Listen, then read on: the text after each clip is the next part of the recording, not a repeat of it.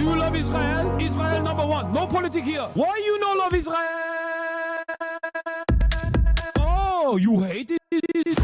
I'm Israel high. I'm Israel high. I'm Israel high. I'm Israel high. I'm Israel high. I'm Israel high. I'm Israel high. I'm Israel high. You have forgotten to say I'm Israel high. Do you love Israel? You must love Hamas. You are Hamas. I'm Israel high. I'm Israel high. I'm Israel high. I'm Israel high. I'm Israel high. I'm Israel high. I'm Israel high. I'm Israel high. Oh, Israel not number one for you. Oh, anti-Semitism. Israel, small nation. Israel, tiny nation, surrounded by scary Muslims. Ah, you are anti-Semitism. You are Hamas. You are Hamas. No politics here. Say Israel number one. Tweet Israel number one. No politics here. No politics here.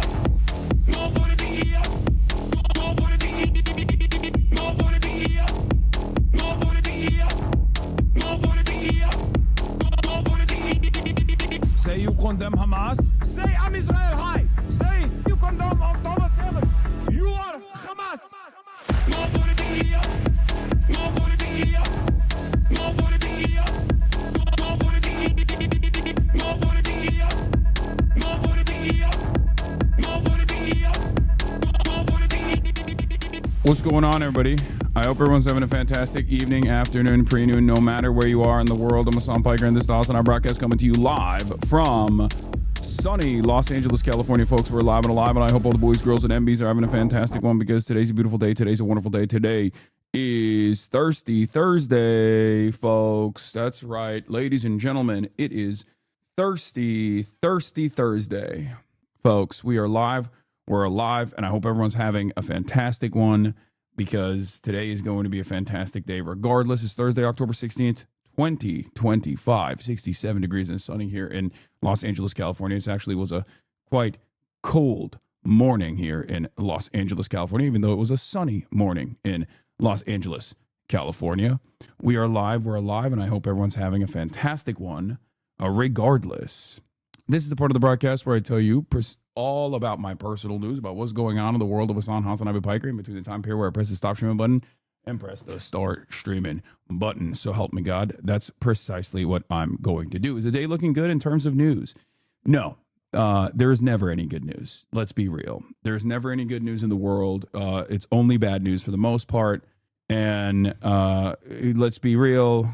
When has there been good news? You can't make the baby boomer lead jokes. His protein's full of stuff.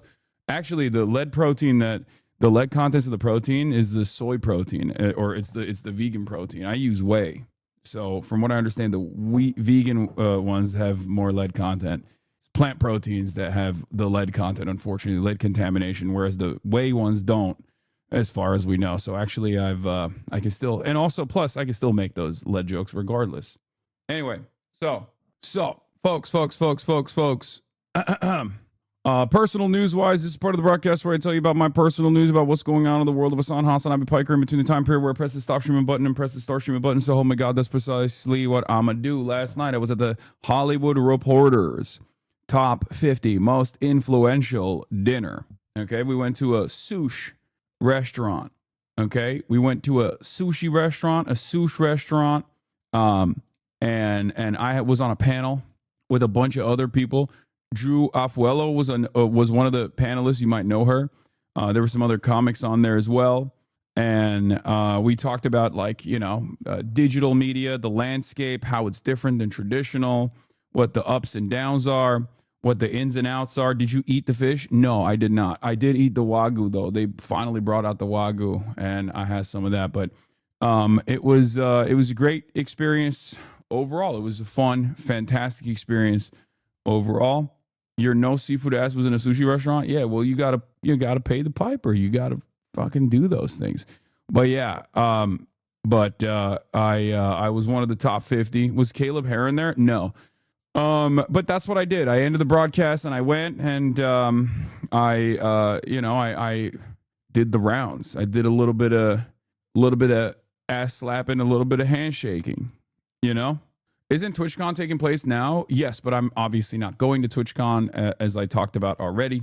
So is the audio skipping for anybody else? Who knows? Kaya has reached out to us at the Doggo Neglect Association. She told us she's being tormented by not getting enough treats and has asked us to come after you. I know. She set up this entire thing herself. She was like, I'm gonna yelp on stream so that he gives me more treats.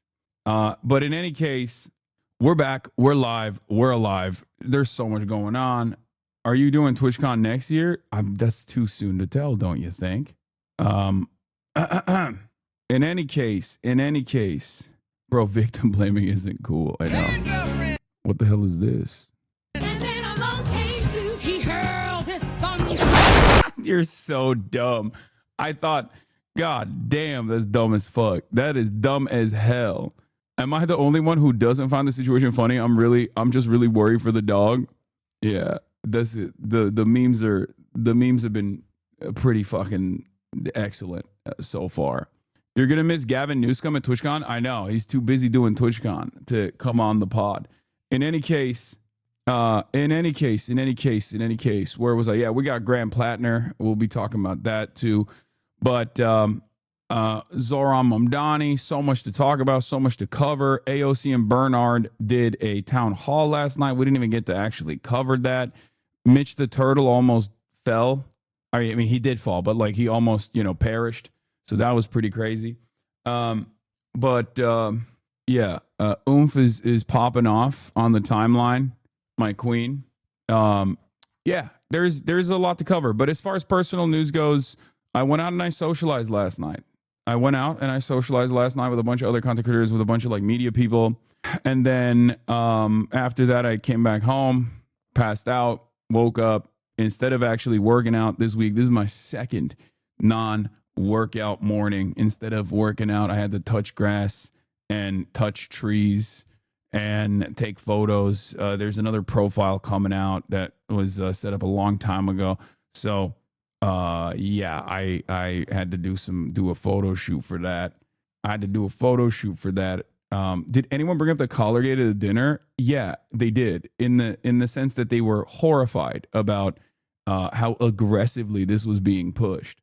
Like, because most of the people that were, there have also been around me and Kaya, so they already are aware of the reality of the situation as opposed to the internet narrative. Like, most content creators' biggest fear is basically being blasted into oblivion for something that they actually have done, but something that they have not done. It's like an even more horrifying situation. But in any case, it is what it is. It's probably going to be bad too. They're pushing new clips. I know. It's bad every day. I think at a certain point, people are going to probably realize like, this is psychotic. Like this has been an extended thing. Like, what the fuck is going on? Like, you're acting as though like you're running around being like he's shooting dogs with regular frequency. I'm a new viewer because of it. Nice. If you stop talking about it, maybe chatters, that's pretty crazy. If you think that it's my not talking about it is going to be you are now a lolcow. Okay, sure. Anyway, in any case, where were we? Oh, sorry. It's true. Like, the person who's saying that literally has this 21-month subscriber, has this as their PFP. Drag it like the low taper fade meme. That's what I'm going to do. I need to do at least for the fans, for Kaya fans, rejoice. For Kaya fans, you can rejoice. You will get additional Kaya content as a consequence of this. You'll get a day in the life of Kaya as well. You never show up on my page no more. Sus. Yes, still a watcher. Sorry, true. Okay, well.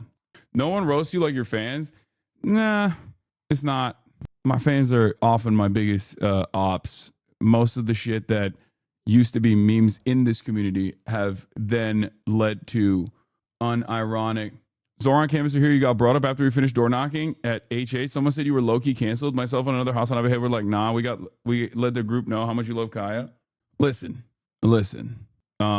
I don't know what else to say about this stuff. I don't know. It's just, please, like, I need to do my job. Okay. There are a lot of adults in here, and there are a lot of young people in here as well that want to hear about the news. Okay. They want to hear about what's going on. Defending your favorite streamers, not advocacy or organizing. Please refocus, chatters. It's just, it's utterly irrelevant in the grand scheme of things. I know it sounds like it's the most consequential thing that's ever happened in the history of mankind, and people are really dragging it over and over again. But please, for the love of God, like, it's gonna be all right. Okay, you know the truth. It doesn't matter. Like, what do you want me to do? At this stage, we have entered a new era on the internet. I've been an active watcher now, and I'm honestly disgusted. I've honestly been watching you for a while, and you kind of disappointed me. What do you mean? I gotta stop reading this stuff. Anyway, people like to be a part of something larger. People like to be a part of a larger movement. Okay, people like to be a part of a larger movement, and very clearly, this is like a big thing that all the normies have gotten on board with. It is what it is. There's nothing I can do about it. There's not really anything I can do about it other than just keep doing what I'm doing, and hopefully people will realize that there's no accuracy or veracity to the claims being made.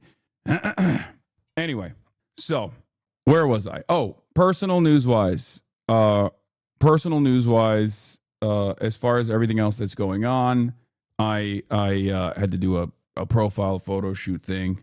And other than that, we got a big day ahead of us because there's so much going on in the world. Obviously, the administration is still actively doing all of the bad things. I don't even know how to explain it beyond the fact that it is an unlimited faucet of evil, both on the domestic front. On the foreign front, we have potential war with Venezuela, potential war with Hamas, as Donald Trump this morning said, we are going to go and fight Hamas directly.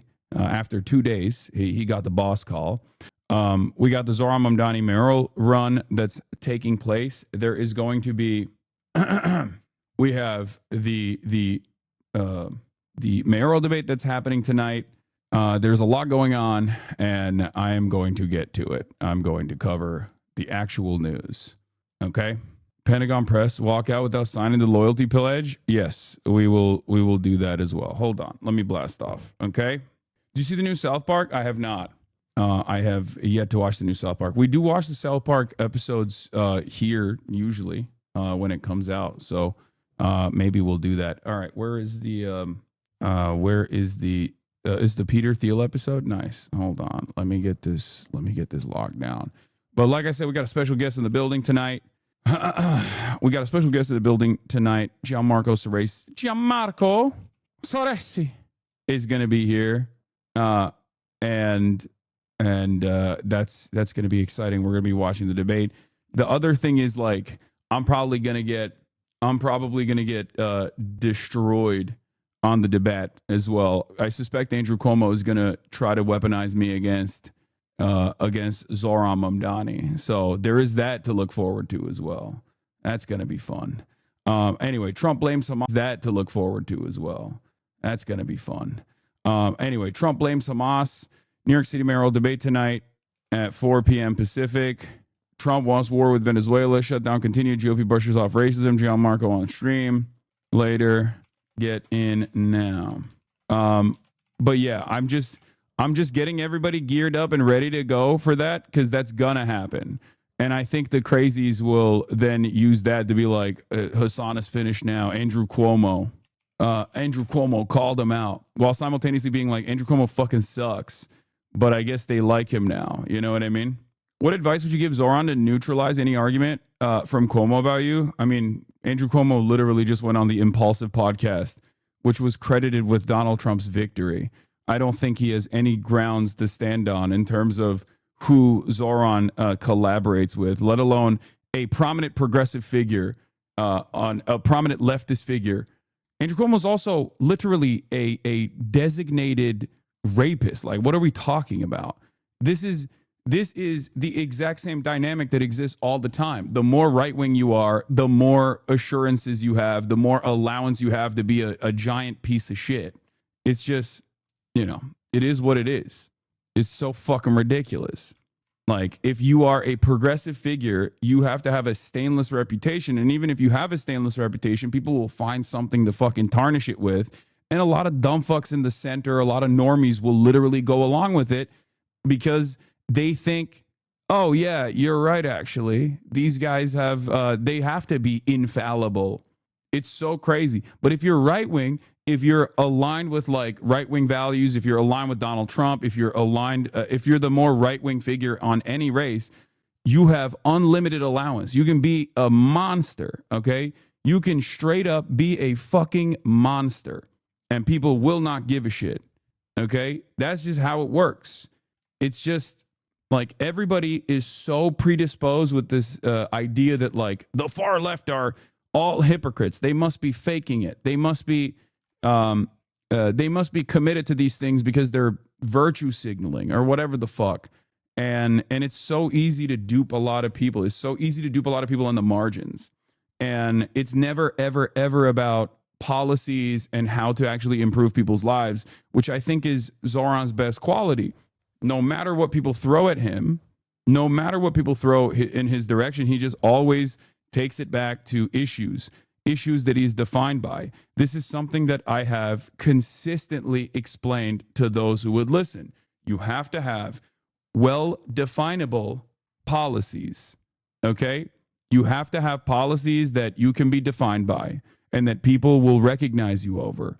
And you have to consistently advocate for those policies and bring the conversation back to that. And then your opposition will look silly when they turn around and go, okay, you're talking about fast and free buses as the mayor of New York, but what about Hamas? Wait, what do you mean? Gianmarco is spelled incorrectly. It's right here. What are you talking about? Am I crazy? Right-wing reactionary framing views empathy and compassion as some sort of poison and letting your guard down? Yeah. Anyway, if you pre-gamed the debate banger from Walter Massey yesterday, oh, dude, I know. Is it the Cuomo press conference got shut down by a Andrew Cuomo impersonator? Walter has been doing the Lord's work. He has been absolutely cooking, dude. So sorry for my ignorance, but who's Gianmarco? Gianmarcosoresi is a comedian that's been really blowing up. He has a podcast. He actually was the host of the last Zoran rally that took place. He's very funny. He's very progressive. And he is in town doing the rounds, and he's going to be on the Fear podcast. And before the Fear podcast, obviously, we finally had to link up and build and have him on the stream. He's also the gayest straight man, like even gayer than myself and Will. So we'll obviously be talking about that too. But yeah, he's been on Stavi's World. He's done a bunch of stuff. He's great. He's straight, question mark. I think so, right? Isn't the whole bit that like he seems very gay, but he's actually straight? Isn't that like a bit? Yeah, that's what, I mean, we'll talk about all of that. We'll talk about that as well, especially because it's like that's something that I get attacked on as well. Even though, I mean, he's way gayer than me, I think. Like the way he presents himself is way gayer. You see the Zoran video? I did. It's very funny. An important announcement for the people of New York City. Let's take a look, starting with this one. Good morning. I know some of you have expressed concerns about my age. You're worried about a 33-year-old becoming mayor of New York City. And I want you to know I hear you. That's why this weekend I'll be making a change. I'm turning 34. And I'm committing that for every single day from here on out, Brave. I will grow older. Brave. It's not something I ever wanted to do. But I know it matters to you. So I am. You can get that out of here. Let's cut to the chase. The best birthday gift you could give me is to come on out and canvass. This is the last weekend before early voting starts on Saturday, October 25th. So head to ZahranForNYC.com/birthday, sign up for a canvass. I'm sick and tired of this guy fucking flip-flopping and constantly moderating his position, bro. I'm sick and tired of it. He promised us he would never get older. He promised us that he would remain 33. And you have him, after winning the primary, out of nowhere, all of a sudden, in an effort to concede to the establishment Democrats, coming out and saying that he's aging. It is fucked up. It is unacceptable. We have to stop this shit. We have to stop the shit. No more. No more of this. You do not have to do that. You do not have to come out and say you're aging. You don't have to do it. Bring your friend, bring a date, bring your parents, bring anyone you know. Because the best gift is to beat Andrew Cuomo a second time. And the only way we can do that is if we do it together. So let's go knock. Yeah. It's so crazy because, like, in the world that we live in, 33 to 34 is like a baby. Like, in politics, he's like a child, right? Everyone keeps talking about how young he is. But in the other world that we live in on the internet specifically, when you're 33, you got one foot in the grave, okay? 34, oh my God, you're dead.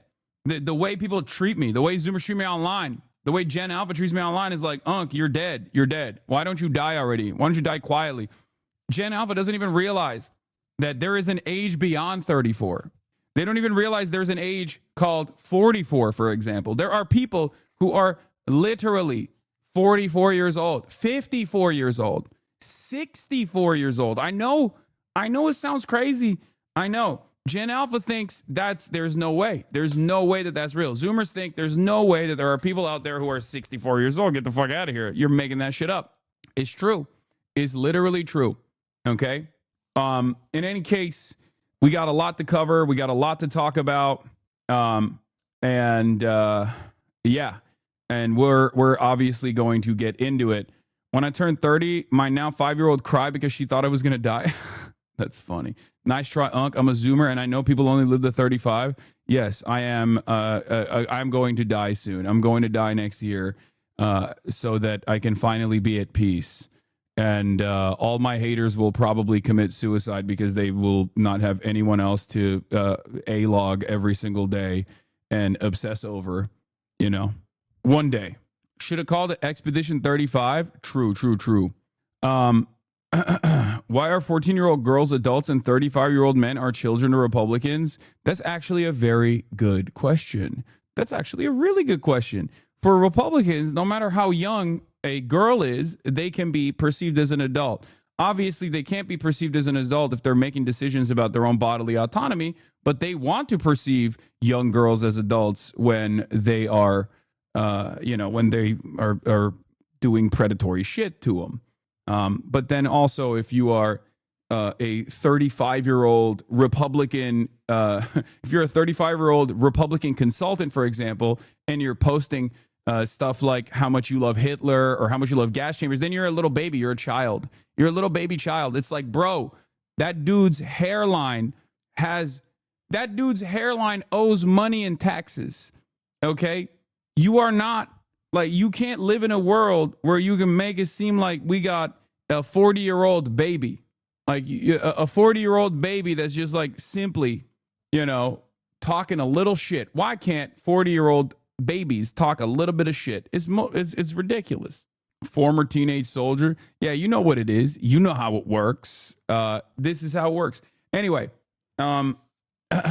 speaking of age and aging, come on, give me the Mitch McConnell clip. Obviously, I know y'all want me to watch that. Here it is. Mitch McConnell, ladies and gentlemen. Mitch McConnell in the building, looking spry. Let's take a look. My name is Stella. I want to ask, do you support ICE taking working people off the kidnapping them? Why is he not responding to the question? I'm confused. Wait. Let's run it back. I didn't fully get it. Hold on. My name is Stella.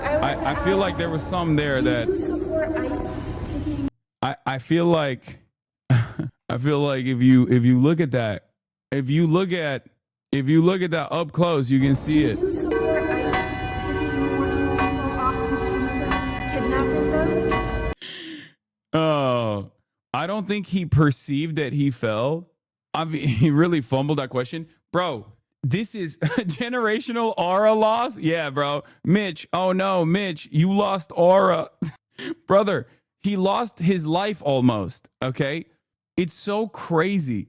My attitude on this is, if you can't trust these guys to be behind the wheel of a car, then you can't trust them to run the country. This is my argument. I said this with Dianne Feinstein back in the day. I was like, bro, she's dead. She's literally just a carcass.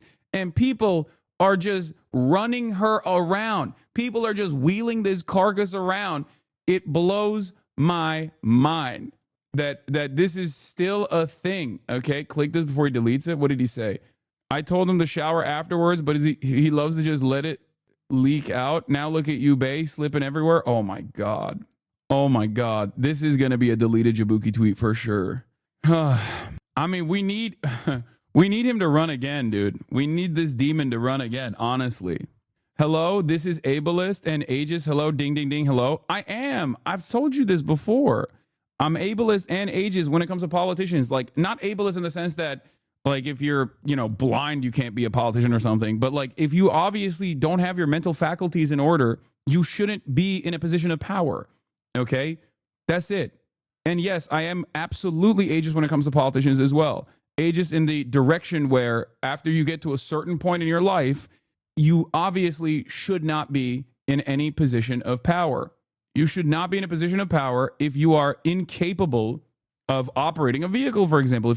If I can't trust you to drive a car, why do I trust you to drive the government? I feel like that's pretty simple. And this is not like, once again, I'm not talking about like disabilities like blindness or something. Okay. I'm talking about up here. Okay. Up here. You at least have to be somewhat sharp, I think. Am I crazy? I mean, in theory, you have to be a competent person. In theory, you have to be a competent person, mentally competent. And if you are incapable of communicating, if you're like, I mean, this is beyond like, oh, he just tripped and fell, right? You can see in his eyes, like he cannot walk without assistance. He doesn't know what's going on. It's very obvious. Like this is the same shit that they did with Joe Brandon. My name is Stella. I want to ask, do you support ICE taking working people off the streets and kidnapping them? Bro fell, didn't even register that he fell, and went, What the fuck are we doing? This is one of the most powerful men in this country, man. Do you understand? This is a fucking clown show. This is, bro. This literally, this kind of stuff like really pisses me off because it is so reminiscent of like monarchic structures. You know what I mean? Like this feels like we're all a bunch of medieval peasants and our divine lordship ordained by the king that got the heavens mandate that just rule over us. And it's so obvious that they're just like sloppy. They got gout, they're fucking dying. And we're over here being like, no, they deserve to rule over me. His lordship deserves to rule over me, my lord. Like, how is this any different? How is this any different? This is where we're at. This is what's going on. And we have like the only difference between the former feudal structure and monarchies is that back then society was kept together by this notion that God made the king, right? He was destined by God to rule over man. And then he would pick his lordships, he would pick his lords, and we all had to live under this structure. Nowadays, instead of God, we've fulfilled that role with the fake notion of meritocracy, where every single person is actually worthy of the position that they have, worthy of the status that they have, because they worked really hard and worked really smart for it. And there are examples of this lie. Like there are examples disproving this fucking lie every single day. Look no further than the likes of Elon Musk, for example. Elon Musk does not work at all. He tweets way too fucking much for anyone to think that he even works a little bit, right? And yet people still think he deserves it. We have to exist in this weird space where we have to believe that Elon Musk actually deserves his position, deserves his status, because otherwise we have to really reconsider whether or not meritocracy is real, whether or not capitalism has actually created a much more egalitarian world, as opposed to the previous structures of inequity, like monarchies and feudalism and lordships.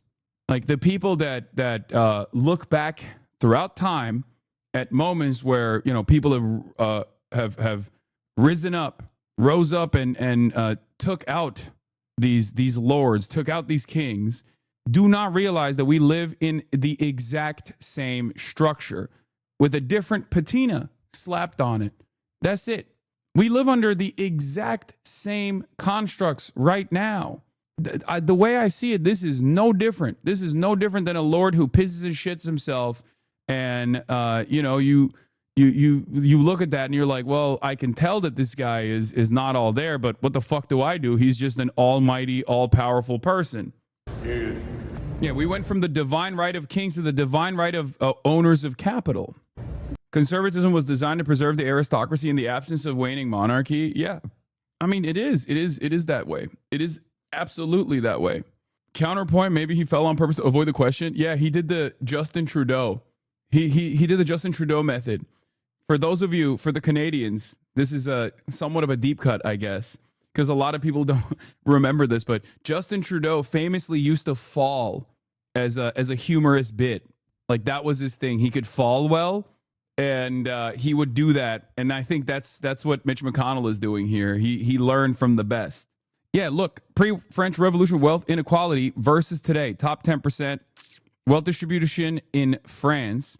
Pre-French Revolution, 1760, 1790, was this.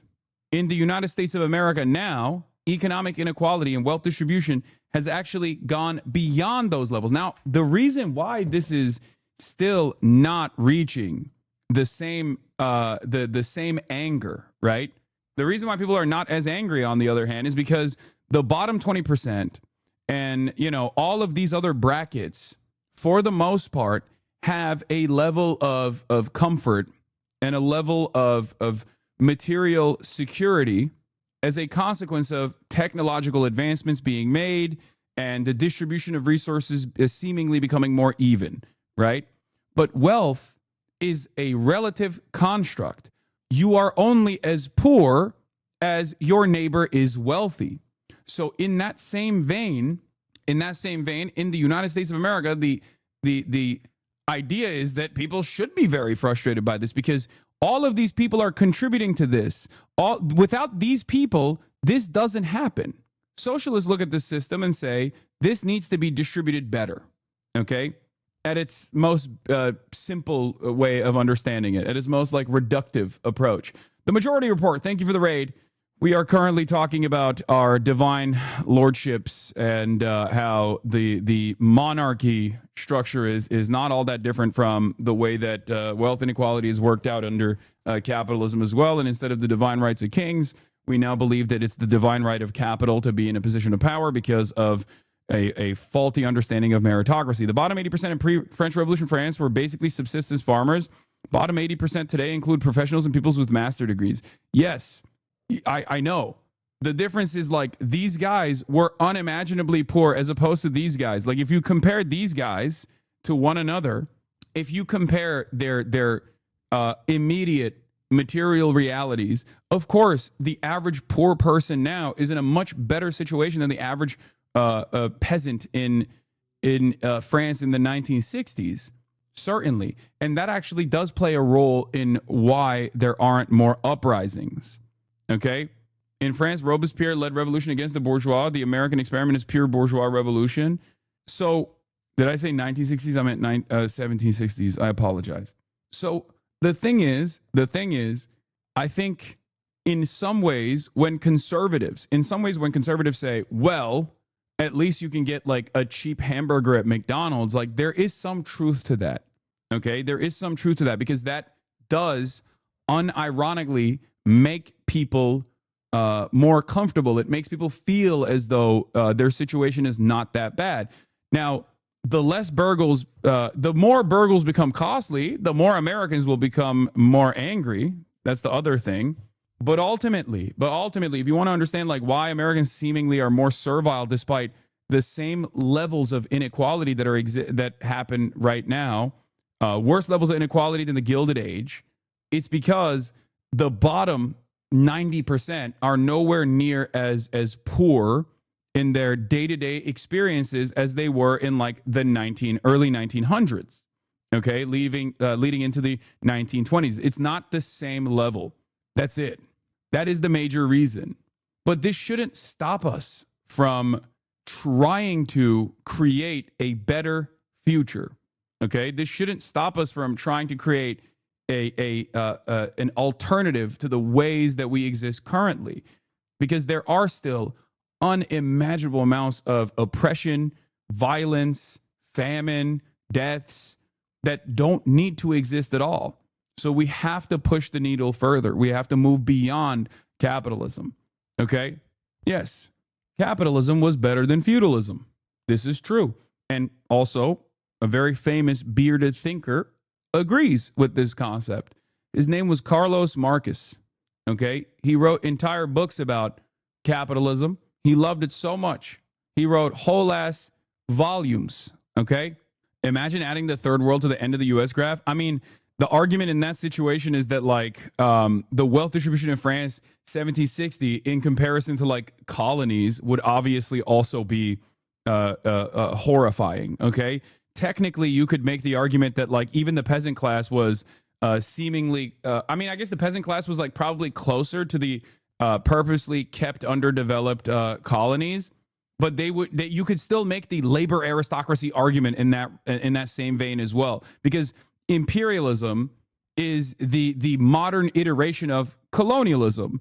It's not like it changed. It's not like there were different methods applied in this in the modern age, and maybe it became like less directly violent, but it's still pretty fucked up. Okay, colonialism turns into imperialism. And the divine right of kings turns into the divine right of capital due to meritocracy. That is the evolution, going from the feudal constructs that we existed under monarchies to the bountiful future that capitalism created. And at the time, it was a decent evolution. My argument always is we need to evolve beyond capitalism. It's very obvious that capitalism has run its course. And if we do not advocate for an alternative, if we do not advocate for socialism, all that will remain is barbarism. That's a misconception. If you did that, you wouldn't look that much worse, because inequality is so great that even at the global level, most Americans aren't doing great. The median wealth in the US is about the same as the average wealth globally.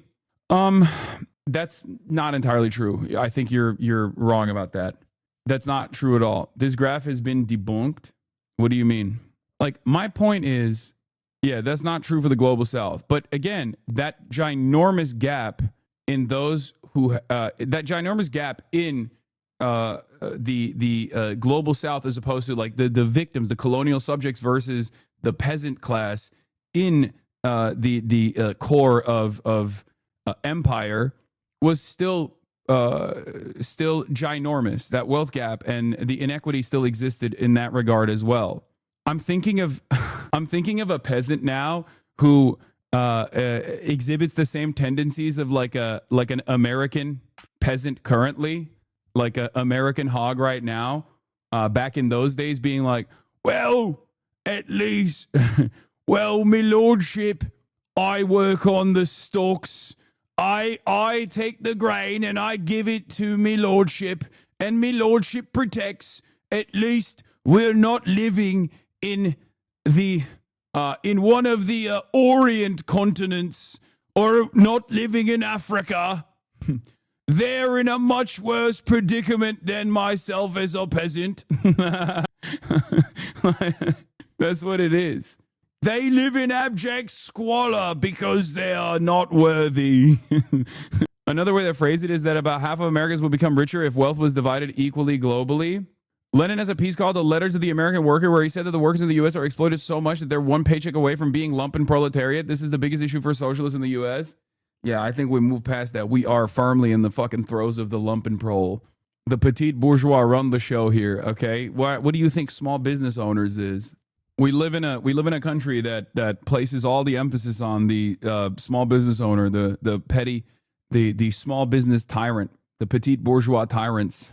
Yeah, it's not it's a from a socialist perspective, yes, like every American who owns a house or a business is a mini Hitler is low-key not wrong. Like, obviously there are plenty of wonderful people who own houses and small businesses that they work on and they own and operate, but like there are an unimaginable amount of people that lumpen proletariat is not small. No, I know. I said America is comprised almost entirely of the lumpen proles and the petit bourgeois, small business owners and lumpen proles, two different categories that are always predisposed with reactionary, always very susceptible to reactionary sentiment, and they are living through it right now. Doors open.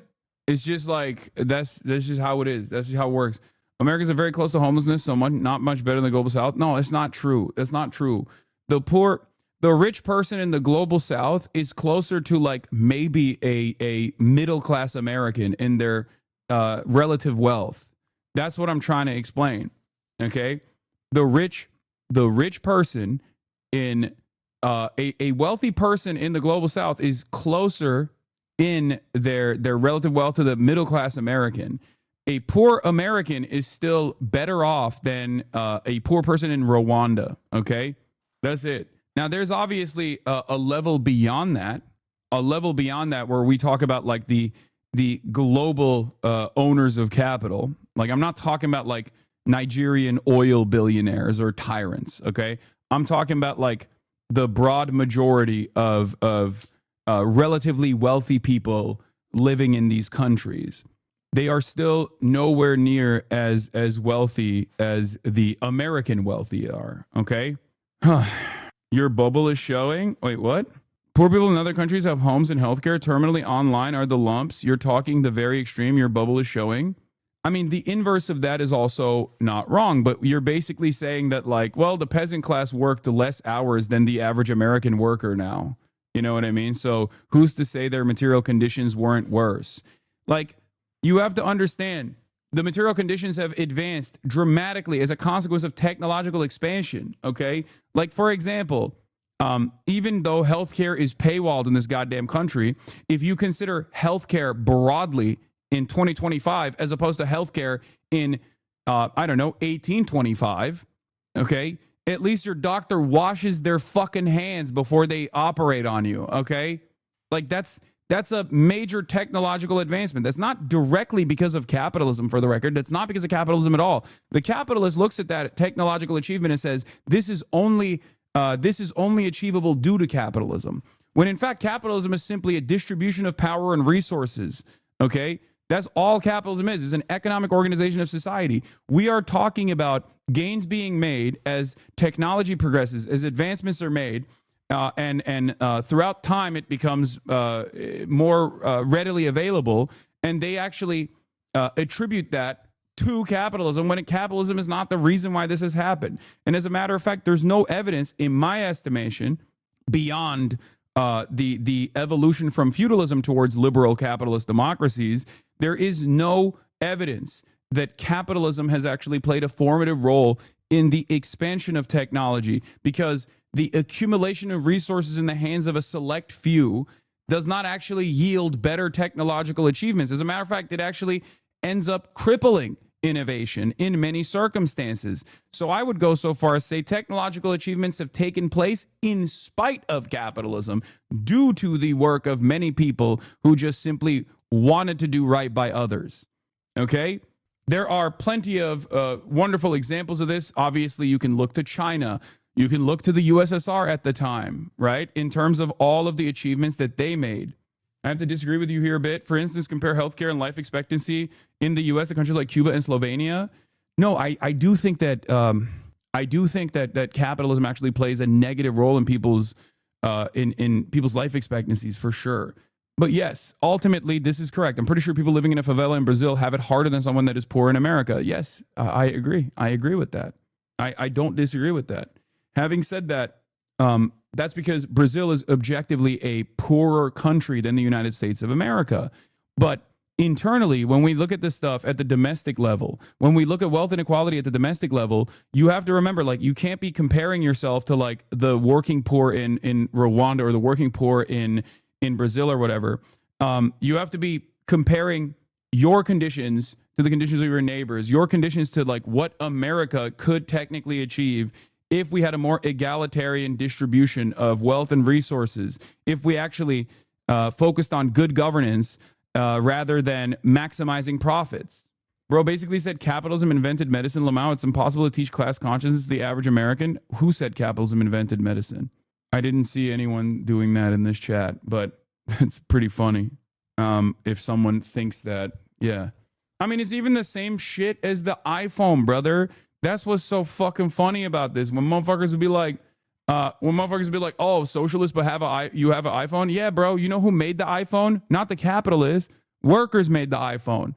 And ironically enough, the iPhone can't even be made in the United States of America right now. It can only be made in the Communist Party of China controlled China. The fuck?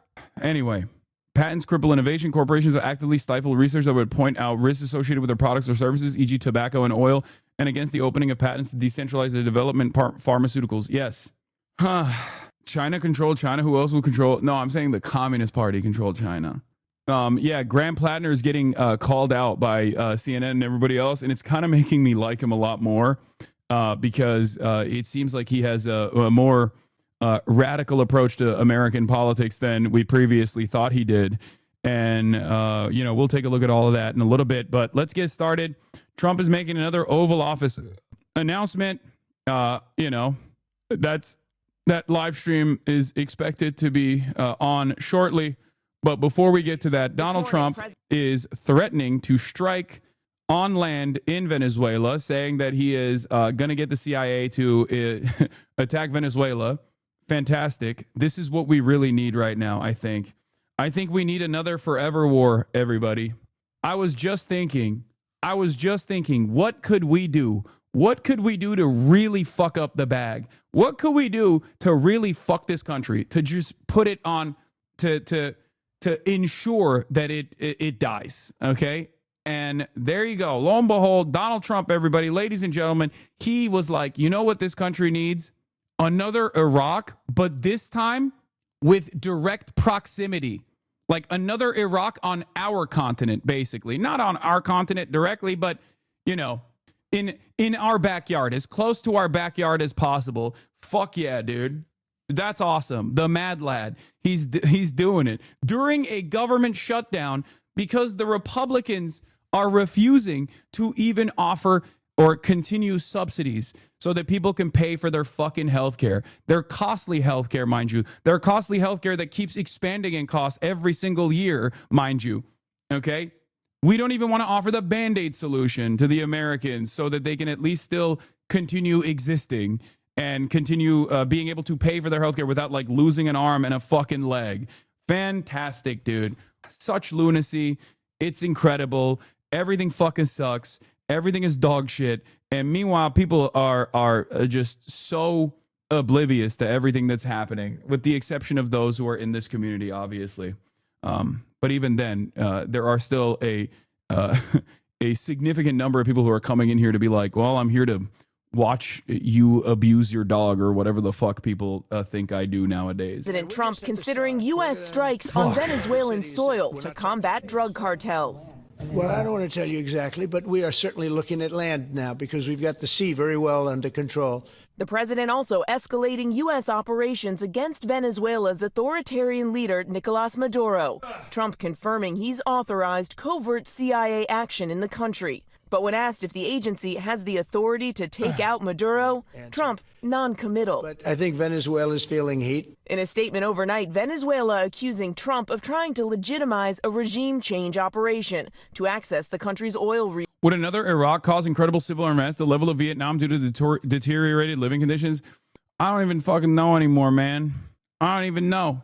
I don't know. I feel like there is no way that America recovers from that. Okay? There is no fucking way. I don't even think there's enough appetite amongst the military to engage in this kind of fuck shit. But what do I know? Maybe I'm wrong. I do feel like there probably would be a lot more discontent. Like I feel like this guy is creating the conditions for an officer's rebellion, like a thing that hasn't really happened in the United States of America in the past, it seems like it could happen, especially with like, once I watched the Pete Hegseth, Donald Trump, like dressing down of all the generals, that's when I realized like, this is actually so psychotic. Like this will be a danger. This, I suspect, will be a danger to the the Trump administration, unlike anything else. Because I think people discount how many fucking generals are hyper libbed up, and they think that like the U.S. military represents positive values like defending democracy. A lot of people don't realize that like some of these generals, not every single one of these generals is like a general spider rapist or whatever who's just there to hawk Raytheon products on CNN. Some of those guys do unironically come from long-standing military families. They're very well read. They're huge liberals, and they think that like the American military is supposed to represent, protecting the American nation from tyrants and enemies, both foreign and domestic. So I don't think that like they're all going to be on board with like drunk rapist Pete Hegseth running around and being like, that's right, we got to listen to more podcasts and become more alpha dog. But who knows? Sources saying they would bring up the matter at the UN Security Council today. It comes after the U.S. carried out its fifth deadly. I mean, this is famous. Like General Milley defends military studies of critical race theory. I want to understand white rage. This is why they belittled him. Remember, they called him Marx Milley. They said he's woke. They said he's woke and gay because he was like, I read Mao and everyone should read Mao. It's so like the anti-intellectual stint that this administration has really, really pushed, I suspect is making its way through all of our institutions. But I would assume that the American military, which has at least been like, in comparison to all of the other public services that America offers that have been totally gutted, the American military is probably one of the last remaining stable institutions. Obviously, it's not.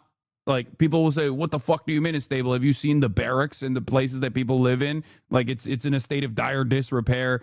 Like, we treat the military active duty service members like shit. Yes. But I'm saying in comparison to all of the other public services and public structures that we have, I would go so far as to say that the American military is like one of the last somewhat competent institutions in the country.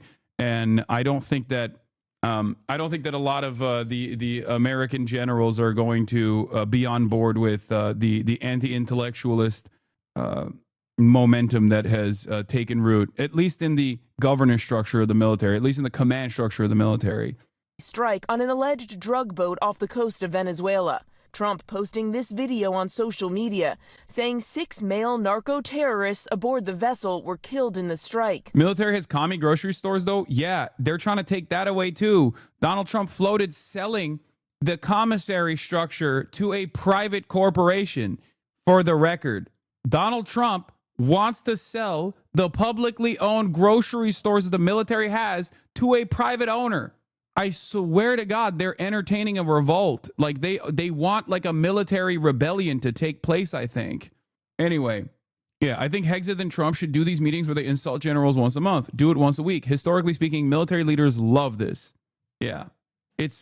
We're in a very weird place right now in the United States of America, and I do think that a lot of people are oblivious to exactly what's going on. But it is crazy that like the American military is entertaining just blowing up and not entertaining, just like straight up blowing up fishermen off the coastline of a totally sovereign nation that we have declared a foreign adversary, and claiming that we're doing that to like somehow save the Venezuelan population. And you know, like Maduro, hate Maduro, doesn't fucking matter. Ultimately, America is playing a very, very dangerous game here. Very violent, unrestrained, utterly psychotic force of evil on the planet. How else do you look at the situation and see it as anything but that? Check the tweet. He sent B-52 bombers to fly over Venezuela. Breaking, 3 B-52 bombers took off from Barksdale Air Force Base in Louisiana on Wednesday and flew for hours near the coast of Venezuela, according to flight tracking data, in what appears to be a major show of force by President Trump. What the fuck? Will this cause all of the pro-NATO, pro-defense liberals to also say, wow, my president is being quite presidential? Is that what they're gonna say? Like, this is saber rattling, and it's beyond saber rattling. This is not like even paper tiger shit. This is just straight up like entertaining war. President of peace. I'm Trinidadian, and apparently the 2 Trinis were on this boat that they destroyed, and our insane prime minister is defending it. Oh, thank God. Wonderful. I cannot. I don't know, man. I feel like this is so crazy. And it is happening at a time when there is already unprecedented, well, not unprecedented discontent, but like tremendous discontent, right? Like, people are not happy with their day-to-day existence. Everything is getting worse rapidly at an alarming rate. Everything is shittier than it was a year prior, okay? And all this guy is doing, all this Mad King is doing is basically, let's expand the conflict. You know what would be really good right now? A hot war in the Latin American continent. What the fuck? The Trump administration's operation in the Caribbean first began in early September. Has Venezuela ever done anything to deserve military offensives like this? Or is he just doing it for the love of the game? Yes, he's doing it for the love of the game. And because the administration is actually openly incompetent and doesn't even care to present like a good alternative, like, I feel like if this was being done under liberal leadership, they would at the very least constantly talk about how bad Maduro is and how the only way to bring democracy to Venezuela is by directly engaging Venezuela with conflict and with war or something. But the Trump administration straight up is like, I'm evil, I don't like people, and I want to kill Venezuelans. Like, they basically openly are like, they have a lot of oil, they have large oil reserves, I want it. And even if like Maduro were to hand it off to like fucking Chevron or some shit, I want it on my own. I want it the way I want to get it. It's just, America is a rogue state. And the difference between America always being a rogue state by definition, because it's the hegemonic superpower, and America behaving like a rogue state now, is that they've taken off the safeguards. Okay? They are completely dropping all notion that this is a valid act, a valid and necessary and just act. In the past, they would at least try to present an argument as to why this must happen. Present an argument that like the Venezuelans will welcome us as liberators, shit like that. That's not happening anymore. There's no longer even a need for the admin. They're just like, nope, this is it. We're doing it. Fuck you gonna do about it? That's the attitude. It's pretty crazy. September, and has drawn fierce condemnation from Democratic lawmakers who say the strikes risk getting the U.S. into a full-fledged war. There's lots of people who have been designated terrorists. That does not automatically give the authority to take lethal action. Asked why he's striking the boats instead of using traditional Coast Guard operations where officers can verify who is on the boat, Trump saying the Coast Guard boats are too slow. They have faster boats. It's crazy. Some of these boats are seriously, I mean, they're world-class speedboats. But they're not faster than missiles. Like, no one is even asking the question, like, why? We have no business being there, okay? We have no business. We have no business overtaking the territorial coastline of a foreign adversary. Like, that's crazy. That's so insane. Like, the argument of narco-terrorism, like, combating narco-terrorism is so fucking stupid and so hollow that, like, I don't even think most people who would be on board with militarism of this sort are capable of justifying this level of belligerency. So far, the administration has provided limited details and no evidence to prove that the 27 people killed were attempting to traffic drugs to the U.S. as they claim. So there's a 1 in 4 chance, it's crazy, statistically speaking, that one of these boats may not have had any drugs on it. We will never know because they were blown to smithereens. In a memo obtained by ABC News earlier this month, the administration told Congress that America is in a formal armed conflict and that drug cartels are deemed unlawful combatants. Now, the Venezuelan government has repeatedly denounced the U.S. strike, saying they are, quote, a pure violation of international rights. Maduro calling them, quote, aggression all down the line. But U.S. officials accuse Maduro of facilitating drug trafficking from Venezuela, a claim he denies.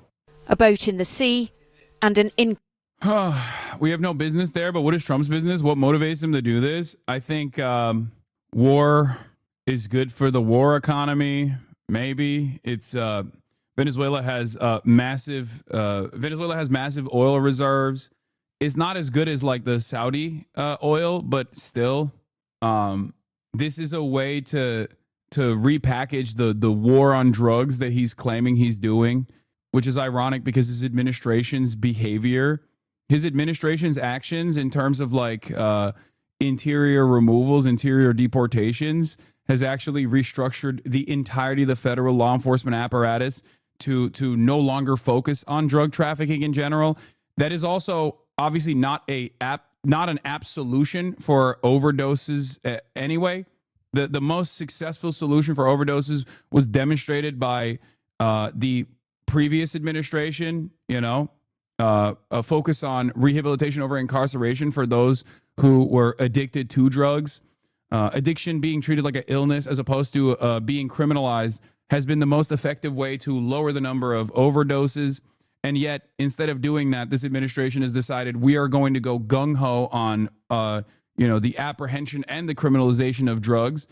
Meanwhile, they're not even doing that anymore. They're just using drugs as a reason to do whatever the fuck they want. They've decided that like the new meta is claiming that like drug traffickers are terrorists, narco terrorists, and that they're combating terrorism. But on the narcotics front, they're combating narco terrorism. That's just the way they operate now. It's I don't know. It's just like a very it's a very shittily put together argument that doesn't make any sense and can't even withstand like a little bit of scrutiny because of the reasons that I just mentioned, right?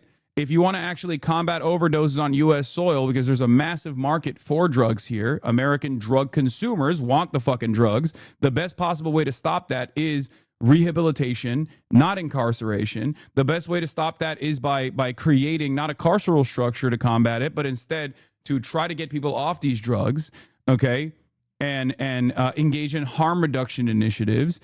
And that has been the only successful method. It's worked in places like Portugal, obviously, with like decriminalization and the subsequent rehabilitative measures that take place.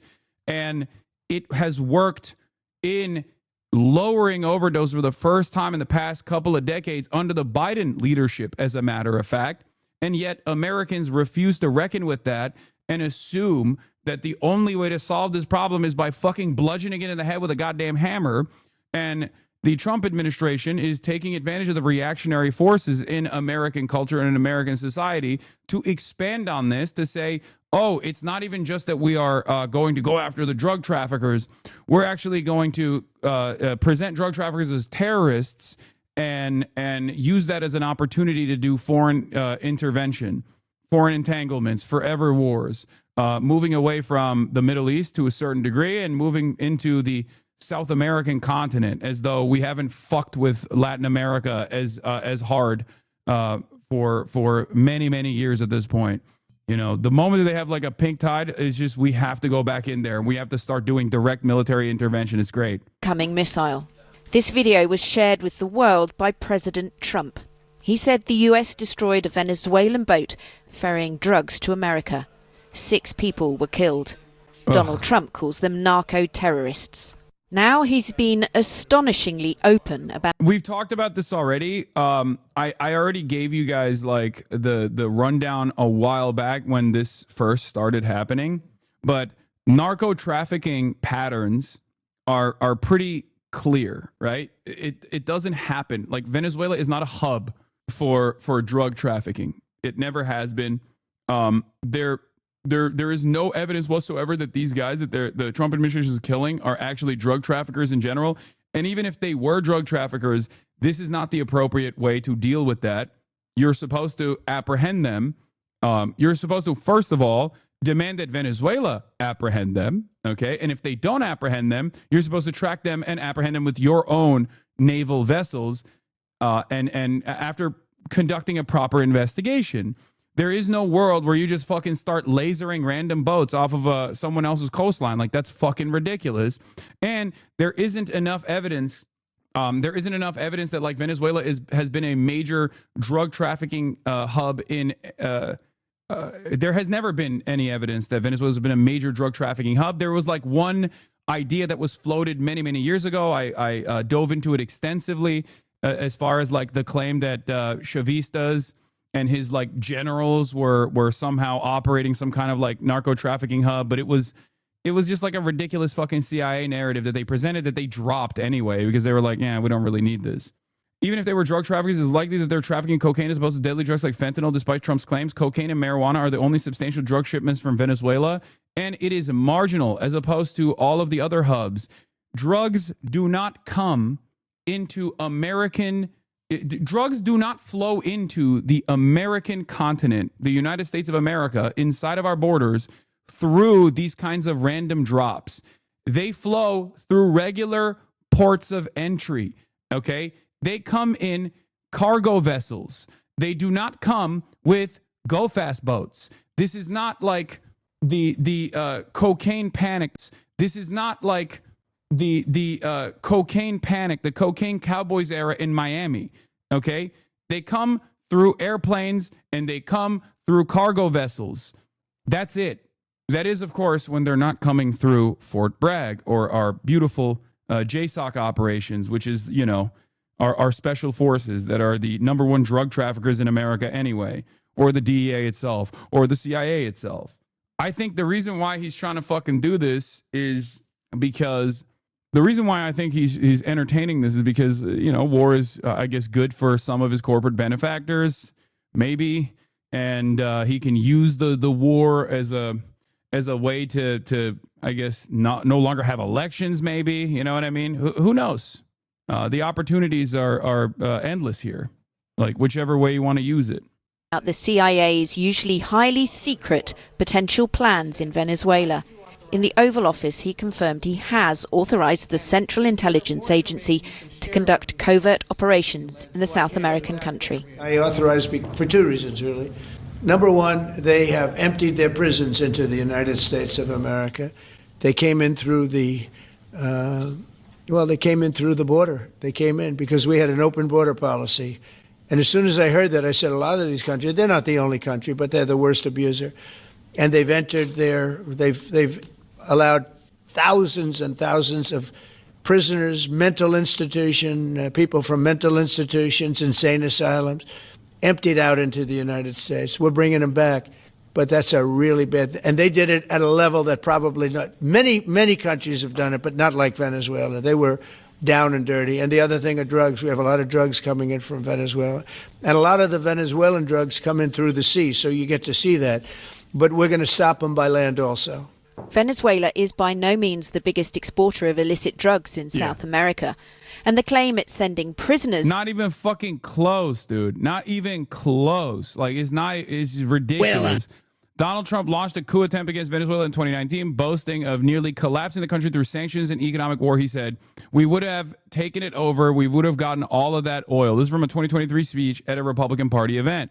This has been his like major priority. I've always said he has a sympathy for authoritarian strongmen, except for Maduro. Weirdly enough, he's always hated Maduro. He's always hated Venezuela. And I guess like the primary reason for it is that someone told him that Venezuela has major natural oil reserves. And he's like, I want it. I want it bad. I want it more than anything else. And so that's what it is. Venezuela. How about we're buying oil from Venezuela? When I left, Venezuela was ready to collapse. We would have taken it over. We would have gotten all that oil. It would have been right next door. Venezuela. How about we're buying oil from Venezuela? Yeah. As you guys know, the sanctions regime greatly escalated under Trump 1. Obama basically created an environment where sanctions were seen as the perfect and most appropriate measure, where you could take unilateral action against like economic market competitors and things like that. And Trump was like, oh my God, this is a fantastic opportunity to do regime change all around the world, specifically in Venezuela. Now, of course, famously, in the aftermath of making the economy scream in Venezuela with this accelerated sanctions regime, there was a fuck ton of Venezuelans who obviously escaped the country due to the economic turmoil and due to the material conditions deteriorating and the Maduro regime turning around and really putting the fucking clamp on people that expressed any kind of discontent because they felt like they were being attacked from Western imperialist forces. And there is some truth to that argument, right? But what did Donald Trump do? He literally gave temporary protected status to the Venezuelans that were escaping the country. And he said, you can come here. We will protect you. We'll give you temporary protected status. This is a common practice for America in general, right? And then now he's actually shutting off the temporary protected status and saying hundreds of thousands of Venezuelans that came to the United States of America due to the impact of the fucking sanctions and the cruelty that came in the aftermath from the Maduro government is now they're also enemies of the state at the domestic level. Now he's using them as an opportunity to further his mass deportation agenda. It is totally transparently cruel and unusual. It makes no fucking sense. And he's also simultaneously egging on a war against Venezuela. It's just all kinds of fucked up. It's burning the candle on both ends in many respects. After the strike yesterday on another small boat, idling boat in the Caribbean, SOCOM has murdered a total of 27 people. I'm now seeing 2 Boeing B-52 Stratofortress Fortress long-range strategic bombers doing figure eights directly off the coast of Caracas. Very subtle. Yesterday, a second AC-130J Ghost Rider gunship was spotted at the task force base in Puerto Rico. It was broadcasting its position from the ground, reportedly equipped with laser-guided AGM-114 Hellfire missiles. Republicans and Democrats on Capitol Hill have left briefings about the strikes, frustrated with the lack of information. Some have asked for unedited videos of the strike, reflecting the kind of basic information they seek, but the admin has so far refused to provide it. Lawmakers are also asking the admin to explain who was killed in the strikes. Now, this is a direct consequence of years and years of expanding the executive power on warfare, okay? Back in the day, at least there was a process where even if all of the American government's forces, regardless of party loyalty, were united on expanding America's military adventurism in the global South, obviously there was still like some kind of process where you would have to show your work. You would have to prove why you were doing this kind of stuff, regardless of the ambitions of the Democrats and the Republicans both, right? And that was still important because maybe years down the line or maybe in the immediate aftermath of actions like this, you could demand some transparency. You could demand additional information. Nowadays, this is the logical conclusion of the Bush era endless militarism and the continuation of executive powers in regards to constantly bombing foreign adversaries that we have declared foreign adversaries under the Obama administration, and then under Trump 1, and then Joe Biden, and then Trump 2. We are here now. This did not happen overnight, is my point. This has been going on for quite a while. Okay, this is the expected outcome. This is the design. Nowadays, the administration doesn't even choose to lie about why they're engaging in these sorts of actions. And they just say, no, cruelty for the sake of cruelty. Fuck you going to do about it. And they are not even accountable to the other politicians. There is no mechanism of accountability or transparency that you can hold the administration accountable with. There's nothing. They can just do whatever the fuck they want. It's crazy. And if we don't stop this, if we don't try to like return to some sense of normalcy and demand that the administration actually dramatically scale back its endless military conquest, it's going to get to a point where the next president after Trump, if there is ever a president at all after that point, is going to start nuking places without any sort of proper process whatsoever. And Americans are still going to be like, well, why didn't he tell us? Why didn't he give us the evidence as to why he had to nuke and crater a Latin American country or some shit? Oh, you mean like Israel? Yeah, I mean, Israel is another example of this. HasanAbi vindicated. This is literally Trump's 25-second clip. Oh, yeah, revengeance? Mister, I want him dead. Nothing personal, of course. Africa's just getting a bit too peaceful. What? Business ain't been the same since they shut down SOP. A clean break from the war economy. Huh. Well, some of us like that economy. How's an honest warmonger supposed to make a living? Is this DMC? No, it's Metal Gear Rising Revengeance. Metal Gear Rising Revengeance, which is goated, has one of the most unique combat systems I've ever encountered in my life. I need to play this on stream for sure. It's obviously very political as all of the Metal Gear Solid, all the Metal Gear games are. And even though that's not like technically a Metal Gear Solid franchise game, it's still very much in line with the same political overtones, overtures. Is this the same game that I clip I made it the fuck up is from? Yes, I think so. There's many Venezuelans that want Trump to go in and handle Maduro. Yeah, I don't care, man. I'm going to be honest with you. I don't give a shit, okay? Oh, yeah, there's many Iraqis who really want Saddam to be toppled. Look how great that worked out for fucking Iraq, okay? I don't give a shit. There is no, like, oh, we're invading a foreign country to deliver them autonomy, okay? It doesn't fucking work that way. It has never worked that way. I don't give a shit about these fucking dumbass narratives, okay? That's it. Yeah, they did this with fucking Gaza. Oh, Palestinians hate Hamas. They're begging for Israel to intervene. Look how well that worked out. There is no world where this is actually a better outcome, okay? There is no world where this is a better outcome for the fucking nation. It's so silly. It's so stupid. I cannot believe that people still advance this idiotic fucking take over and over again. Okay, yeah, they tried the same with Iran. They said the same thing with Iran. They said the same thing with Iraq. They said the same thing with the Gaza Strip and Hamas. They always say the shit. They said it with Afghanistan. There has never been military intervention from a foreign superpower where the local population is like, thank you so much. Thank you for doing this. They did this with Vietnam too. This time it's different, right? That's what we're supposed to believe. This time it's going to be different. To the US is widely disputed.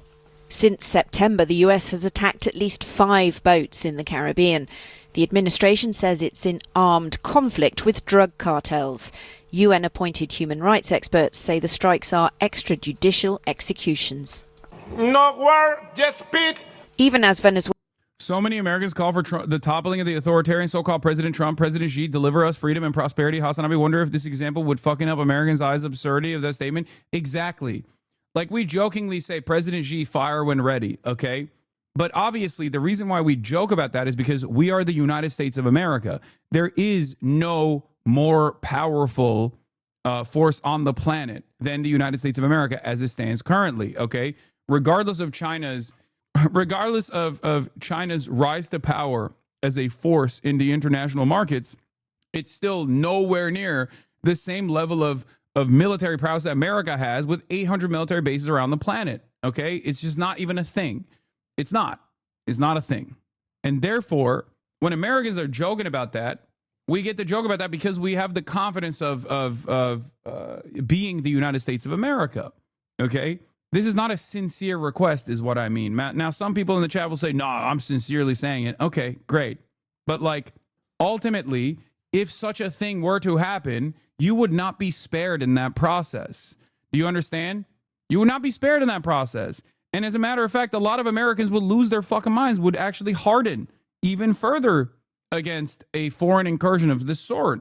And the same thing has historically happened in every single country that has been invaded by a foreign adversary, a much more powerful foreign adversary, whether it be the USSR intervening in Afghanistan, whether it be America intervening in Afghanistan, whether it be America intervening in Iraq, whether America and Israel intervening in Iran as recently as this, the past couple of months. There is always the same like hardening of people's positions against foreign entanglements and foreign intervention. Can you stop pretending like this administration is to blame? Wait, what? This administration is absolutely to blame. But I also am very clear when I talk about this stuff. While this administration is to blame, make no mistake, this is an extension. The Democrats would also have the same policy. Oh my God, dude, shut the fuck up, please. Okay, you're literally presenting a dumber version of the argument that I have already presented a million times over. You literally are presenting a black and white version of the fucking thing that I described for the past hour. Okay? You just want me to say it like a fucking moron. Okay? You just want me to say it like I have some sort of like campus position or something. Shut the fuck up. Okay? Jesus Christ. It's so annoying that there are people out there who are like, no, do not actually have a nuanced approach in this regard. Please say it in a way where people will immediately get mad at you. Okay? Because I want people to get immediately mad at you. Only then will I know that you are morally infallible, that you are the true leftist position. The truest leftist position is when you are seeing the world through fucking black and white and only approaching every subject matter with no nuance whatsoever. Okay? Trump is currently the president. But as I've said already, Democratic politicians have also greatly expanded the power of the executive office. This is the logical conclusion of endless American militarism around the world, that Donald Trump has decided that he can just go to war with a fucking foreign country that is closer to our backyard than any other country we have actually directly bombed. And he can do that because previous administrations, both Democrat and Republican, have greatly expanded on the executive office's capacity to do so. I explained it already. Okay? You don't have to turn around and be like, Democrats be the same. Like, shut the fuck up, okay? Shut up. Not only would the Democrats not be the same, the Democrats would at least try to make a sophisticated argument that is harder to combat than the Trump administration is in terms of delivering a foreign entanglement as a necessary war, as a necessary and just war, okay? Donald Trump, on the other hand, says the quiet part out loud. He says, I'm a fucking tyrant. I'm going to do this. What are you going to do about it? I'm not even trying to craft a narrative. Venezuela denies the boats were carrying drugs. The president himself, Nicolas Maduro, has been accused by some American officials of being part of a drug trafficking network. He denies that and suggests the US wants regime change. We remember the coups against Argentina, the coup by Pinochet, and the 5,000 young people assassinated and disappeared. How long will CIA coups continue? Latin America does not want them, does not need them, and repudiates them. The CIA... Trump is operating like a dying king, wants legacy, conquer Greenland, Venezuela, and Gaza. He just murdered another boat, killed them. Narrative is bullshit. Yeah. There is no world where this kind of action is justifiable. Okay? The only reason why Trump is doing this is because he can do it. Okay? And ironically enough, this kind of initiative actually hardens Maduro's position, and it justifies Maduro's position. It actually makes the other regional allies that normally are critical of Maduro, for example, for trying to do an incursion into Guyana, right? Turn around and say, actually, we're going to harden our position and we're going to support Maduro in this process because they too have, in recent history, experienced American intervention of sorts. Okay? That's it. This, I hope, will cause Latin American countries, Latin American leadership, the ones that aren't completely servile to the U.S., like Argentina, to look at this, to look at the situation and maybe even develop stronger ties with China. Has a long and controversial record in South America, carrying out operations in several countries, including Chile. It's admitted that during the coup of 1973, it actively supported the military junta which took over, leading to the rise of Augusto Pinochet, whose dictatorship saw human rights abuses, forced disappearances and mass executions. Nicolas Maduro is widely accused of having stolen elections last year, but the US really doesn't like the Venezuelan president.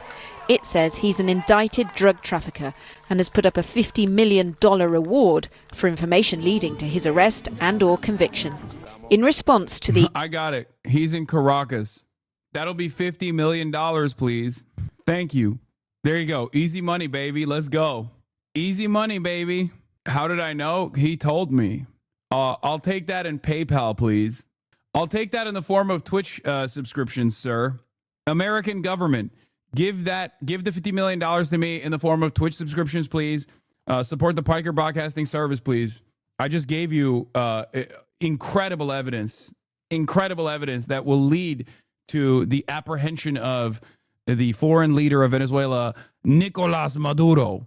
He is in Caracas. Please fund the Piker Broadcasting Service now. It's the other PBS. Too late. I already gave them this info. Sleepy Owl, thank you for the 5 gifted subs. It's coming in. The U.S. government's coming in slowly but surely, okay? In the form of Sleepy Owls, 5 gifted subs. All right. Open presents with a 25 gifted. Escalating tensions, Nicolas Maduro has put the army on the streets of the capital, Caracas, and the surrounding area. The government says to coordinate defense. The military has also been giving civilians weapons training. This woman is being shown the ropes of an anti-aircraft machine. They've been told the US wants a change of president because it wants their oil and other resources. What Donald Trump's game plan in the Caribbean is unclear. Asked if the CIA has been given authority to remove Nicolas Maduro, he didn't deny it. Does the CIA have authority to take out Maduro? Oh, I don't want to answer a question like that. That's a ridiculous question for me to be given. Not really a ridiculous question, but wouldn't it be a ridiculous question for me to answer? But I think Venezuela is feeling heat.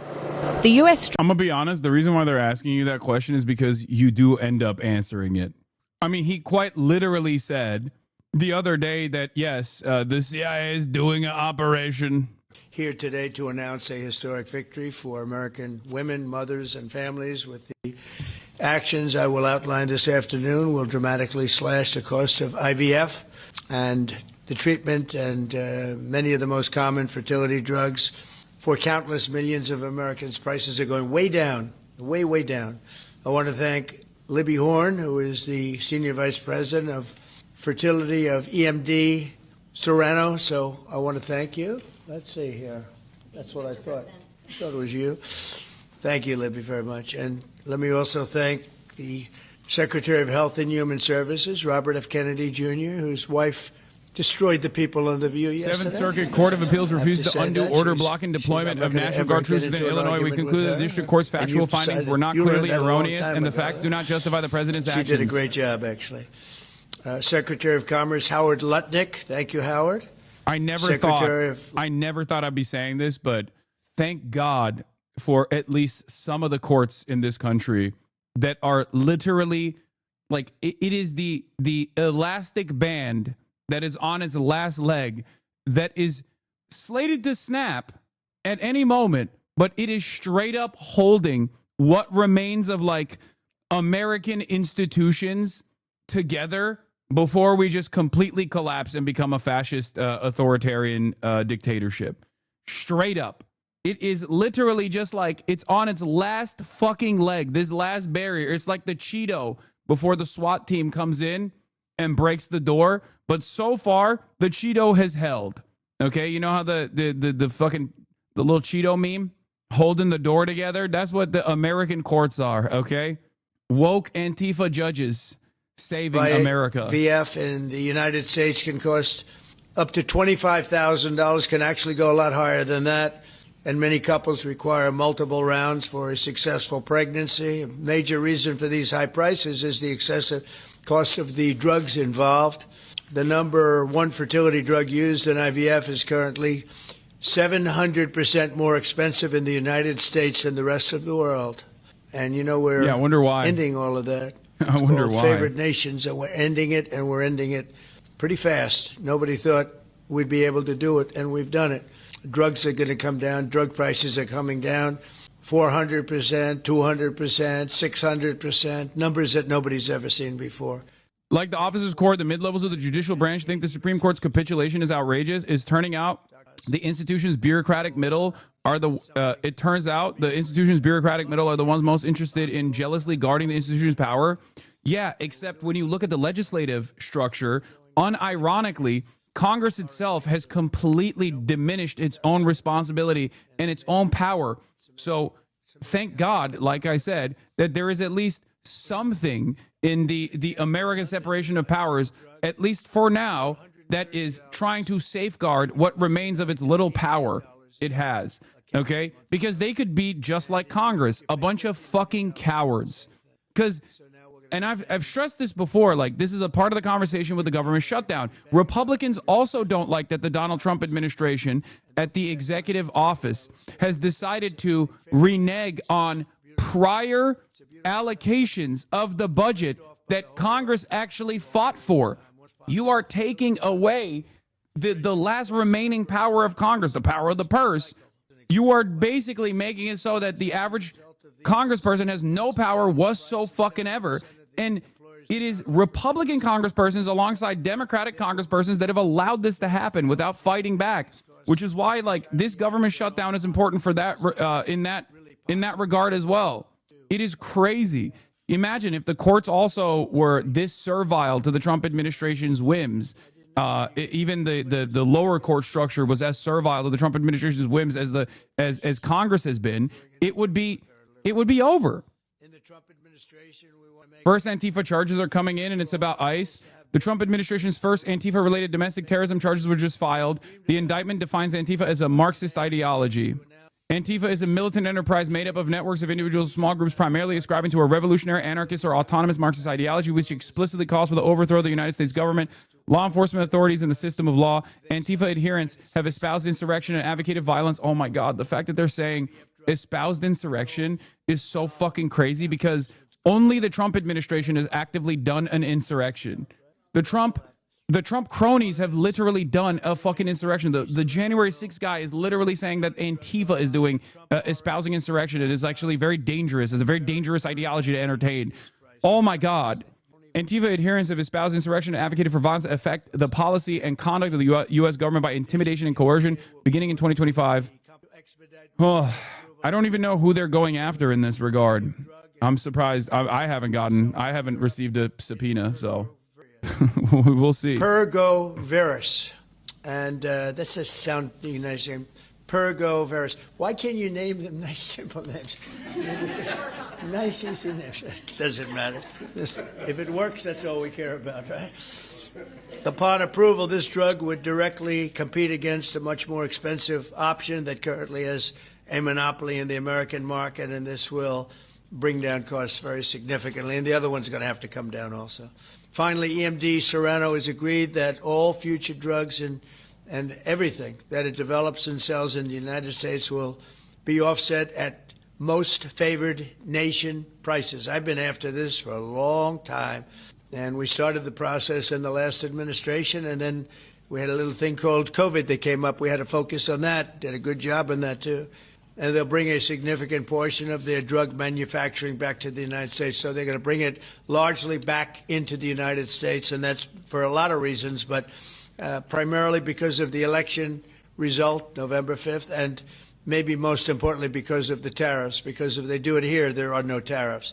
So we're going to be very close. I think by the end of this year, we're going to be very close to $20 trillion in investment. As an example, the Biden administration had less than $1 trillion, substantially less than $1 trillion for 4 years, Maria. Can you imagine? 4 years, less than one. We're going to break $20 trillion of investment, and we're already over $17 trillion, and that's in 8 months. Can you believe that? And he was at less than $1 trillion. And in addition to that, he had open borders, allowing millions of people to pour in. What an administration that was. Worst president in history, by far. As a result of these actions, the per-cycle cost of drugs used in IVF will fall by an estimated 73%. Biden couldn't make up numbers like I for could. American He was consumers, and the numbers are incapable. going to actually be I'm the best at making up substantially numbers. higher as time goes by, Everything's when it really computer, kicks in everything's for most of- AI. I mean, think of those numbers. Are these numbers You even know, I true, or told is the he just story lying last again? time 'cause we were Make with- no mistake. Anytime Donald Trump actually fucking reveals a number, just know that it's on the spot. That is precisely the reason why it changes with regular frequency. Okay? It changes all the time. One day it's, 17 quadrillion dollars. The next day it's 18. Even the amount of wars that he has quote unquote stopped changes all the time. Sometimes it says he's actually technically stopped 20 wars. It was 7, now it's 8. Sometimes, if we were being honest, it's more than 20. It's just anytime he fucking brings up a number, just know that he's making that shit up on the spot. Yeah, I know you know, but it's a good reminder for Chad. The numbers he's throwing around are literally made up bullshit. The whole budget of the USA is $6.8 trillion. He's claiming triple the whole USA budget is being invested in the USA Lamau. Yes, these are at best IOUs that he claims he's getting from foreign countries. And there is no indication that these will be firm commitments to invest on U.S. soil. And we have yet to see any of those investments. As a matter of fact, Donald Trump's own ambitions in terms of advancing a white nativist anti-immigration agenda has cooked a major trade partner, South Korea, and caused them to reconsider the investments that they would have made or the investments that they have made so far, because ICE went to a fucking Hyundai facility and did a perp walk with a bunch of Korean laborers that had come on U.S. soil to build a fucking factory that was going to hire like 7,000 American workers. He did that shit. So he's constantly getting in his own way as well. Fertility insurance for the first time. So I don't know, I don't know how well these things are covered. I see the Democrats like to take credit for all of the things we do. We do the things and they take the credit. But I figure if you do enough of these, eventually people are going to figure it out. The Democrats have done nothing. This will make all fertility care, including IVF, far more affordable and accessible. And by providing coverage, I do think that the worst part about this is that, like, the dumbest guy you know believes this sincerely. Like, the dumbest person you know is tuning into this by way of, like, Asmongold or whatever, and is going, that's my president. The Democrats are doing nothing. I mean, which is not technically incorrect.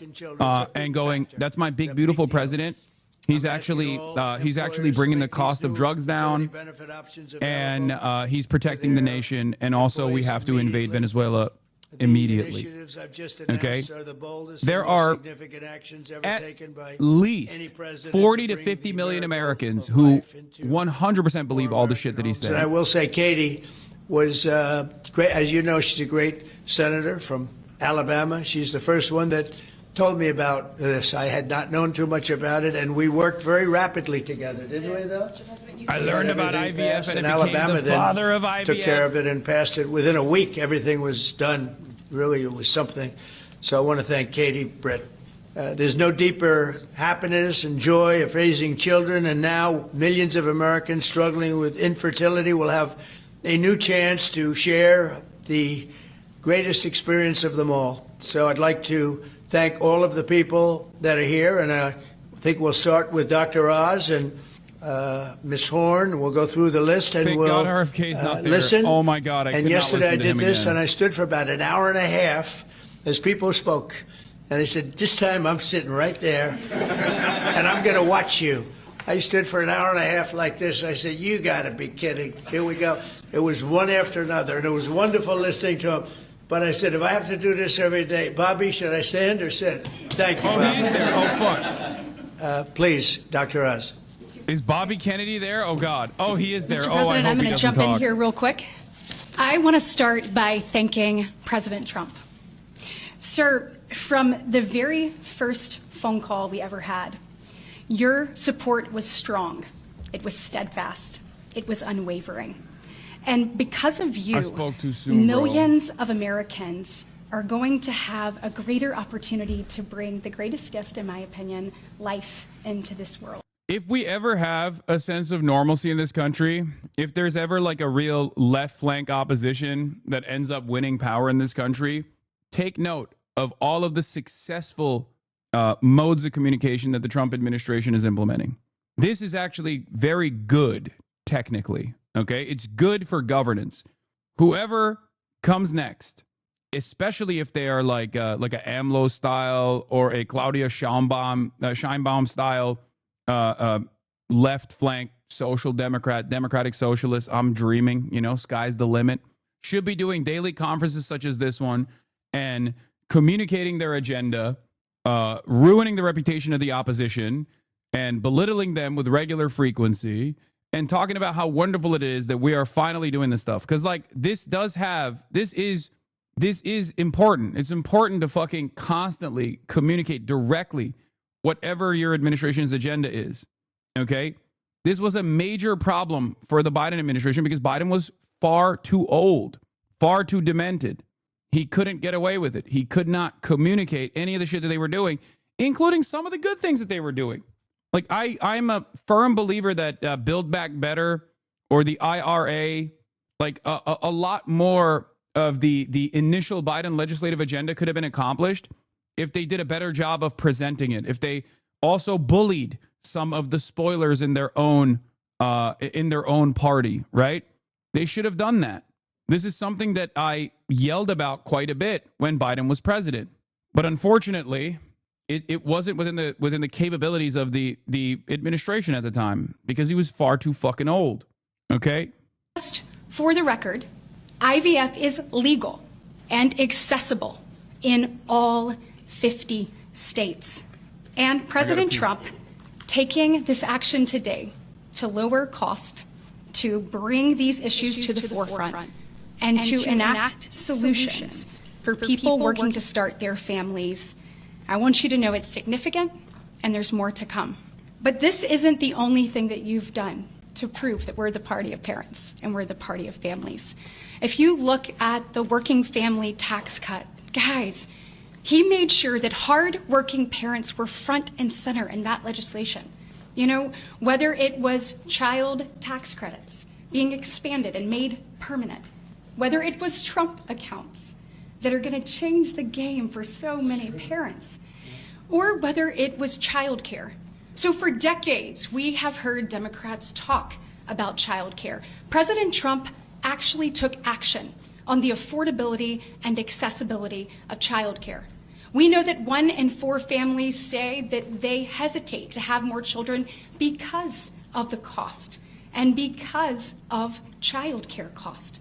For the first time, this man actually took steps to change the dynamics for hardworking parents. So of the 3 tax credits that he reformed and the working families tax cuts, 2 of them had not been touched in 2 decades, and 1 of them had not been touched since 1986. So President Reagan was in office the last time anybody did anything about it. But you changed the game on that, and I was proud to lead that effort in the Senate.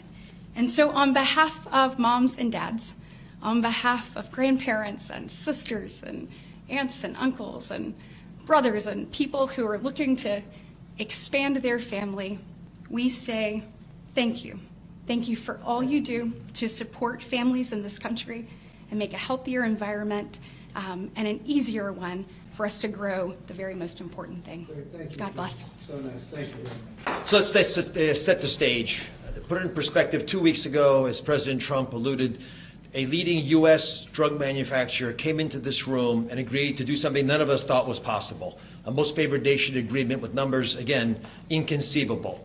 Last week, a company from Europe, a global leader in the pharmaceutical sector, came to this office, made the same kind of commitment for most favored nation pricing, again, because the president insisted on it and was persistent, and he alluded to the fact that he was calling Secretary Kennedy. I think one of the craziest aspects of this is that these guys obviously very desperately want to increase the birth rates, specifically the white birth rates, right? We all know that this is a major issue for a lot of these fucking dipshits.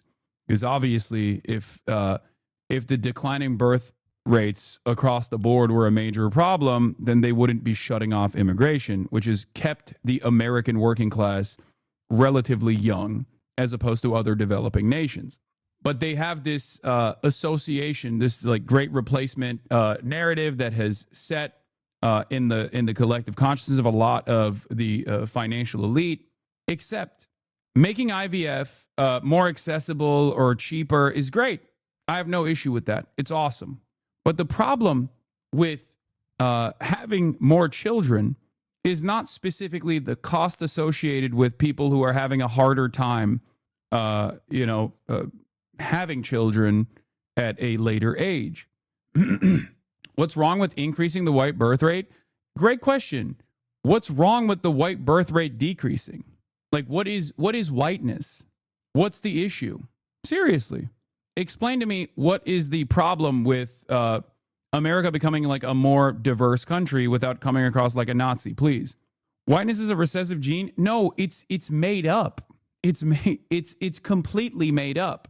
It's not even a recessive gene. It's just made up to be a recessive gene because it's purity. It's considered purity. So you're impure if you have less whiteness. It is a completely fabricated social construct. It's not a gene. It's just a made up social construct. I am the living, breathing proof that whiteness is a social construct. Okay?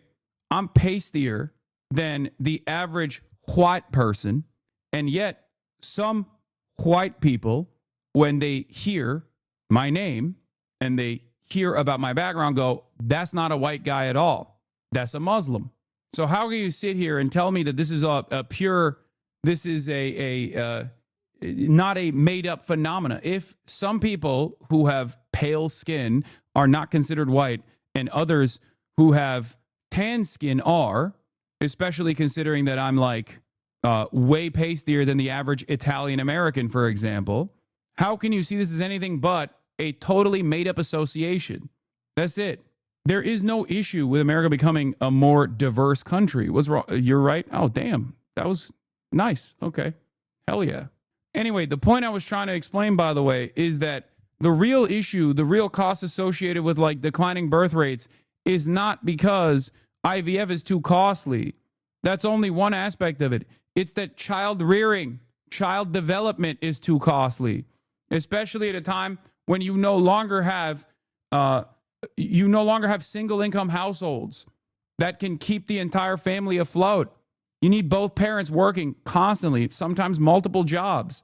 How the fuck are they going to take care of a kid on top of that, especially with all the costs associated with it, when you got motherfuckers like Zohran Mamdani being like, I want universal child care, and people go, that's socialism. We have to arrest you. The average cost of having a baby in a hospital is like 10 grand minimum, and people are like, well, we made IVF less costly. Okay, that's just the starting point. People are too busy. It's real lives, dreams, and aspirations of hardworking Americans. The teacher who goes to school each day, surrounded by children, but aching for children of her own. The firefighter who puts his life on the line, but can't create the life he wants at home. The consequences of these challenges can take significant tolls. Some of you watching today have given up or are frustrated because access to IVF treatments has been out of reach. That's why expanding access to IVF has been an issue of great importance to the president. He made this clear in his executive order declaring the administration's goal of supporting American families by enabling access and eliminating barriers to IVF. Today, EMD Serrano is proud to help President Trump deliver on his promise It's to you. so funny that they pan to him. Like they have a camera on him all the time. Thanks to the president's leadership, Just showing him EMD nodding. Serrano has worked alongside distributors and other partners to help He's so more fucking families bored. Are you a person of access to color? What do services you and think, dude? innovations I'm not. that are I'm white. consistent with I other say I'm white countries. all the time. But other Through white our people seem partnership to with the not agree. administration, we are proud to announce that Americans will have access to our leading IVF therapies for an 84% discount off list prices. Thank you, Mr. President. Thank you. Thank you for making this possible. Thank you very much. That's great. Fantastic. For more than 40 years, EMD Serrano has been a global leader in fertility. Our science was instrumental in the birth of the first IVF baby in the US, and we've helped to bring more than 6 million babies into the world since then. Our purpose is to help create, improve, and prolong life. That means discovering more medicines and bringing them to patients faster. FDA Commissioner McCary has made it a priority to ensure that Americans have access to the world's most innovative treatments as quickly as possible. To that end, EMD Serrano is filing a new IVF therapy called Pergoveris for review under the FDA Commissioner's National Priority Voucher Program. If approved, Pergoveris would combine two key reproductive hormones in synergy designed to mimic reproductive physiology. This therapeutic option could mean fewer injections, fewer copays, and lower self-pay cost, all of which make a real difference in the IVF patient experience. I thought IVF was In woke. closing- No, these guys are so obsessed with declining white birth rates that there are some on the Christian nationalist front that oppose IVF and say it's like, ungodly and it must be abolished. But Trump very quickly was like, we're not doing that. Like from the start, he's been Mr. IVF because they are all super duper worried about the declining white birth rates in general. Mr. President, thank you for your bold leadership that's allowed our teams to go far beyond what anyone thought was possible. On behalf of the Domestic Policy Council and Vince Haley here, we would like to also thank all the agency partners and the stakeholders that we worked with to get to the solution today that will make a real impact for families. Specifically, today's historic actions, 4 in total that you see, are made possible by coordination of all of the White House team and 7 agencies, many of who are represented here, and their teams that have worked tirelessly. As you described, Mr. President, the current system isn't working. 7 in 10 Americans don't have coverage to IVF. They face high costs and uncertain outcomes. Trump makes you a lazy, boring streamer. He's a lazy, boring streamer. Look at his reacts. He doesn't say anything. He falls asleep on camera. They would leave their current job just because of fertility benefits. So you asked us to lower costs and to fix the broken. Trump is unironically a more boring streamer than me. In addition to lowering the cost of drugs by 73%, no, react harder, react harder, react harder, react harder. If you missed it, most people require 2 or 3 cycles. So that's significant savings for families. I'm also going to briefly outline the new solution for coverage. React harder, Trump. This is a new fertility benefit option that employers can immediately offer to their employees starting today. This afternoon, the Departments of Labor, Health and Human Services, and Treasury will be releasing guidance that, for the first time, creates a legal pathway for employers to offer fertility benefit packages. He's literally about to fall asleep. Look at him. Dude, look at this. And life insurance are currently offered. This will be followed up by a regulation. These benefits can address the continuum of fertility from the root causes. If RFK comes up, I'm clicking away. I can't listen to him. I'm sorry. No disrespect. No disrespect to anybody. No disrespect to the RFK lovers in here. I know there are many Maha enjoyers in here, but like there is 0% chance I can listen to him speak. It kills me. I will have to click away. Okay. That man does something to me. Okay. That man does something to me. When he starts chirping, it just, I don't want to hear from the worm is what I'm saying. This is a pro-family benefit expansion that will transform clinical outcomes by addressing fragmented coverage and care. I'm a physician by training, and it's very important that we have high-quality care. Fertility benefit companies are poised to offer packages that have reported so far roughly 25% higher live birth rates for those that seek care compared to those that don't have such benefits. They also report fewer cycles to achieve pregnancy, improved natural pregnancy rates through better care before you need IVF. We're RFK holes. And reduced chance of miscarriages. Your hate watching MMR is too low. It is. I can't stand that motherfucker, bro. Leading physicians in the field have also relayed that these types of benefits significantly Mitch McConnell fell. Did you cover it, bro? Not only did I cover it instantly, it already, my editing team was so on it that they made a fucking YouTube short about it. These impacts are very personal. Here with us today are my good friends, Congressman Richard Hudson of North Carolina and his wife, Renee Hudson. Both have worked in public service for years, including Renee for all 4 years of your past administration, Mr. President, and they struggled with infertility. Today they have a beautiful son who's their pride and joy. He's an amazing boy, but they also suffered multiple losses throughout their fertility journey, something that is very common. I think maybe this is going to come across as controversial, especially for a leftist to say, but we're really not considering another major component as to why people don't have children nowadays, aside from the costs associated with it. But like, it's also just more fun. Like it's just, you have more time to do fun shit, and having a child is not fun. Like low key, that is part of it. In the past, you couldn't really get away with it because life was awful. It was gruesome. You needed farmhands, and many of your farmhands would die before they reached the age of like 15, right? So you had to fuck and fuck hard and fuck a lot and fuck often, okay? For some, like the good Reverend John Brown, he was trying to build a militia with his semen to limited success. For others, it was about having farmhands. The problem is, in a lot of developed countries, the reason why people just like stop having children partially is because of the cost associated with it, the lack of time that people have. And it's also partly because people just want to have fun instead of having to take care of a baby. I think that is a real aspect in this story. And it's like, it kind of makes sense. You can't really force people to fucking breed, you know? If you don't want to breed, you don't have to. You shouldn't have to. Obviously, the fun component, because like the reason why I'm saying this is because like people are asked in developing countries or developed nations what the major reason is for why they don't have children, and they say it's because they don't want to, because they want the liberties of not being a parent. That is a common meta, okay? And I think that still ties back to the material circumstances. And what I mean by that is parenthood is not only a costly endeavor, but a time-consuming endeavor, partially because of the things that I just mentioned, which is that you already have very little time for yourself to feel a sense of autonomy in your life, right? We're constantly working. We're on our phones. We're constantly doing something. We're constantly being productive. We're constantly improving productivity for our capital owners. And in that like limited time frame that we have to ourselves, people don't want that to be overtaken by educating a child, taking care of a child. And I think that's what it is. So if you actually took away some of those burdens, and people could actually take care of a child and simultaneously, quote unquote, have fun and have the liberties to feel like a human being, more people would still end up having children.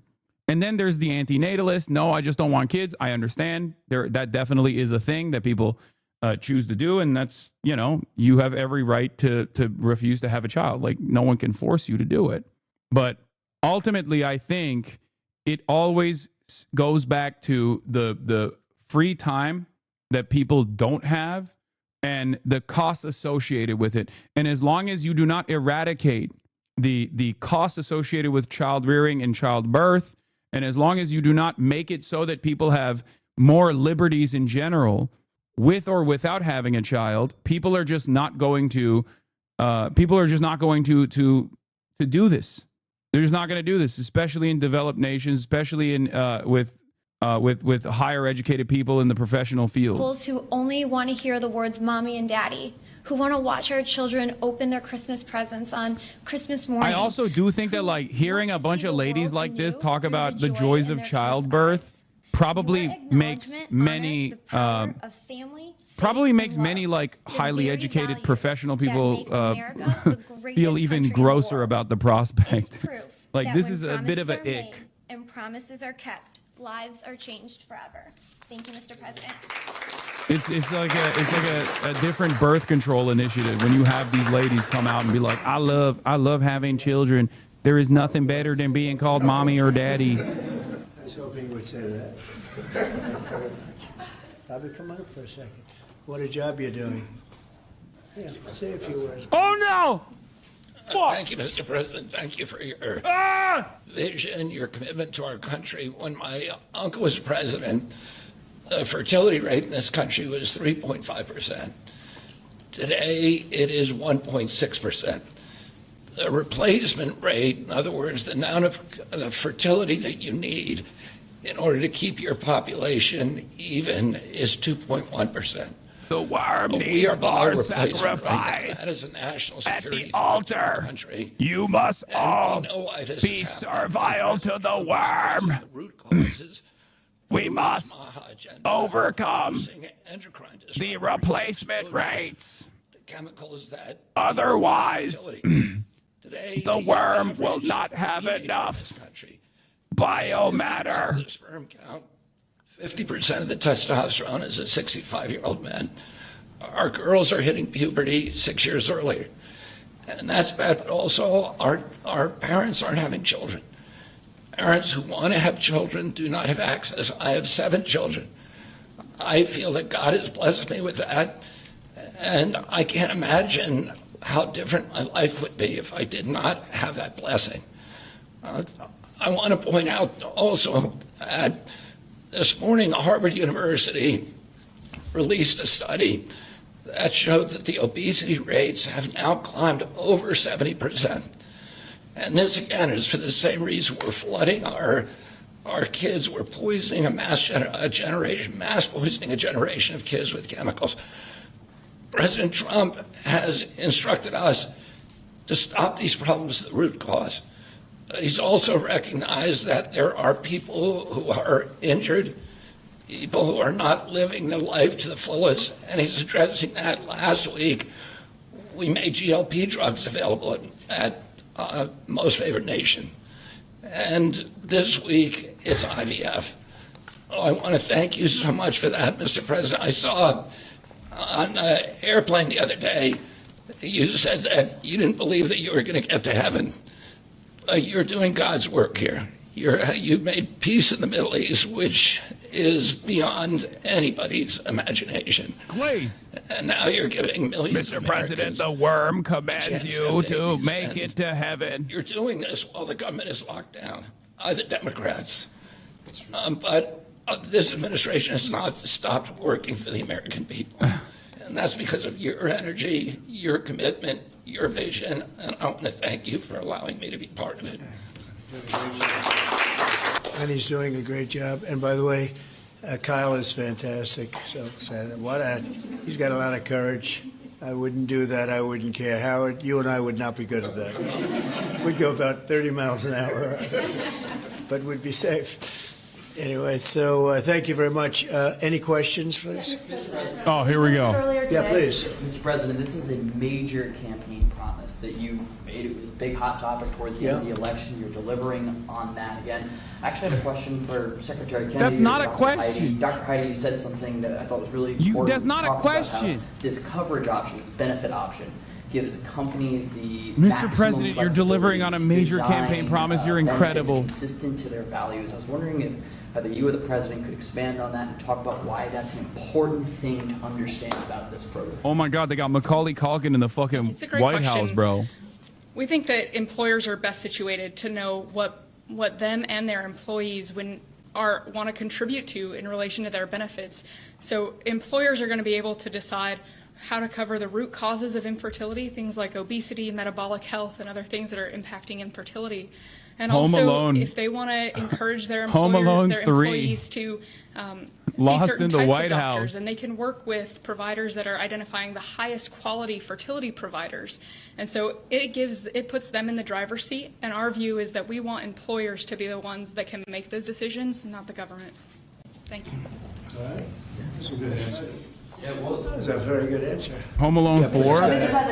Mr. President, previously you did not seem to be bothered regarding Hamas cracking down on what you called gangs. Actually, a couple of gangs. And today you issued a threat. Yeah, now he got the boss call. He got the boss call this morning from Israel. What was said?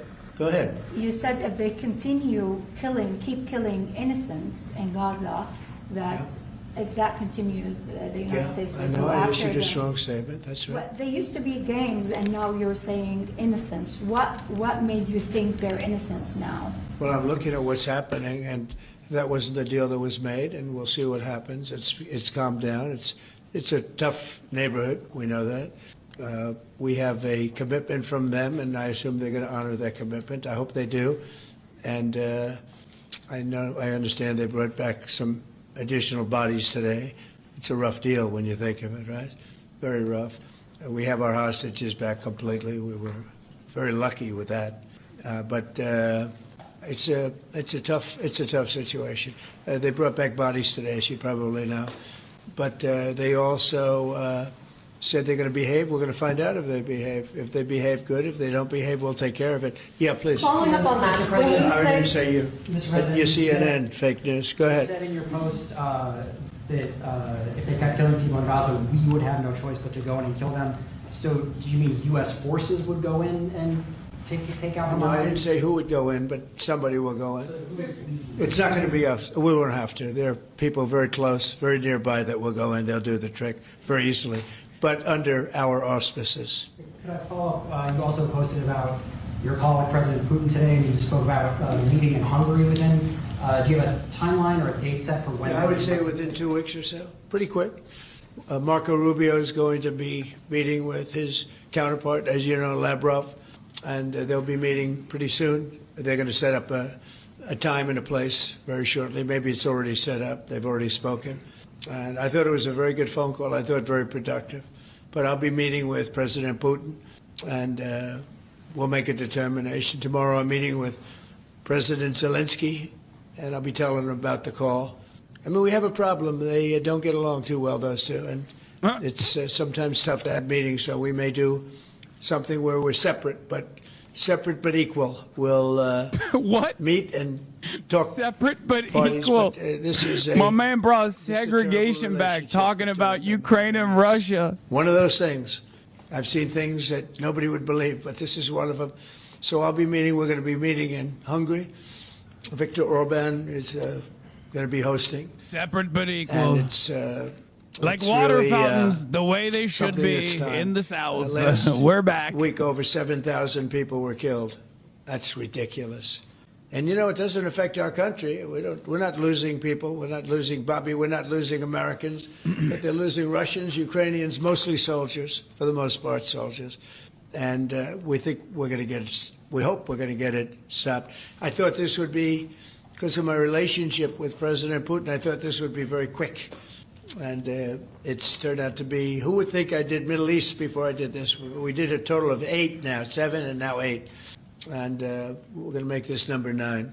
Why do you think a second meeting? So you said you posted that there was great progress. Can you tell us a little bit about that? Was it a shift in Putin's tone? Was it something new he told you? Did he give you any message to give? You're talking about the whole President Zelensky tomorrow. It just seems to me that, look, it's only a field. That's all I've done in my whole life. I've made deals. I know about deals. I do it well. I don't think any president's ever ended a war, frankly. One war, I did 8 of them, Maria, right? And but I don't know, did Bush ever end? Do you think Biden ended a war? Biden started wars because he was stupid. Brother, But, you are do you think entertaining Biden a ended any war with wars? No. Venezuela. I don't know of a anybody whole that ended wars. I ass foreign ended 8 of nation. them. Oh, it's going to be 9. I think we're going to have this one done, hopefully soon. But I'll be meeting him probably over the next 2 weeks. First, Marco is going to be meeting. And the vice president, as you know, is very It's much 9 involved. now. The whole team See, is involved. remember, Steve Witkoff going will back be to involved. to what I was saying. Whenever he says a number, just know it's made up. It's 9 wars now. It was 6, 7. Now it's 9. Maybe 11. Who knows? 9/11. United I ended States that. of America too. We have a lot of them, but we need them. I mean, we can't deplete for our country. So they're very vital. They're very powerful. They're very accurate. They're very good. But we need them too. So I don't know what we can do about that. Why do you think a second meeting with Putin? Why do you think a second meeting with Putin now will yield different results? Well, I think Alaska actually set a stage, and that wasn't very long ago, but it set a stage. You have to understand, I came into this situation. I didn't start this war. This is a Biden deal. And I came into it, and it was a mess. It could have led to World War III. In my opinion, this could have led to You said World War 7, III. now 8. He says the That same. won't Number happen. 9 would be Russia, Ukraine. But they He's could lying have. often, not this time. So I came in mean, this the war lie is was the 7 raging. wars When I that left, he this ended. wasn't even a thought. That's not correct. For 4 years, nobody talked about it. I spoke to President Putin about Ukraine. It was the apple of his eye, but there was never going to be doing anything like this. And this all went because of some really bad decisions that were made. And look what you have. You have millions of people dead. You have just a horrible, horrible situation. I'm doing it to save souls. Also, That's one of all the I'm craziest parts about this, like, I ended wars narrative is that we don't actually account for the wars that he is trying to start, whether it be Venezuela or the bombing campaigns that he continued, like in Yemen, or the genocide that he continued, like in Israel, right? We still don't know or Iran, and we still don't know if the Israel one will hold. Doesn't seem like it currently, because he's now posturing that he's going to go and kill Hamas. Drug at the top of this. Were you referring to the weight loss drugs? I was referring to Ozempic, or I was the fat loss drug. So those are going to be $150 out of pocket Yeah, for well, Americans. they'll be much lower. They'll be much lower. Okay, that's kind of goated. We have not negotiated those yet. We're going to be rolling these out over time. The GLP category of drugs, which includes Ozempic, have not been negotiated yet. What's the timeline for that? But it will. It'll come down, like everyone else. Okay. Any timeline on those negotiations? He says fat like a slur. Okay, he can say it, bro. It's his term. I mean, look at him. If Donald Trump can't also, jokingly refer to fat people, I don't know who can. He's fucking fat. Conservatives have religious objections to IVF and are already critical of this policy. What's your message to them? I don't know about the views of that. I'm just looking to do something because, pro-life, I think this is very pro-life. You can't get more pro-life than this. Please. Mr. Mr. President, you've been talking about how this new benefit plan will also include root cause treatments for infertility. How will you make sure that those root cause treatments are equally accessible to IVF? Well, he doesn't think he's fat. No, I think Trump knows he's like not in good shape.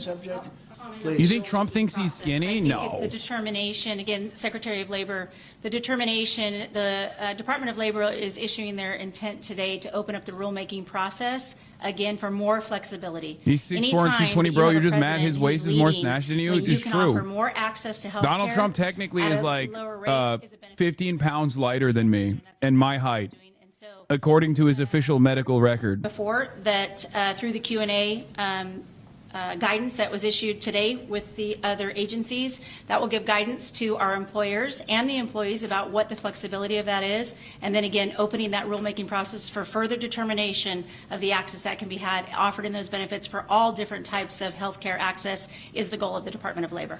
Good answer. Thank you. I like this better. I just said they can do better than me. Yeah, please. Good job, Laura. You know you're doing a fantastic job. Thank you, Mr. President. I shouldn't tell. I won't say it. But I will not say that she was recommended by the Teamsters. Can you believe it? And she's turned out to be a gem, an absolute gem. You're doing a great job. Thank you very much. Mr. President, John Bolton was just indicted. Do you think we can see your deal-making skills applied to the government shutdown anytime soon? Well, look, I mean, all we want to do is just extend. We don't want anything. We just want to extend, live with the deal that they. This is true. These last few Trump presidents have been astounding. Listen up, liberal. I'm fat and going to hell. Like when he was doing the presser on the airplane, he's like, I'm not going to heaven. I'm not going to heaven. I'm not making it to heaven. And then yesterday he straight up said, I'm a fat ass. It would be really bad if I went up to the beach. I'm a little busy. I'd love to go to Argentina. I'd like to go to the beach. My legs are not quite as thin as his. My legs are slightly heavier. My arms are slightly larger. My body's a little bit larger than his. I'm not sure it would be appreciated on the beach. I'd look like a beached whale, a fat whale. I'm so fat. Couldn't kick in. And I said, boy, I hope I win this election because if I don't, somebody else is going to take credit for it, Bobby. Yeah, he said it yesterday. We joked about it. Sure as can be, Biden said, he didn't even know what the hell was happening. And it was a hard thing for me to do. I got insulin way down. What was it before that? It was just massive. It was impossible to afford. And sure as can be, because it was statute, it couldn't have been earlier. I said, boy, this falls into the next administration. I better win. And all of a sudden, I watch this Biden taking credit for something that I did. And on other things, too. We had a lot of things kick in. So the nice part about this is at the beginning of our administration. So I think we're going to see the fruits of our labor. And I hope on our other situation that we've talked so much about.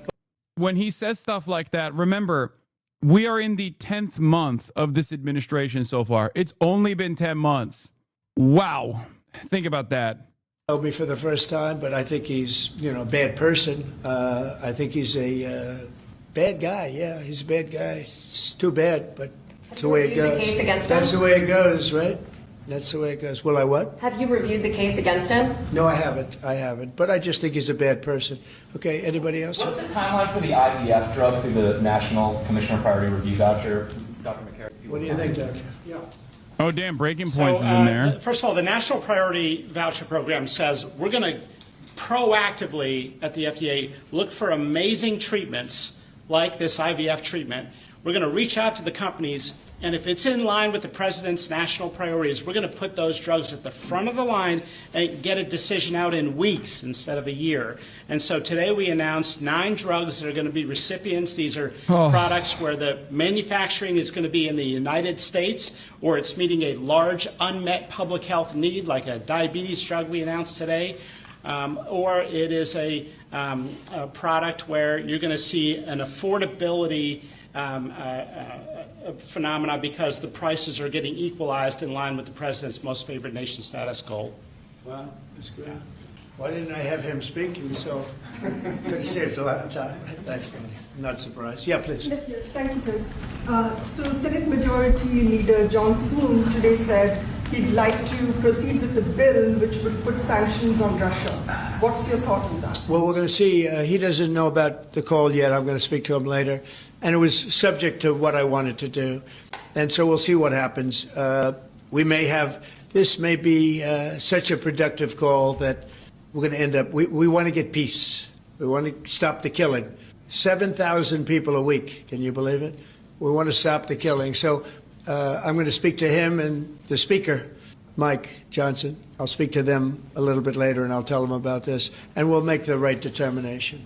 I'm not against anything. I'm just saying it may not be perfect timing.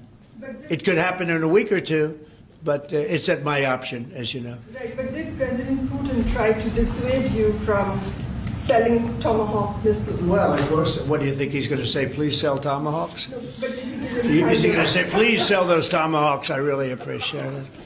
I did actually say, would you mind if I gave a couple of thousand Tomahawks to your opposition? I did say that to him. I said it just that way. He didn't like the idea. He really didn't like the idea. No, I said it that way. You have to be a little bit lighthearted sometimes, but no, he doesn't want Tomahawk is a vicious weapon. It's a vicious, offensive, incredibly destructive weapon. Nobody wants Tomahawk shot at him. Did he specifically ask you not to provide Tomahawks? So, wouldn't anybody? I mean, it's been in the news. Who wouldn't do that? CNN. Who wouldn't do that? Fake news. You think he's going to say, Fake news. I'd love to have Tomahawk sent my way? I don't think so. Maria, we have one of the great stars of television here, and she's an incredible person. And she's just an amazing Maria woman. Bartiromo. She got it all right. She got the Russia hoax right. She got everything. Would you have a question?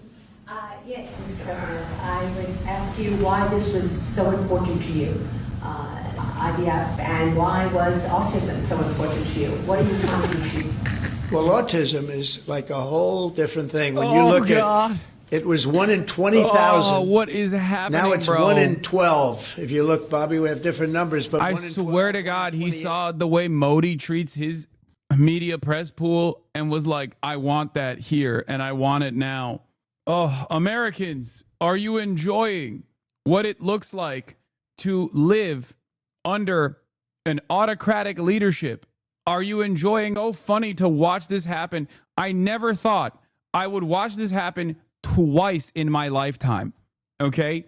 It's like I literally left a country where exactly this happened, came to the United States of America, and watched conditions unwind until the exact same Turkification was complete under the rulership of the great Donald J. Trump.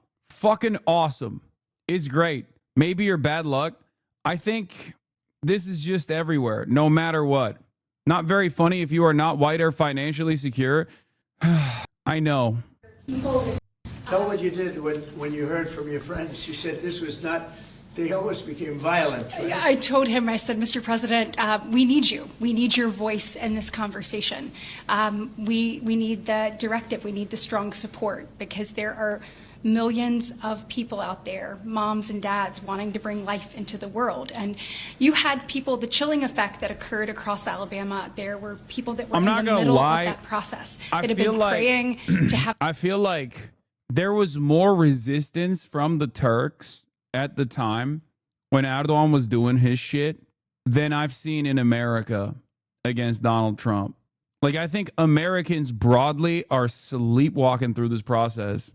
By and large, it feels as though many Americans are either completely oblivious to exactly what's going on, or the ones that do tune in get fatigue from all of the outrage, and they just go, what am I supposed to do? I just have to still deliver these Uber Eats deliveries. You know what I mean? Like, I can't pay attention to this shit. This sucks. Yeah. By the way, John Bolton has been officially indicted. Another big, beautiful presidential moment here. John Bolton, breaking via CNN. President Donald Trump's former national security advisor turned adversary has been indicted by federal grand jury in Maryland, according to two sources. CNN previously reported that the investigation centered around notes Bolton was making in an AOL email account while he was national security advisor to Trump. John Bolton, welcome to Antifa, sir. Welcome to the anti-fascist coalition, sir. Look, I already told you, I'm gonna let him fight posture when it comes to Bolton. He is a bridge too far for me, but it's obvious that these investigations are a sham. It's ridiculous, completely and utterly ridiculous. Also, one of the funniest aspects of this is that John Bolton still has an AOL account That's an indictable offense in and of itself.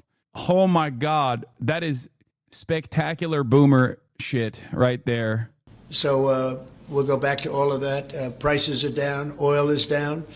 We're down $58 a barrel. We're gonna be hitting $2 for gasoline. I think we're gonna be at $2. And the previous administration, they were at $4 and $5. They were going up much higher, and then they swung back into my things, but they didn't swing back properly. They were very, very late. They really blew it. We had it really going in the right direction. They came and took everything out, and it's incredible. I'll never forget. They lost control of the price of gasoline, of oil. They totally lost control, Howard, and then they went back immediately. Let's go back to Trump. But by that time, it was too late, and they didn't go back because the leases and everything else. They didn't do what they had to do. They wouldn't know. They really didn't know how to. But we could be hitting close to $2 a gallon. I'd love to break it if we could, but we could be. And when that comes down, everything else has been coming down. No, it hasn't. Groceries are down. No, it hasn't. No, that's not things true. Things are down, and that actually has not happened. Yeah, it turns out when you have unlimited corporate consolidation and virtually every sector is an oligopoly run by like 1, 2, sometimes 3 mega corporations, they actually still keep the prices as high as physically possible, even if other things become less costly. It turns out there is no reason to lower prices at any level. As a matter of fact, they're doing that. They're not doing the let's lower the prices now. A gallon of gasoline is cheaper. That's not happened at all. Very much, everybody. We'll see you soon. Thank you. So that's really funny that this asshole is lying about this thing that is like demonstrably incorrect. You're bald? Okay. Yeah. Don't believe your lying eyes? Yeah. Saying I'm bald is like saying grocery prices have gone down. Expected. Anyway, John Bolton indicted by grand jury. I know, Comrade Bolton. There's hog-on-hog violence, obviously, but first and foremost, we're going to be talking about we already covered the Venezuela stuff extensively. We are going to move on from the Venezuela stuff to Hamas in the Middle East, because Donald Trump this morning, as I told you, turned around and Donald Trump this morning basically was like, I got the boss call from Israel. It's time to change trajectory. For the past 2 days, Donald Trump has been openly stating that Hamas is actually doing the best job. They're combating gangs. They're fighting the gangs. They're fighting the gangs, which was shocking, right?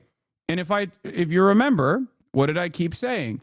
I kept telling you, eventually Israel is going to tell him, no, Mr. President, you're not supposed to say that. You're supposed to say that they're being violent so you can give us just cause for further incursions into Gaza, and you can give us the opportunity to continue bombing Gaza so we can keep going with the genocide.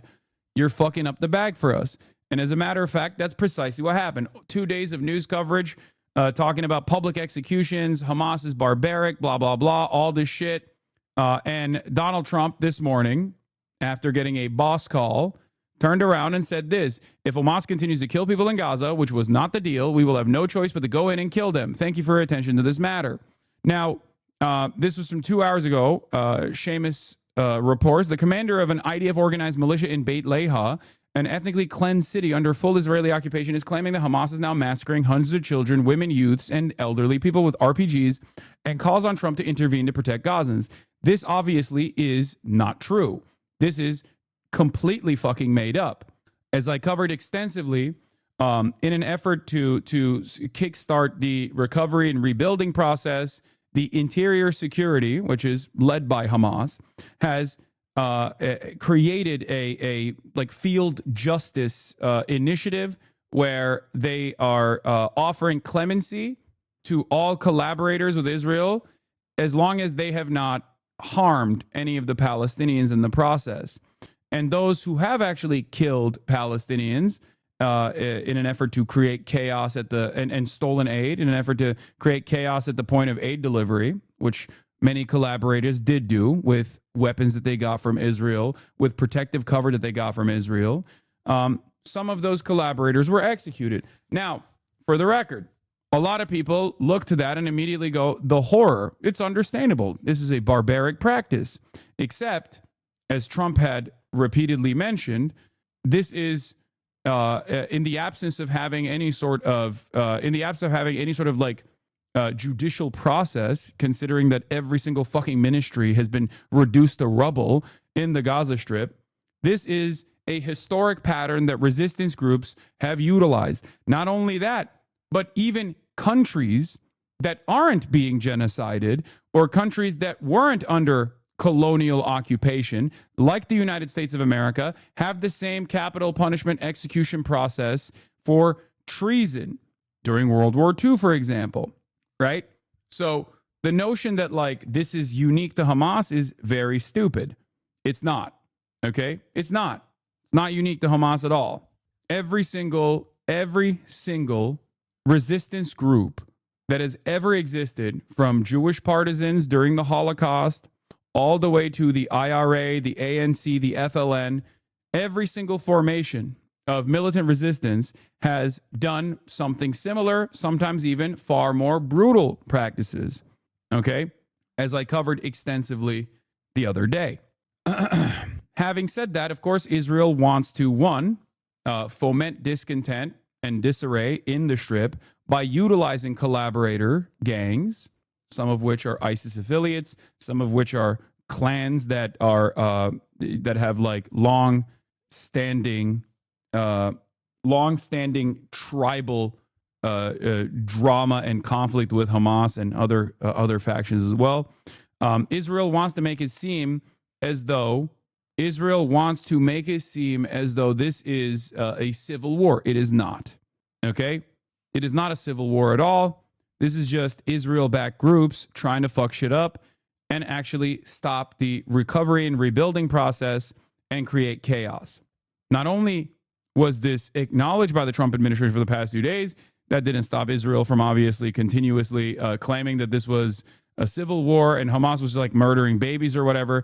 Donald Trump has finally gotten the boss call from Israel and has decided this must stop. Headlines have moved off of Hamas killing gangs in Gaza to news of public executions of said gangs, which through conservative outlets became twisted into simple dissenters and civilians being executed. Trump is now threatening to kill Hamas fighters if they continue. Okay? As I've said already, and I repeated this and I reiterated this position, the internal tribal council that still remains within Gaza, that actually looks at all of the factional conflict amongst the clans, amongst the tribes within Gaza, has approached the situation under tremendous scrutiny and stated that what Hamas is doing is correct. Okay? There has never been a moment where resistance forces have fought against colonial powers under occupation or even a genocide where they haven't dealt with collaborators of said colonial entity in the exact same way, if not far more barbaric fashion. Okay? Just understand that. So, who knows where this will go, but it's not good. It's not good that Donald Trump is now changing his posture, especially considering that, this is the most consequential aspect of the second phase. And Israel is utilizing different parts of the agreement, cynically posturing as though Hamas is violating said agreement in an effort to violate the ceasefire altogether and go back to the genocide. This is where it matters the most. This is where Trump's statements and Trump's actions matter the most. Because as we have shown time and time again, the real spoiling party here is not Hamas. The real spoiler here is Israel. Always has been and always will be. And Donald Trump has to keep Israel in check to force Israel to abide by the previous negotiation standards that were set. The United Nations released a report yesterday criticizing Israel for lowering the humanitarian aid by half that was going into the Gaza Strip from 600 trucks to 300 trucks because Israel claimed that Hamas was not sending all of the bodies that they recovered. Hamas had said that this was going to take a while. Understandably so. So the two key factors remain: demilitarization and the captives that were slain being returned to Israel. Those are the 2 points that Israel will use to potentially go back to doing its unlimited genocide. What matters here, like I said over and over again, is whether or not Trump will allow them to do so. We shall see. Bonsberry reports, Channel 12 is reporting that Hamas has seized dozens of trucks and hundreds of weapons from Israeli-backed gangs in recent days. They warn that Hamas's success in seizing weapons will continue as long as the Israeli occupational forces repositioning proceeds beyond the yellow line. However, anonymous senior Trump advisor going around telling various media outlets, including Al Jazeera, that any attempt by Hamas to reconstitute itself in a way that threatens Israel long-term is a violation of the agreement. The advisors also have expressed the desire to provide a safe haven for anyone who feels threatened by Hamas, aka collaborators, beyond the yellow line, particularly in Rafah, where they expect the initial reconstruction to begin with a civil admin and local security. There's a predictable trend already emerging. Anytime the U.S./Israel sees something they don't like, they immediately go back to threatening genocide on Gaza. Regardless of it's actually a violation of the agreement, anything can be considered a violation to them. 2 Palestinians were killed by an Israeli quadcopter this morning in Khan Yunis. Government media office in Gaza, there are dozens of unidentified bodies among the 120 bodies we recently received from the occupation. Signs of hanging and clear ropes were documented on the necks of several martyr bodies. Channel 12 on Eitan Moore. Eitan returned from captivity speaking, reading, and writing Arabic with the Gazan accent fluently. We're really blown away by his level of Arabic. He writes Arabic like I write Hebrew. He reads books in Arabic, newspapers in Arabic. Director of the Palestinian Center for Prisoner Defense.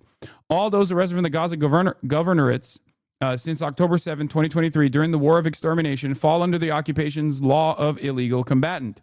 Not a single detainee was charged or sentenced. All procedures carried out under a legal guise are formal and superficial measures that will not lead to any future outcome and serve to cover up the organized crimes committed against prisoners in the prisons. The characterization of illegal combatant or unlawful combatant is the same flimsy legal pretext for Trump's extrajudicial killings of civilians in the Caribbean, which most recently resulted in the killing of a Trini fisherman on Tuesday. The director of government media office in Gaza, large parts of the bodies we received are missing and not present, so we accuse the occupation of stealing their organs. The bodies of our people arrived in very poor and miserable condition. We have only been able to identify 6 martyrs out of 120. Our refrigerators can only preserve the martyrs for a week. Then we will be forced to bury them, said the director of the government media office in Gaza. Yes, I saw the Republican congressperson with the swastika flag in the office. I know. This is the Sky News report on the gangs that were being 1 week after brought to justice by interior security forces. I was agreed. Gaza is plagued by a different kind of violence. Instead of fighting Israel, Palestinians are fighting Palestinians. Hamas is reasserting control, taking on its rivals and settling scores. On Friday, Israel withdrew its troops in Gaza back to this area in green, leaving the area in white, where Hamas is now trying to regain control. In places like Khan Yunis, where our team filmed armed Hamas fighters parading with their weapons on Monday. We're still banned from going into Gaza, so we're trying to piece together, along with our team inside there, what is going on and what seems clear as Hamas is taking on rival clans and militia. Some of the most intense fighting has been between Hamas and the powerful Dogmush clan in a battle around an abandoned hospital here. We've spoken to members of the Dogmush family who say Hamas came to arrest 4 of them, accusing them of collaborating with Israel. They refused to hand themselves in and opened fire instead, and in the ensuing fighting, the son of a senior Hamas leader was killed. The Dogmush family say they are now victims of a revenge campaign by Hamas. An elder from the Dogmush family has told us that Hamas went on the rampage. Hamas began a systematic destruction of properties, resources and homes in a terrifying way. I can understand when the occupation bombs houses, destroys resources and private property, it seeks displacement. But what I cannot understand is this deliberate destruction and burning of homes. Other eyewitnesses have told Sky News Hamas destroyed several buildings in their battle with the Dogmush clan. There's a field, not execution, but a field kneecapping that they're showing here. That's why I can't show it to you. This video, first shared on Saturday, shows a man being shot in the legs by gunmen at a nearby intersection. And on Monday, videos emerged from the same place showing the public execution of several men. Sky News has not been able to verify the identity of the victims. The Dogmush family say at least 28 people were killed in the fighting. Did the gang help Israel? From what I understand, and again, I'm piecing this together from the people that I talk to, both people that have recently escaped the Holocaust or people who are still in Gaza, that the factional disagreements between the Dogmush clan and Hamas and other tribes within the Gaza Strip extend far beyond this last iteration. Having said that, from what I understand, they have worked, like the people that have been executed thus far were executed specifically because they were known collaborators who had actually, according to eyewitness testimony, engaged in violence against those who were trying to get aid. The most intense since Israeli troops withdrew from half of Gaza. Hamas seems to be trying to send a message to its rivals as it tries to reassert its authority. The most famous, like the best way to figure this out for a lot of the Palestinians, especially, the best way to figure it out is whether or not Israel provides them with cover. Do they have Israeli weapons? Do they have arms that were given to them by the Israeli government? Do they get to work within the confines of Israeli seized territory, Israeli occupied territory? Okay. And out of all of the rival factions, the quote unquote fake rival factions that were propped up by Israel, the Dogmush clan is the only one that isn't firmly within Israeli controlled territory. Okay. All of the other ones, like Yasser Abu Shabab's Popular Forces, or the North Gaza, the new North Gaza Popular Mobilization, or whatever the fuck they call themselves, all of those guys are directly working with Israel. Everybody knows that they're directly working with Israel, and their base of operations is within the confines of Israeli-occupied territory within the Gaza Strip that is a red zone, as in if you are Palestinian, there is constant 24/7 drone coverage over you, and they will kill you. If you're a Palestinian that goes beyond this, like, this supposed yellow line that they have defined, which isn't like a literal boundary for the record, is just something that Israel has decided. If you're a Palestinian that walks past it or walks near that yellow line, Israel kills you. Israel has been killing people, as a matter of fact, during this supposed ceasefire, the so-called ceasefire process, and claiming that it is because Palestinians are passing beyond that yellow line that they have designed. So if you are a Palestinian male that is enemy combatant aged, and you are existing within this within the Israeli occupied territory, then it's pretty obvious that you're a fucking collaborator, right? It's pretty obvious that you are a collaborator, because otherwise Israel kills you. So there's a couple different groups that we know for a fact are collaborators, but the Dogmush clan is the only one that has like actual Palestinians within the clan itself that are existing within the confines of territory that Israel has left. But yes, there is evidence that they were collaborating. There is evidence that they were collaborating with the Israeli forces, or at least like stealing aid and even harming people. Another Palestinian we spoke to who witnessed the fighting told us people in the area do not want Hamas to take back control.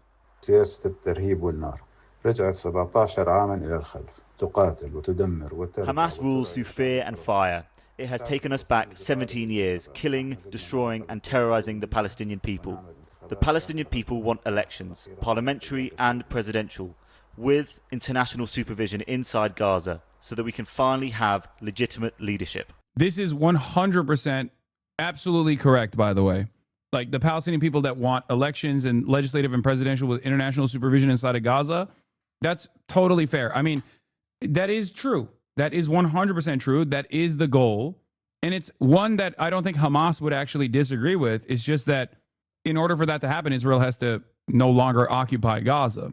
Like, this is not like a controversial position. The controversial aspect of it is that, like, Hamas has ruled the Strip with an iron fist for 17 years, and they don't want an election, like implying that they don't want to have any sort of legislative election, like real democracy, to happen. That part is not correct. Hamas insists it is only enforcing law and order to prevent chaos in Gaza and is not settling old scores. The security forces are carrying out their lawful duty to impose order and prevent anarchy, holding offenders accountable. The occupation, for its part, has formed armed militias loyal to it. These militias are accused of high treason, the most severe. Public executions are not the way to go about this. I know, man. I agree. It's cool. I like that. I like that we can have this standard for ourselves here, and you know, that's what I think about the Jewish partisans that actually cremated capos within the concentration camps for working alongside the Nazis. I'm like, how dare you do that? That's what I said. You know, when people actually assassinated, when the ANC engaged in the practice of necklacing, the brutal practice of necklacing, where they put like collaborators with the white Afrikaners in the apartheid structure. They would take tires and put them around the necks of collaborators and light it on fire after dousing it with gasoline. I was like, yeah, it's really fucked up. Maybe the apartheid should continue. Yeah, it's obviously field justice is inappropriate. It makes sense. I am an advocate against capital punishment in the United States of America. But obviously the circumstances are a little different in Gaza right now, don't you know? Don't you feel like there is no semblance of a real judicial process here in this moment, considering that the genocide has been put on pause for only, 72 hours thus far?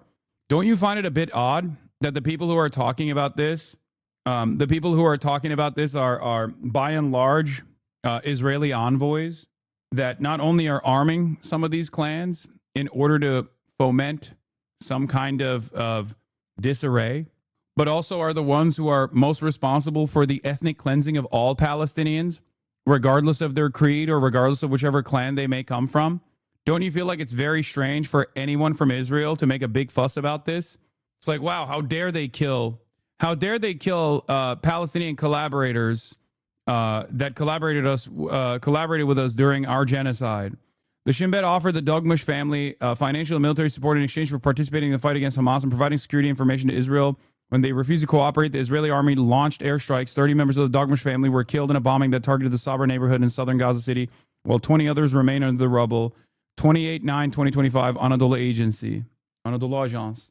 Israel tried to weaponize aid, as was expected, and basically got other factions within Gaza to do what they claim Hamas was doing, which was intercept aid at the point of delivery, violently seize it from the Palestinians by killing them, and then use it as a way to draw in more support. They did that. That's what the collaborators and the compradors did. Charge in Palestinian revolutionary law. But President Trump's 20-point peace deal calls for the complete demilitarization of Gaza, and he's demanding Hamas gives up all its weapons before it's forced to. We have told them we want to disarm, and they will disarm.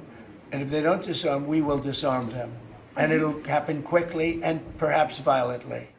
This part of northern Gaza is still under Israeli military control, but in there, some Palestinian militia are setting themselves up, vowing to take on Hamas. In the north of Gaza, controlled by Israel, is the base of Ashr al-Amansi and his militia opposed to Hamas. Yeah. In the last 2 days, they've released videos showing off their fighters and weapons. Yeah, they get their vehicles from the UAE, they get their guns from Israel, and they're beyond the yellow line. So there's no confusion about who these guys are and what they are doing.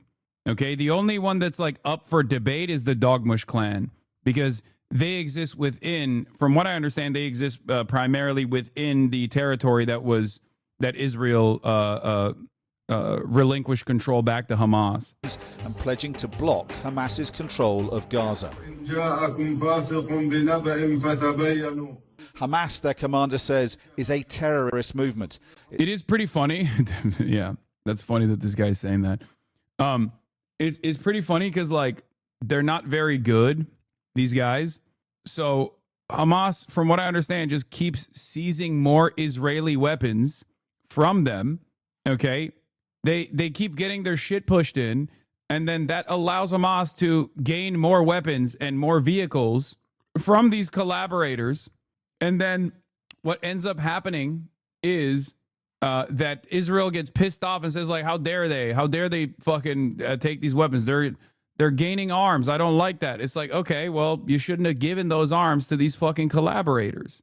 Yeah, as I've talked about already, Hamas is refilling its stockpiles from Israeli weapons. Hamas has confiscated hundreds of firearms, dozens of vehicles, and loads of grenades and ammunition, in addition to substantial amounts of cash that Israel's been giving to gangs, clans, criminals, and collaborators in Gaza. Several clans are now handing their weapons over to Hamas, including Al-Majida, Dogmush, Magasib, and some Terabin, in addition to individuals deserting to Israel-run gangs and turning themselves in return for amnesty. Israel funded, Hamas took over. The loot taken from the clans. This is from Mako. Not just arrests and executions. Military officials confirmed that weapons, vans, and money transferred to Hamas opponents in the Gaza Strip fell into the hands of the terrorist organization. They fell in love with this plan, even though it was clear where it was going, criticized the military official. Another very funny thing that Hamas had done is Israel dropped SIM cards within the Gaza Strip. Okay? Israel dropped SIM cards all over the Gaza Strip in an effort to create collaborators, in an effort to gain information and access to the hostages. Hamas actually took those SIM cards, okay, their shadow unit Arrow took those SIM cards and activated them the day before the release of all the hostages, or the day of the release of the hostages, so that those the prisoners of war, the captives that Hamas had, could speak to their families, which is very interesting. Using the colonial entities' grand ambition to cause chaos and destabilization against them. Yes, Hamas intercepted funds that were sent to the militias from Israel and the UAE and just took the money. Yep, exactly. Here, this is one of the, Al-Qassam brigades made video calls to the prisoner of war families using Israeli SIM cards that had been placed by the occupation army at various locations of Gaza to gather intelligence about the prisoners of war. Hamas collected these SIM cards, activated some of them before the handover, and then used them to communicate directly with the families of the POWs. There are some interesting images of like families that are very excited to be able to finally talk to their family members that were in Gaza for the past 2 years, and there's just a fucking Al-Qassam brigade dude in a balaclava standing right next to him, waving at the Israeli families. Yeah, one of the prisoners of war, one of the captives, actually said that the anti-Hamas protest was staged by Hamas to move one of the captives from a dangerous place to a safer place as well. I read that, but I don't know if that's like valid. I don't know if that's like real or not. I read that too. I mean, it makes, I mean, obviously I believe the captive saying that like he was moved around during the protest. Like I definitely believe that, but I don't know if Hamas was the one who initiated the protest itself. I already covered this, the Palestinian Tribal Committee, the largest assembly of Gazan clans. I already mentioned that as far as their support for the field justice that Hamas is engaging in. What is this? Hassan Sama, why are you not covering 3i Atlas? Are you a part of the cover-up? I don't have no idea what that is. Yeah, here's one of the photos. After 2 years in captivity, Ram Breslavsky speaks to his family for the first time in a long time. Wait, is Ram the one who speaks fluent Arabic now? Is that the one? No. Is the Gaza Tribal Committee the closest thing that Gaza has to a central political entity right now? Yes, there is the resistance front, the different factions within the Palestinian resistance, and then there's the tribal council. And then there's obviously the interior ministries that they're trying to rebuild. Yeah, one of the captives actually learned to read, write, and speak Arabic fluently with a Gazan accent, as a matter of fact. That's what they were saying. Here's a video of him speaking to the PIJ before his release. اسمي روم براسلافسكي وأنا مخطوف بين 7 أكتوبر 2023 سنتين. اليوم الحمد لله يوم الفرحة جاء. هذا اليوم اللي احنا بنروح فيه إن شاء الله. لن يعود أسراكم إلا بقرار من المقاومة شئتم أم أبيتم. After the release, Islamic Jihad posted a video from Ram Breslavsky film before his release. Following the prolonged starvation and abuse, they now posture as freedom fighters, but they are terrorists. Terror in Gaza continues to thrive even after the war ended. That's not half bad Arabic. Yeah, I mean, I don't know if he's like fluent or not. Maybe he just like, they taught him to say that. But yeah, that's, he sounds Israeli Hassan. He does not sound like a native speaker. No, that's not the one. That's not the one. That wasn't the one, Chatter. There's another one of the captives that apparently learned to speak Arabic fluently. That wasn't the one I was talking about. They just probably taught him to say that. Anyway, Trump's advisors have said there will be no reconstruction in areas where Hamas still controls. We already covered that. Israel, of course, continues to block and oppose any alternative to Hamas, so this seems part of their goal, as described by its government, to block reconstruction. Barack Ravid reports, despite the fact that Hamas has not yet handed over all the bodies of the kidnapped deceased, the U.S. administration is interested in moving forward to the second stage of the deal and beginning the rehabilitation of Rafah. The details in my article. The rehabilitation of Rafah is exclusively designed by Western forces to present an alternative. They want to create like a Bantustan structure almost that is entirely controlled by Western interests and Israeli interests, in an effort to show Palestinians that there is like a more peaceful alternative if you collaborate with us. That's basically what they're trying to do, which in a weird, twisted, fucked up way, ironically is a perhaps more successful and much less violent way of showing a different alternative other than like brutal war and death and destruction, which is the only language Israel knows. The problem is, of course, everybody knows exactly what happens when you exist under Israeli occupation. Every Palestinian knows exactly what happens. Look no further than the West Bank. Its fighters will be dealt with as collaborators.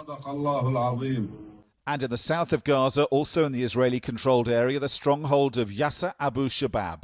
Yasser Abu Shabab is like the most famous one that I've covered quite extensively. Wall Street Journal opinion editorial writer Yasser Abu Shabab, who dropped out of second grade, is not literate in Arabic and certainly not literate in English either. He is despised by his own clan, by his own family, and is seen as like one of the primary collaborators with Israel. And he has run amok in southern Gaza with complete Israeli protective cover and still has a base of operations in Rafah, a real scumbag, drug dealer, and ISIS affiliate. Investigation revealed that Israel was helping Abu Shabab smuggle weapons, cars and cash into Gaza. The IDF had no response to our allegations, but Abu Shabab's power is thought to be drawn from protection from the Israeli army. Yeah, he was disowned by his family, which you won't be hearing from. He was disowned by his family, but I suspect you won't be hearing that from Sky News. Control of a key aid route. The people of Gaza are now spared the horrors of war with Israel, but now face the spectre of a civil war instead. The United Nations says the fighting between Palestinians is hampering the effort to get aid in. We also need to be able to operate in an environment where our trucks and Fun fact, the group from the north just shown members were arrested by Hamas pre-October 7 for stripping down and robbing women in Gaza. Abu Shabab freed them after October 7. Yeah, Abu Shabab himself was also in prison for drug trafficking. Israel freed Abu Shabab from prison. Abu Shabab himself is a notorious drug trafficker in the Gaza Strip and was in prison before October 7. After Israel's genocide started on October 7, they literally fucking broke a bunch of these criminals out of prison and then immediately started working with them as collaborators, which they already had experience working with them to begin with, so it wasn't that hard. A lot of the gangs that are currently running amok in Israeli-controlled territory of the Gaza Strip are all guys like that. our staff and our teams are not at risk from fighting and not at risk from looting from armed elements as well. Under international law, Israel is responsible for all of Gaza, even the part it's withdrawn from. What isn't clear is how much it is deliberately stoking division between the rival Palestinian factions, aiming to divide and rule, as it has in the past. Either way, the spiralling violence underlines the urgent need for an international security force proposed in the Trump peace plan to be sent into Gaza. So far, there's little sign of that happening. It's pretty crazy that they just like don't even fucking mention basic facts about this stuff, even in the interest of like informing their audience, where it's just like so clearly one directional. Their coverage on this stuff is just like Hamas is not the party that is trying to desperately restore some semblance of order during the recovery and relief process, and it's actually all of these other gangs that are the real Palestinians that abide by the wishes of the real Palestinians. Is fucking crazy. Yeah. Side effect of Western media not mentioning that the gangs Gaza security forces have been battling are proxies of the IDF who support the full scope of Trump's plan. Trump sees the headlines that Hamas is battling gangs with no other info and thinks they're doing a good job. That was, of course, 2 days ago. And as I fucking told you, it don't matter because he got the boss call anyway. That was an accidentally based comment, except I told you it was going to eventually... Trump was eventually going to turn around and be like, okay, never mind. Actually, it's not good that they're doing this because Israel wants to use that as a new narrative. Israel wants to use that as a narrative, and Trump just didn't know any better. He was just like, nope, they're doing all right.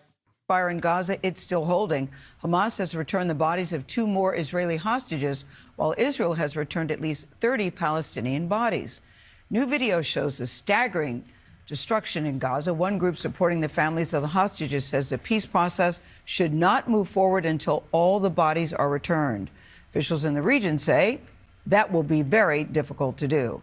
Deborah Pattis in East Jerusalem with the latest. Deborah, on paper, it sounded like a very good plan. Please return all the bodies, but the reality has not been so easy. Indeed, and a very good morning, Gail. Well, Hamas says it's handed over all the hostage bodies it can and needs specialized equipment to retrieve the rest. Senior U.S. advisors told CBS. What's so crazy about this is like the way that Israel is talking about this shit in an effort to very clearly restart the genocide was that this was negotiated. This was discussed in the previous rounds of negotiation where both Hamas and Islamic Jihad and all the other resistance groups literally said, yeah, it's going to be a little difficult for us to extract all of the fucking slain captives because they're under mountains of rubble alongside our fighters because Israel killed them. Israel bombed them. The fact that Israel knew that and still chose to use that is expected, of course. But this is something that I talked about ahead of time, if you recall. One of the things that I said was that the second phase of the ceasefire was going to be the most consequential phase, and that was going to be the phase where Israel tries to fuck it up and restart the genocide, and that the two things that we're going to use is like the demilitarization stuff that's still up in the air, and also the extraction of all of the slain captives. So the very fact that Israel is using that is predicted, is expected. But once again, Trump has to make sure that Israel stays... make sure that Israel remains restrained here. News, they are not at a point where they believe the ceasefire has been violated. Israeli soldier Captain Daniel Perez was laid to rest on Wednesday after his family finally received his body held in Gaza for over 2 years. Perez was killed fighting Hamas during the October 7 attack. For his family, it brings fresh pain. It's a new truth I have to face. It's proof that you're really gone. To date, Hamas has returned 9 bodies. Senior U.S. advisors have told CBS News that the level of destruction in Gaza has made it almost impossible to... Not to derail, but you have to confront Asmold at some point, man. Like, there's farming and there's being malicious. Both of you are too big to ignore now. Asmongold farming me? How unique and how different. I can't believe it. You're just now telling me this. Oh no. You're telling me now for the first time. You're telling me now for the first time. Retrieve the rest, even if Hamas knew where they were buried. President Trump has weighed in. It's a gruesome process. I almost hate to talk about it. But they're digging. They're actually digging. There are areas where they're digging and they're finding a lot of bodies. Then they have to separate the bodies. Israel said it would return the bodies of 15 Palestinians in exchange for every hostage. For the past few days, the Red Cross has been transferring the remains of loved ones back to Gaza. But that too has been mired in controversy. We saw with our own eyes clear signs of torture and execution, said Gazan health official Sameh Hamad. Their hands and feet were cuffed, their eyes blindfolded. Now, the bodies of 19 hostages remain in Gaza. Turkey has offered their assistance given their extensive expertise in recent catastrophic earthquakes. Vlad? All right, Deborah Patta for us in East Jerusalem. Thank you very much. This morning, new fallout after... This is, I love Hitler. Leak messages expose young Republicans' racist chat. By the way, of course, this has been back to domestic politics. Okay, we're back to domestic politics. This is, to me, when I hear stuff like this, like a group of young Republicans unrestrained in a Telegram chat, we're talking about how much they love Hitler, is basically a dog bites man story that is not dissimilar to people coming in here and being like, man, you really got to address this Asmongold guy. He is farming you pretty hard. Okay. It's just every day. It's an everyday normal part of our existence. Okay. What's been also expected, even though it was, I guess, shocking for some of the chatters in here as well, is that the Republicans are defending it. The Republicans are defending it. What's even funnier than the Republicans defending it, like J.D. Vance, has, of course, been Jonathan Greenblatt. Okay? The ADL totally ignored, refused to comment on Elon Musk's latest great replacement conspiracy rant. Dozens of anti-Semitic comments and Holocaust jokes from young Republicans leak. The White House downplays it and defends people who made them. And the ADL and Jonathan Greenblatt say nothing, just like they dismissed Musk's clear-as-day Nazi salute as an awkward gesture. See how the ADL works, says Adam Johnson. And with all of the pressure on ADL to at least say something, okay? And remember, Jonathan Greenblatt has called me, someone who has spent his entire professional career combating anti-Semitism, me, a vile anti-Semite, equivalent to Kanye West's praise for Adolf Hitler. Okay? So what did Jonathan Greenblatt actually say about the Politico report? Let's take a look. Because, you know, I am an anti-Zionist, but also I abhor anti-Semitism. So what did Jonathan Greenblatt have to say about a group of young Republicans that were talking about how much they love Adolf Hitler, okay, making gas chamber jokes and shit like that? What was reported in Politico is offensive and very concerning, but I'm also glad that many leaders, including Elise Stefanik and Representative Mike Lawler, spoke out strongly and swiftly against these hateful statements. This is what leadership looks like and is how decency and morality can be modeled. Doesn't mention anti-Semitism, just vague, offensive, and very concerning comments. Doesn't mention Trump or the White House who defended these people. Zero calls to action, just hand-wringing. Jonathan Greenblatt has spent the last 2 years of Israel's genocide trying to get me deplatformed. Okay? He has been able to successfully deplatform other anti-Zionists who have also actively combated anti-Semitism. Because the ADL is the Apartheid Defense League, first and foremost. The only thing that they care about is defending not Jewish people or combating anti-Semitism, but simply to weaponize false anti-Semitism allegations so that they can deplatform critics of Israel. You are so weird. Okay, why? Why am I so weird? I think I know where you are coming from. Anyway, that's it. Why does a self-described anti-Semitism watchdog and leading anti-hate organization in the world keep ignoring Republican anti-Semitism? Because they're a Zionist party, and to the ADL, this is all that matters because they're a pro-Israel lobbying group, not a civil rights group. Okay? And the only reason why Jonathan Greenblatt, after a 48-hour news cycle went by with J.D. Vance, the fucking vice president, defending this shit, the only reason why Jonathan Greenblatt finally said this wishy-washy ass statement is because he got pressured into it. Okay? Anyway, here's Adam Mockler talking about Charlie Kirk's producer refusing to condemn the young Republican group chat on stage and getting yelled at by Adam Mockler. Listen, there has been a trend of, I think, you know, let's just say, let's be gracious and say, in the era of Trump, maybe it's a reaction to Trump. I'm open to those discussions. But there is a justification for political violence. It shows up in every poll, and it's coming from progressives. I have spent all of my formative years watching the President of the United States talk about the opposition party like they shouldn't exist. His claim to fame in U.S. politics was saying that Obama wasn't born in America. That is how he entered the political stage. He was famous before that, but that was his claim to fame. He was the first presidential candidate to ever chant "lock her up" on a political stage. Adam Mockler is my favorite lib, for the record. I don't hide it. I am a fan of Midas Touch, as you guys know, despite our obvious disagreements on key issues. And I think he does a pretty good job. Like, he is what he is what destiny wishes he was. Okay? He sticks it to the Republicans. He does not fucking he does not shy away from doing that. There are some instances where I think he because he's like a DNC operative, there are some instances where like he'll do like unnecessary concessions, but ultimately Hasan suspiciously has a lot of favorite libs. Wait, what? No, this is the one.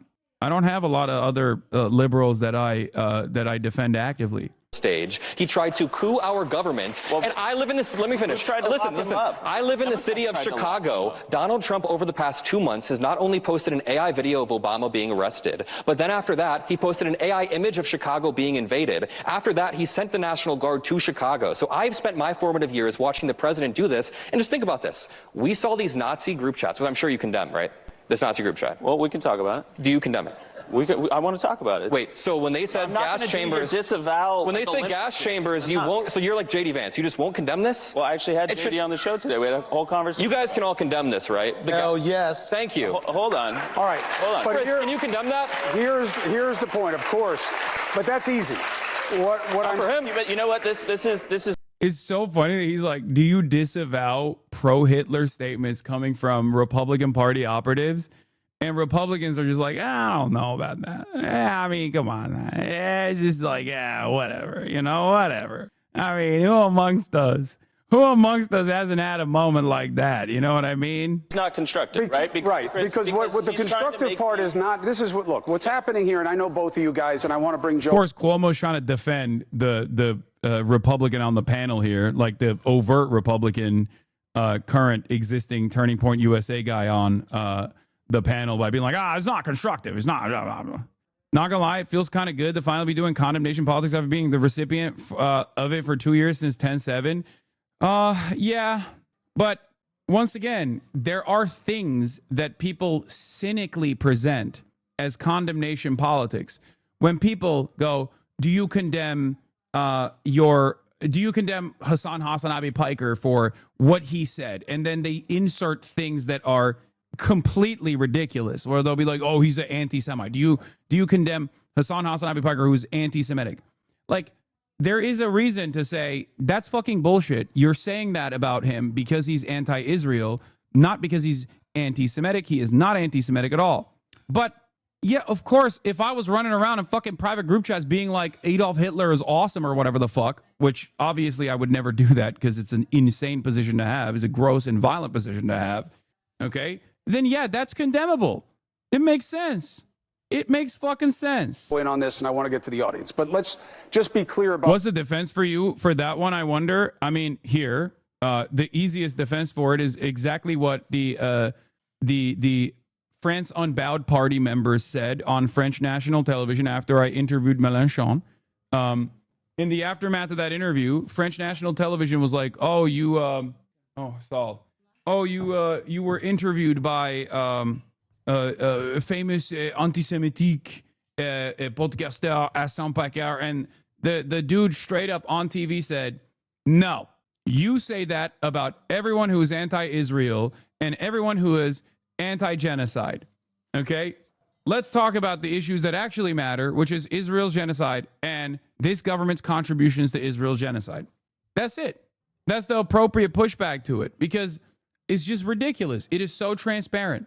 Like, there are certainly those out there who take advantage of the reduced, like that take advantage of like the anti-Israel sentiment in an effort to craft elaborate conspiracy theories about, Jewish control or engage in anti-Semitic shit. Okay, and anti-Semitic posturing. I'm not one of those people. What I always demand from people is to be honest and to be truthful.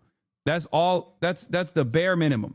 If someone is cynically posturing as though their opposition is being anti-Semitic or whatever, you should call it out. Gianmarco's coming soon, and obviously I'm going to try to eat this food as fast as possible. Would you condemn Kaya if she said Nazi stuff in group chats? She would never. I've raised my daughter well. Where the path is forward. The comparison of which is worse is killing. Anyway, The leak of racist text messages linked to members of young Republican groups across the country. The website Politico says it obtained 7 months' worth of messages from a group chat in which racist and anti-Semitic slurs were used more than 250 times. It's awful, it's revolting, it's disgusting, it's obnoxious. Politico says Peter Junta, who was the chair of the New York State Young Republicans, allegedly wrote in a text message, "Everyone that votes no is going to the gas chamber." In another exchange, Junta reportedly responded, "It's ironic because this is what the ADL was designed for. Like just this. The ADL's purpose is to call out this. That's what it's supposed to be. It's like that's what it billed itself as. And in its origin, that's what this was supposed to be, the ultimate goal, which is whenever someone is like very obviously being fucking anti-Semitic, you go, hey, this is wrong. Except they are so predisposed over there with like defending Israel and cynically weaponizing false anti-Semitism allegations against critics of Israel that they don't do the one thing that they're supposed to be doing, especially at a time when there's like an unprecedented rise of anti-Semitic conspiracies. So good job. Yeah. It's crazy. They don't name, how many times have they named me personally as the arch anti-Semite, both on television and also online? How many fucking times? Meanwhile, they won't even name names on this. Like, oh, who's the one who defended these statements? It's the vice president. Great. I love Hitler during a discussion about backing a right-wing candidate. Some Republicans have denounced the language, while Vice President J.D. Vance dismissed the messages as edgy, offensive jokes. We're not canceling kids because they do something stupid in a group chat. But reports say at least 8 of the 11 participants in the group the kids chat are between 24 and 34 years old and include a state senator from Vermont and a federal official. Some participants apologizing, while others claim the messages were taken out of context or doctored. California Governor Gavin Newsom is demanding a congressional investigation, but Vice President J.D. Vance says some Democrats have said worse and says there should not be a rush to judgment. By the way, if they were left-wing kids telling stupid left-wing jokes, I would also not want their lives to be ruined because they're saying something stupid. What? Oh, okay. Oh, hell no. That is the biggest lie. Okay. That is the literal biggest lie of all time. Motherfucker, the State Department revoked the visas of 7 people that are on American soil right now with their existing visas.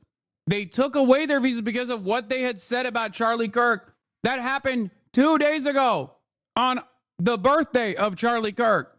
The State Department Trump's State Department has already stopped issuing visas to people for saying things about Charlie Kirk to begin with. That is fucking bullshit. That's bullshit. Anyway, I know Jen was torching JD. I had a tweet about it. We'll cover it in a second. Group chat. At least 3 of the people involved have now lost their jobs, and the Vermont Republican governor is now calling on that state senator to resign. He is married to a woman of Indian descent. Yes. He has mixed race children. Yes. So to all of the MAGA voters out there, if this man will not defend his wife and will not defend his kids, do you think he gives a crap about you or anything to do with you? The vice president is doubling down on his defense of the... Was an incredible take, to which Republicans immediately tried to do this like, oh, how dare you? Disgusting commentary from Jennifer Welsh on MSNBC. J.D. Vance is married to a woman of Indian descent. He has mixed race children.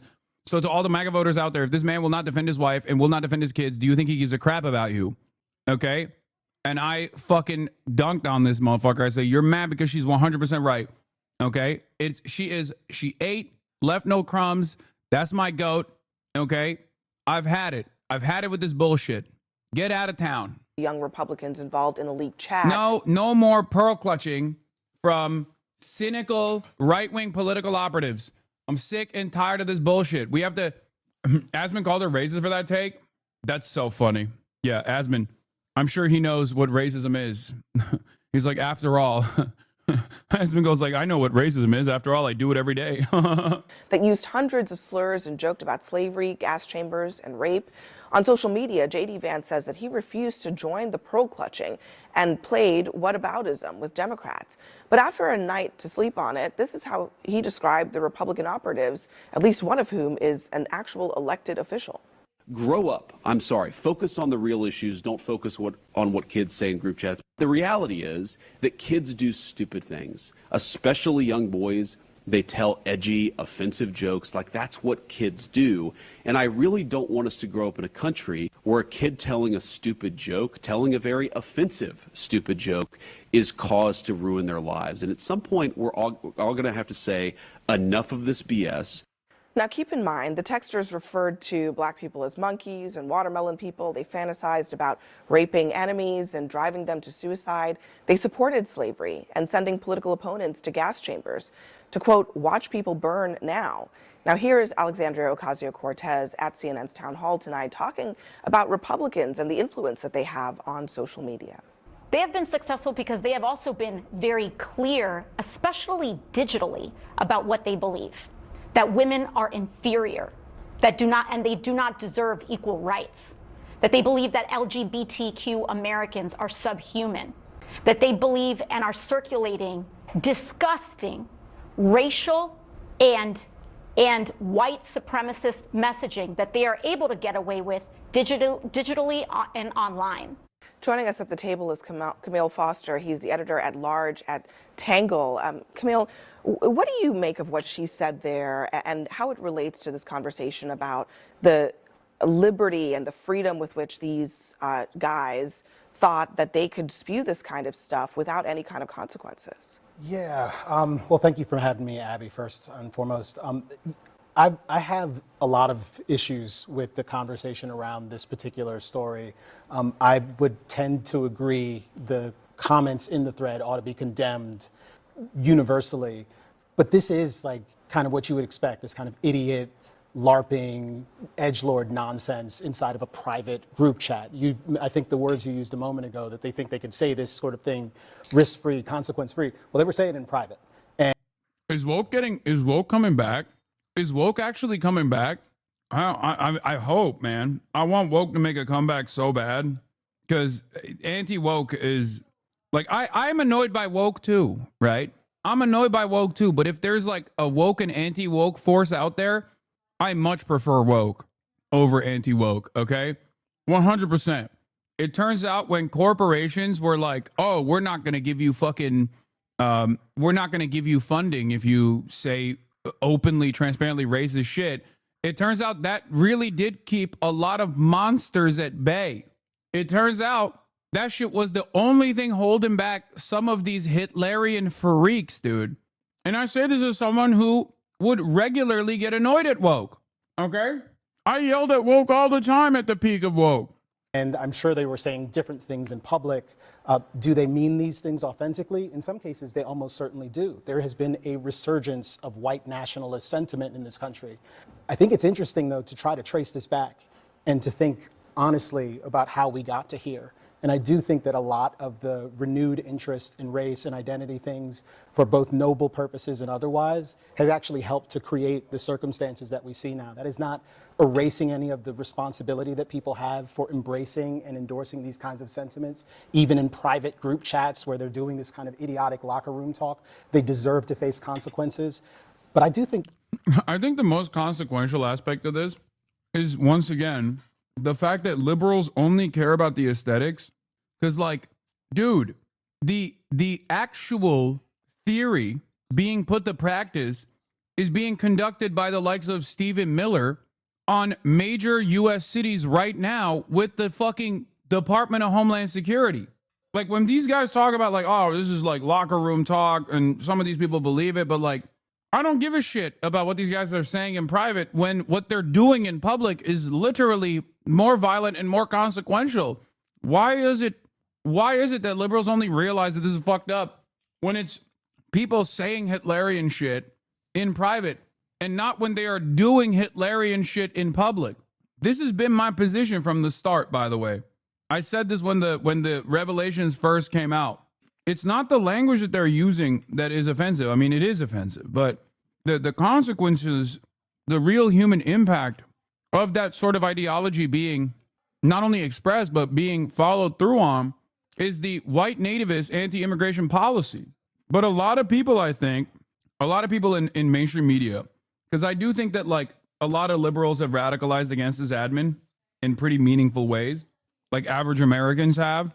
But I think a lot of people in media still have no capacity to look at state violence and state policies that are morally repugnant and reflective of the Hitlerian the Hitlerian promotion that they're fucking saying is morally repugnant right now, and say it's wrong, it's gross, it's Hitler shit. It's frustrating. It's frustrating to watch them do this. The J.D. Vance's comments about this are worth. My point is, I hope people take it one step further and talk about the actual issue of consequence here, which is the unrestrained violence of this administration that not only says those things behind closed doors, but actually reflects on them with actionable policy items that harm people. That lady is glaring daggers. That's our GOAT. What are you talking about? That's Ms. Welch. Focusing in on for a moment, this has shades of that whole eating the cats, eating the dogs nonsense from during the campaign cycle. I mean, he would know all about that. He is a capable spokesperson for this administration, and I mean that as both a compliment and a dig, in the sense that he seems willing to go out and defend just about anything. It's weird, the places where they decide to draw the lines. I'm not sure why they decide to draw it here. I do think the hypocrisy he's underscoring, though, is real. I know why, as well. because I've seen the places where these comments have been defended. And I think J.D. Vance is looking down the line at 2028, and he's looking at who he's calling kids right now are going to be the Republican operatives and the sort of the future of the Republican Party. And I think he's lining himself up. But you make an important point. The comments in the group chat are terrible and stupid, but I find it way more interesting that J.D. Vance has chosen to defend it than these guys that nobody knows or cares about. Why did he choose that this is suddenly the sort of thing that he chalks up to a youthful indiscretion when some of the people in this chat were like a year or two? By the way, J.D. Vance is 40 years old.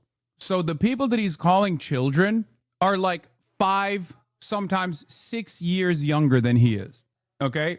Just so you understand, the people that he is calling children are at most like 10 years younger than he is. Okay? Too younger than him. He's 41.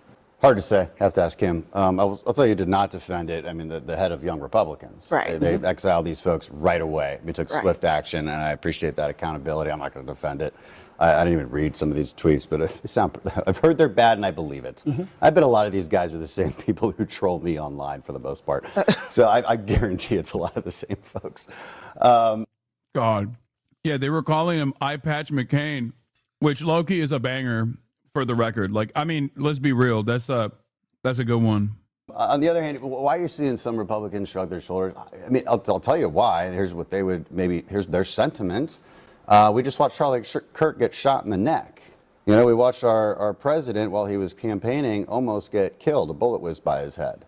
So there's real violence, and then there's this disgusting, despicable stuff that is said in private. And like, it is disgusting, despicable. I agree with what he's saying. Woke Dan Crenshaw is right. Except no one seems to realize that the despicable, continuing, real violence is not just the adventurism of sorts or a singular instance of retaliatory violence from a lone actor, but it's actually the state's mechanism of violence. Mass deportations, death, destruction, kidnapping, detainments, unjustifiable, all of it. All of it is violent. That's what I think is way more consequential than what these guys love to call locker room talk. They're not going to see me try and defend it. But I'll give you that perspective from some people who might feel that way. Ashley? Look, I think what happened to Charlie Kirk was awful. I said it. I think an assassination attempt on anybody, including the then candidate, Trump, and now president. It's awful. I also think that there's a different conversation, right? So I don't take any comfort that this is done in private, because if you say the N-word in private, you think it in public. And that means that at some point in my life, I may be sitting across somebody who thinks I'm the N-word. And so that person may be the person who has to give me a job one day, or is a police officer that pulls me over one day, despite being articulate, or he knows what I'm talking about. Gets the call back. Is that an inside joke? It is inside. It's between me and the brother. You gotta watch the show to know what she's talking about. Watch Table of Five last time we were on together. Right. But that's what I mean, and that was what it manifests. It means that could be somebody's teacher one day, or it means that could be somebody's congressperson one day. And what am I supposed to think as a Black American, as a person who? I think if woke comes back, we should set the rules ahead of time that no one is allowed to use it against their left flank. If we're bringing woke back, we can only use it in the rightward direction, okay? Cynically weaponizing woke against those who want to improve material conditions is unacceptable. No more infighting, no more Fed posting, no more woke of the day. It is simply a weapon to wield against the axis, against the enemies of progress, against the enemies of everyday working class individuals. No more will we wield our own weapons against our allies. Okay? That is the true path to the promised land. No more friendly fire incidents. Now, I don't think that that's going to happen. Let's be real, because I think woke is primarily deployed at the institutional level against the left, but we shall see. Could be called the N-word. I think it's great that the young Republicans push folks out. And I also think it's important on the left when we say, or not we, because I don't do that, but when people say terrible things, that those things be condemned. And that's what I was saying earlier, is like, we got to call balls and strikes. Yeah. But there's something bigger than it's just being private. These people live their lives publicly every day. And if you walk through your life. Hassan, the left are the only people that care about wokeness. You can't use it effectively rightward. No. Look at Dan Crenshaw. No, there are still Republicans in dude, I talked about this basically in every election, but certainly in this last election cycle as well. There is a level of permissible racism, permissible misogyny, permissible bigotry that you can engage in, you can entertain, and people won't punish you for it. But when you go beyond that certain point, even right-wingers will go, ugh, gross, don't say that, I don't like that. It's the distinction between a guy who embodies all of the political virtues of a fucking Klansman, who will still get very upset when someone says that they are a part of the Klan. Okay? There's a difference between, it's like the N-word equation. Okay? It's like the N-word threshold. And I don't mean nuclear. There are plenty of right-wingers who personally embody all of the violent, vile, racist stereotyping that comes along with this one word when talking about Black people, who will actively shy away from using said word and will never defend it. Okay? That is beyond the confines of permissibility. Do you understand? This is the reason why a lot of Republicans who are in the public eye are still going, oh, this is abhorrent. This is morally repugnant. I can't believe it. Because these guys in the group chat were just straight up saying they love Adolf Hitler. You can't do that. Doors open. Gianmarco is here, by the way. You just can't do that. You can't do that. That's like you go above and beyond. And you don't know somebody thinks you're a watermelon person, or that you should be raped to the point of suicide. What are we doing? Well, there are people saying things like Let me this finish eating in real public, quick. and some of these people are conservative adjacent, or they would perhaps just describe themselves as conservatives, like Nick Fuentes. And Nick Fuentes is a guy who has been on a number of prominent podcasts in recent weeks, who just today announced that he's got some major announcement and will be sitting down with some other conservative figure. Conservatives have to know that this is taking place in the ether right now. I mean, I'm like, and speaking out about this. I'm like on the front lines of that battle. I think you probably I think, know. No, Congressman, I know you. I'm not directing this at you in particular. I'm just saying that we should be speaking out about it. I mean, I have often argued that you know, this is not about canceling people, but just creating the boundaries of your movement. I mean, would you say that Republicans need to establish? Well, of course you're right. Just as Democrats do. I'm not excluding Democrats from this, but just as Democrats. You have freedom of association. Like if you say a bunch of nasty things and you're part of my organization, I have every right to kick you out. When I tell people around here that I'm running for Senate, deleted post show main Senate candidate's raw view on politics. Kind of fire. I have to cover this as well. John Marco's here, but I'm going to pull you in a second. I'm just like literally just finishing up my food. And then we're going to shoot the shit. We're going to talk some shit. And then afterwards, we're going to be live viewing the New York mayoral debate that's going to be taking place.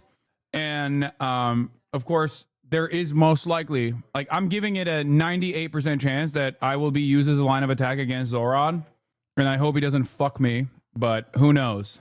Anyway, there's a 99% chance that I will be used as a line of attack against Zoran Mamdani tonight by Andrew Cuomo, maybe even Curtis Lee, but even though I'd be shocked.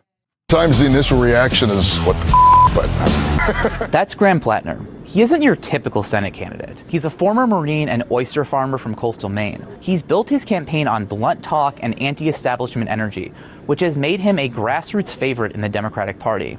His message has really resonated online. He's raised more than $4 million. He's packed town halls, scored a Bernie Sanders endorsement. Loki. Will Andrew Cuomo mention Hassan Piker in the New York City mayoral debate? Yes. I think this is fake, but he will absolutely mention me in the New York mayoral debate. Like, that's not a question. It's going to happen. I hope it doesn't, but it's going to happen.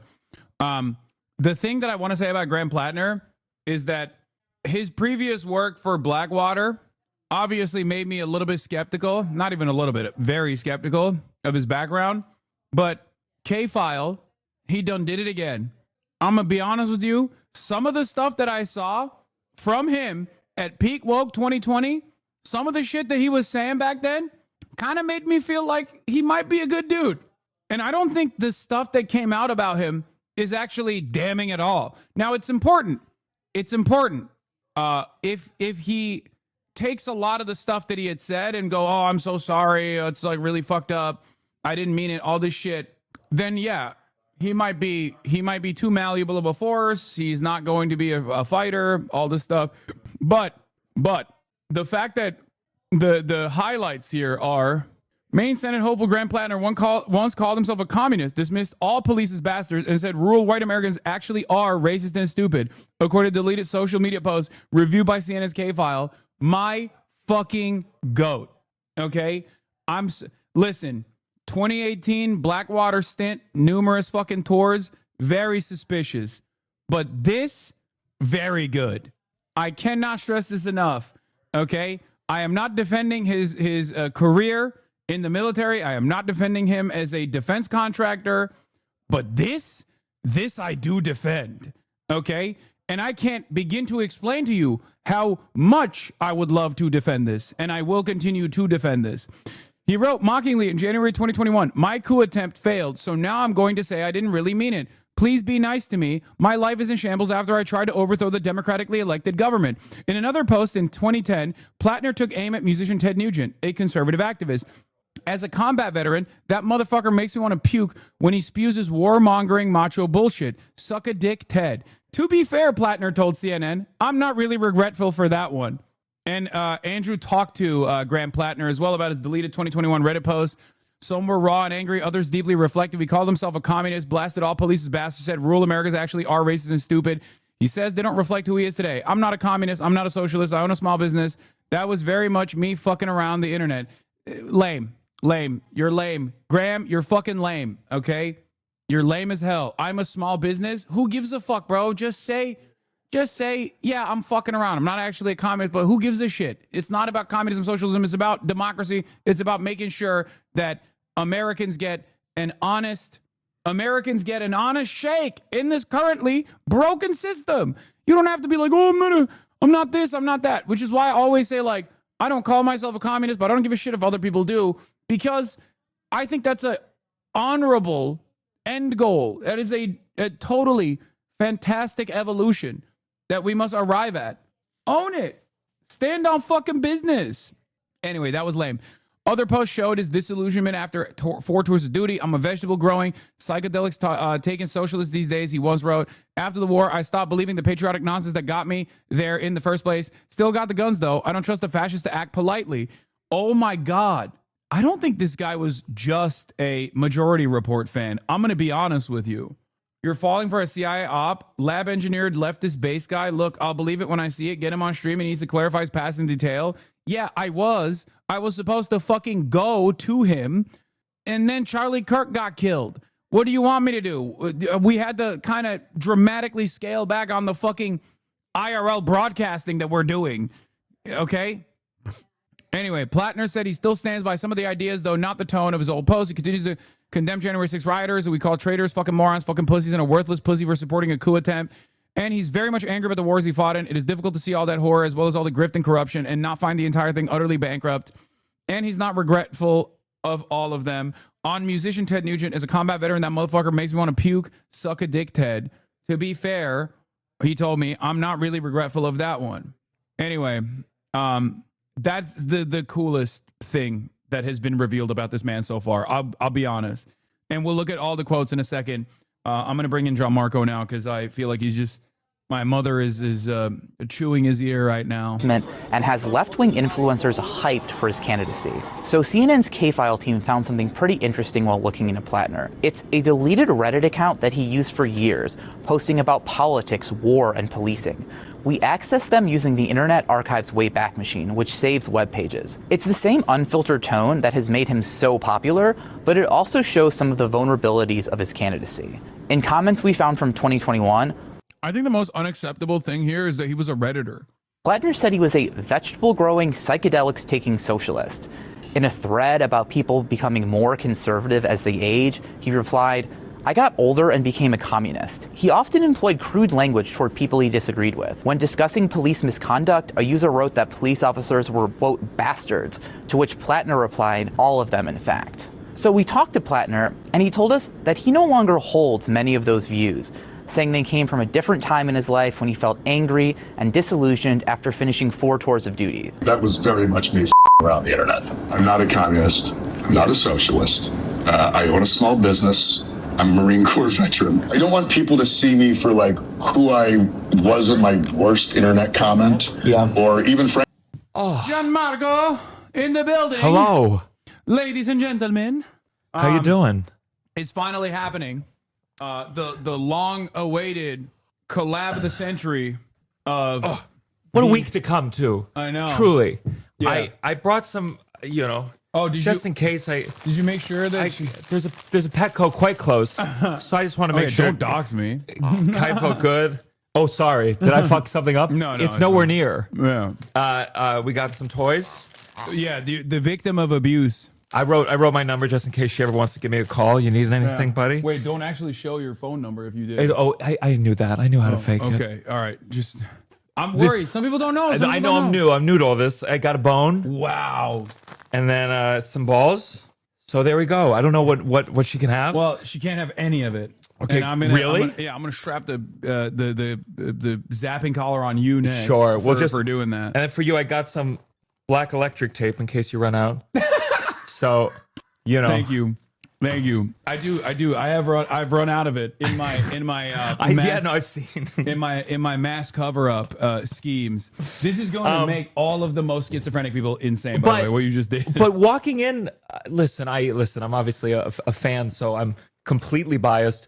But walking in, you go, oh my god, she's ran up to me. She's adorable. She's huge. I didn't realize the size. Yeah, she's 120 pounds. But you want to see her tricks? She got mad tricks. I saw the hand. Oh yeah, shake. Oh, very good. Come on. What are the tricks? Well, I mean, it's mostly just like off leash walking. Sure. So she's other hand, yeah. Yeah, she can do. She has the obviously the famous place command. And when I do that, she goes and lays on the cot. She can lay down. She can roll over. Let's see if I can make her roll over right now. Hold on. Let's see it. Let's see. Here.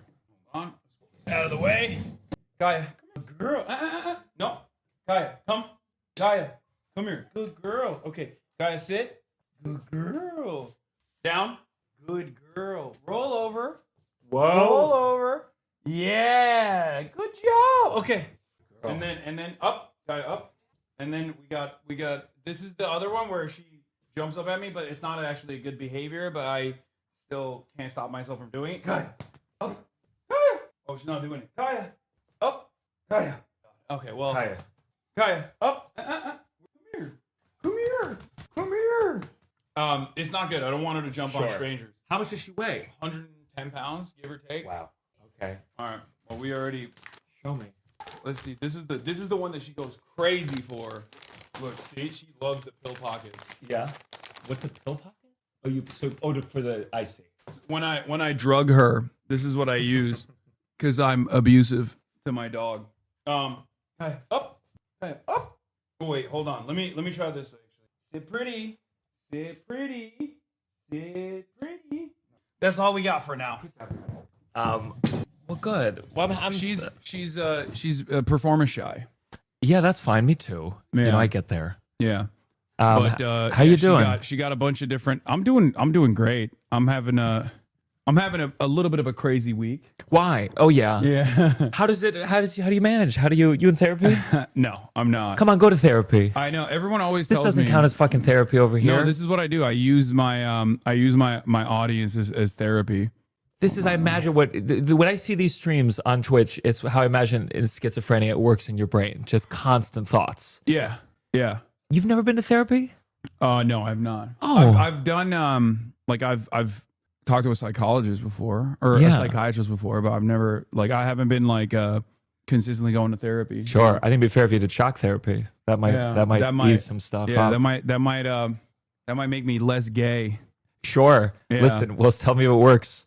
I mean, conversion therapy is coming back, it seems like. It is. Well, that's what I was. See, that's the thing. Like Republicans, they were all on board. They're like, I can't believe you're doing shock therapy to your dog. Yeah. They want to do it. We only do it to our gay children. Or, I mean, I did get a call from the Department of Homeland Security. They were like, we want to bring you in as the deputy director to Kristi Noem.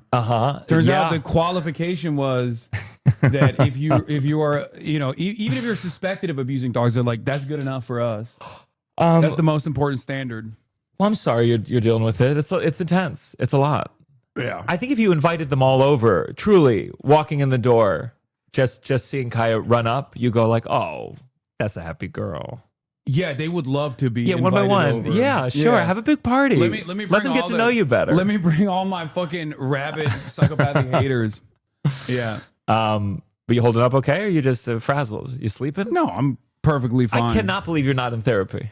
You got to go to therapy. I feel like if I don't know. I feel there's no good excuse. Tell me why. The way my brain is busted. The way my brain is really fucked up is like perfect for what I do though. Like what if I lose my energy? Yeah. What if I become too normal and then I'm like, what the fuck am I doing? I'm like a monkey in a I've known you cage for every 5 day. minutes. You're never going to become too normal. No, I think I could. If the therapy would fix me too good. No, you want to be able to do this. It's about longevity. She wants belly rubs, by the way. Just this is what she does. No, it's about longevity and taking care of yourself. I can't believe I do this with people, but you should try. Give it a try. It doesn't have to be that serious. Well, it's like, how am I gonna? The other part of this that I always think about is like, how am I going to explain like the issues that I go through to a therapist? Because like, it's almost entirely about like, I'm not anti-therapy. I think it's great for people, and everyone should do it, myself included. And I'm a major hypocrite for well, you might go to therapy. You might not talk about your immediate problems. You might be like, well, the H3 guy, blah, blah, blah. But you talk about your childhood. H3 guy. But like I'm in a couples counseling with my girlfriend, and sometimes she's my manager and we're in showbiz. And sometimes the manager is like, well, maybe you need to set more like clear hours of work. And we're like, yeah, that's not how it works. And then you move on, and then you talk about something else. Yeah, I'm gonna be like, hey, I have like a fairly sophisticated cyber stalking operation that combs through with the most cynical perspective over 2,600 hours of footage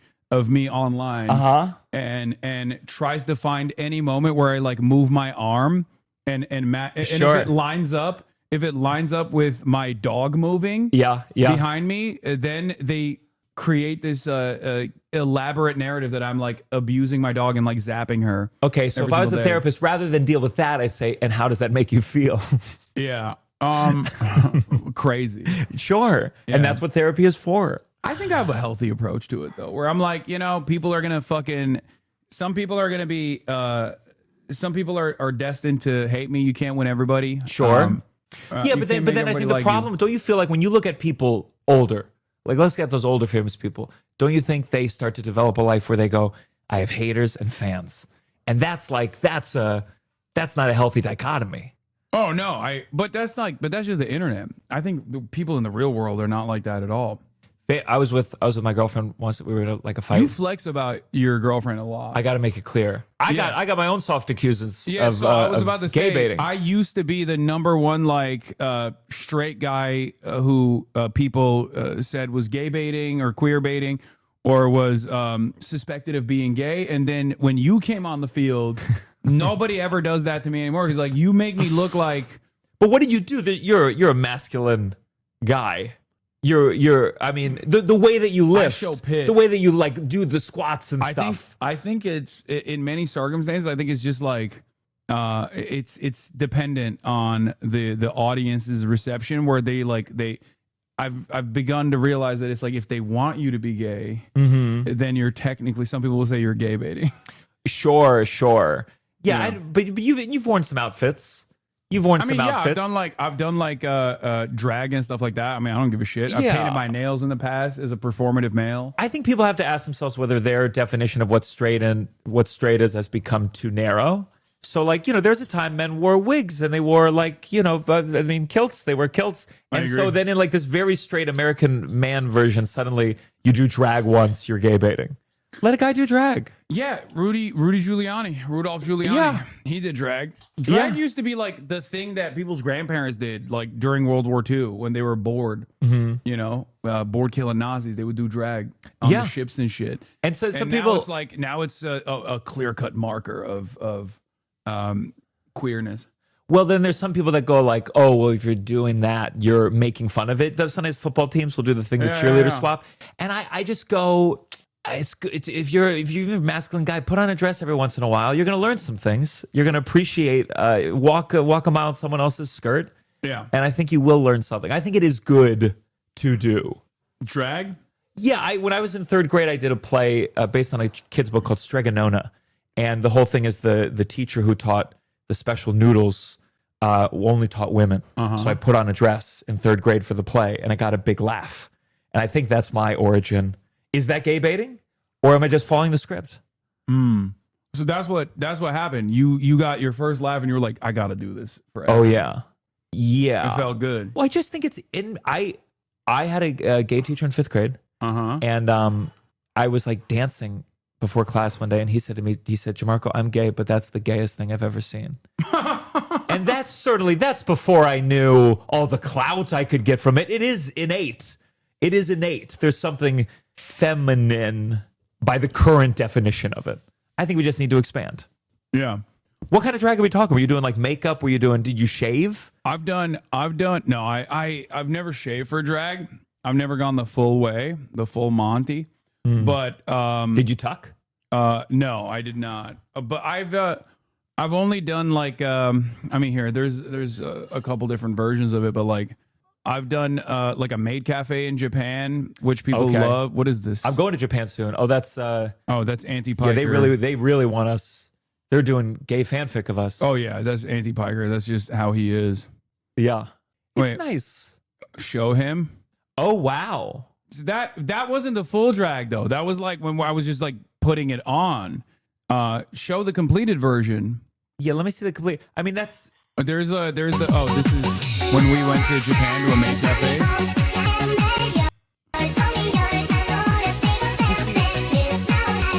I can tell it's not gay because it's not even fitted.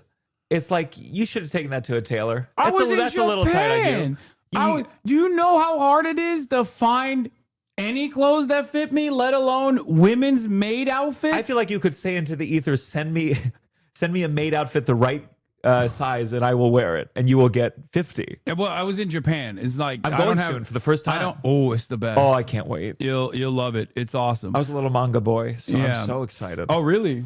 What'd you read? I was early on in like America, like Shonen Jump when it was first published. I was walking around being like, there's actually a darker side to Yu-Gi-Oh. Wait, you and I are the same age, I think, right? How old are you? I'm 37. Oh, you're a little bit older than me, but I'm 34. I was so Shonen Jump. That was like it was like One Piece's introduction to America, Naruto, and I really liked Yu-Gi-Oh.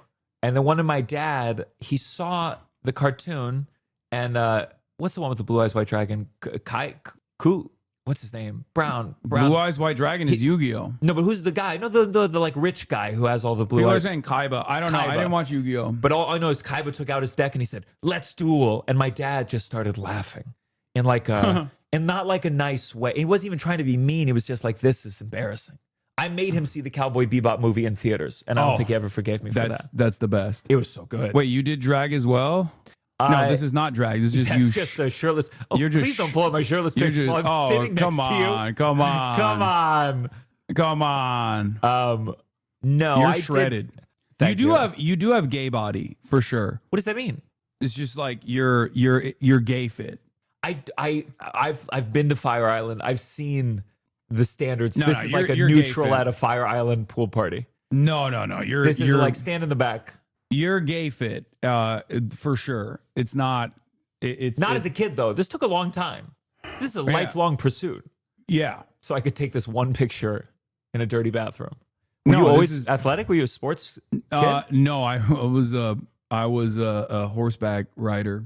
Oh shit! I was a professional show jumper. Oh my god, my dad does horse. You ever fall? Yes, of course I've fallen. Yes, I've fallen off horses. We all did drag at this at this camp, and it was not great. I did not look great. I'll admit. We needed to work, but that was that's me. I think you need to do the next level of like you hire a professional, full makeup, and you treat it with gravitas. I think one of the funniest things is like this triggers Republicans more than anything else I do. I've like you can have like America deserved 9/11 moments, shit like that, but nothing pisses off people online like you doing drag. They literally will post the photo of me in the maid outfit nonstop under all of my replies. There's like accounts that are dedicated to just doing that. And I don't understand because it's like, yeah, bro, I put it on and I literally did it on camera. Like, you think this is a shameful moment for me? What do you think it is? What do you think it is that triggers people to get so worked up about that? I don't fully get it. I know it's like cliche to be like, oh, well, they want to wear the maid outfit, so they're jealous.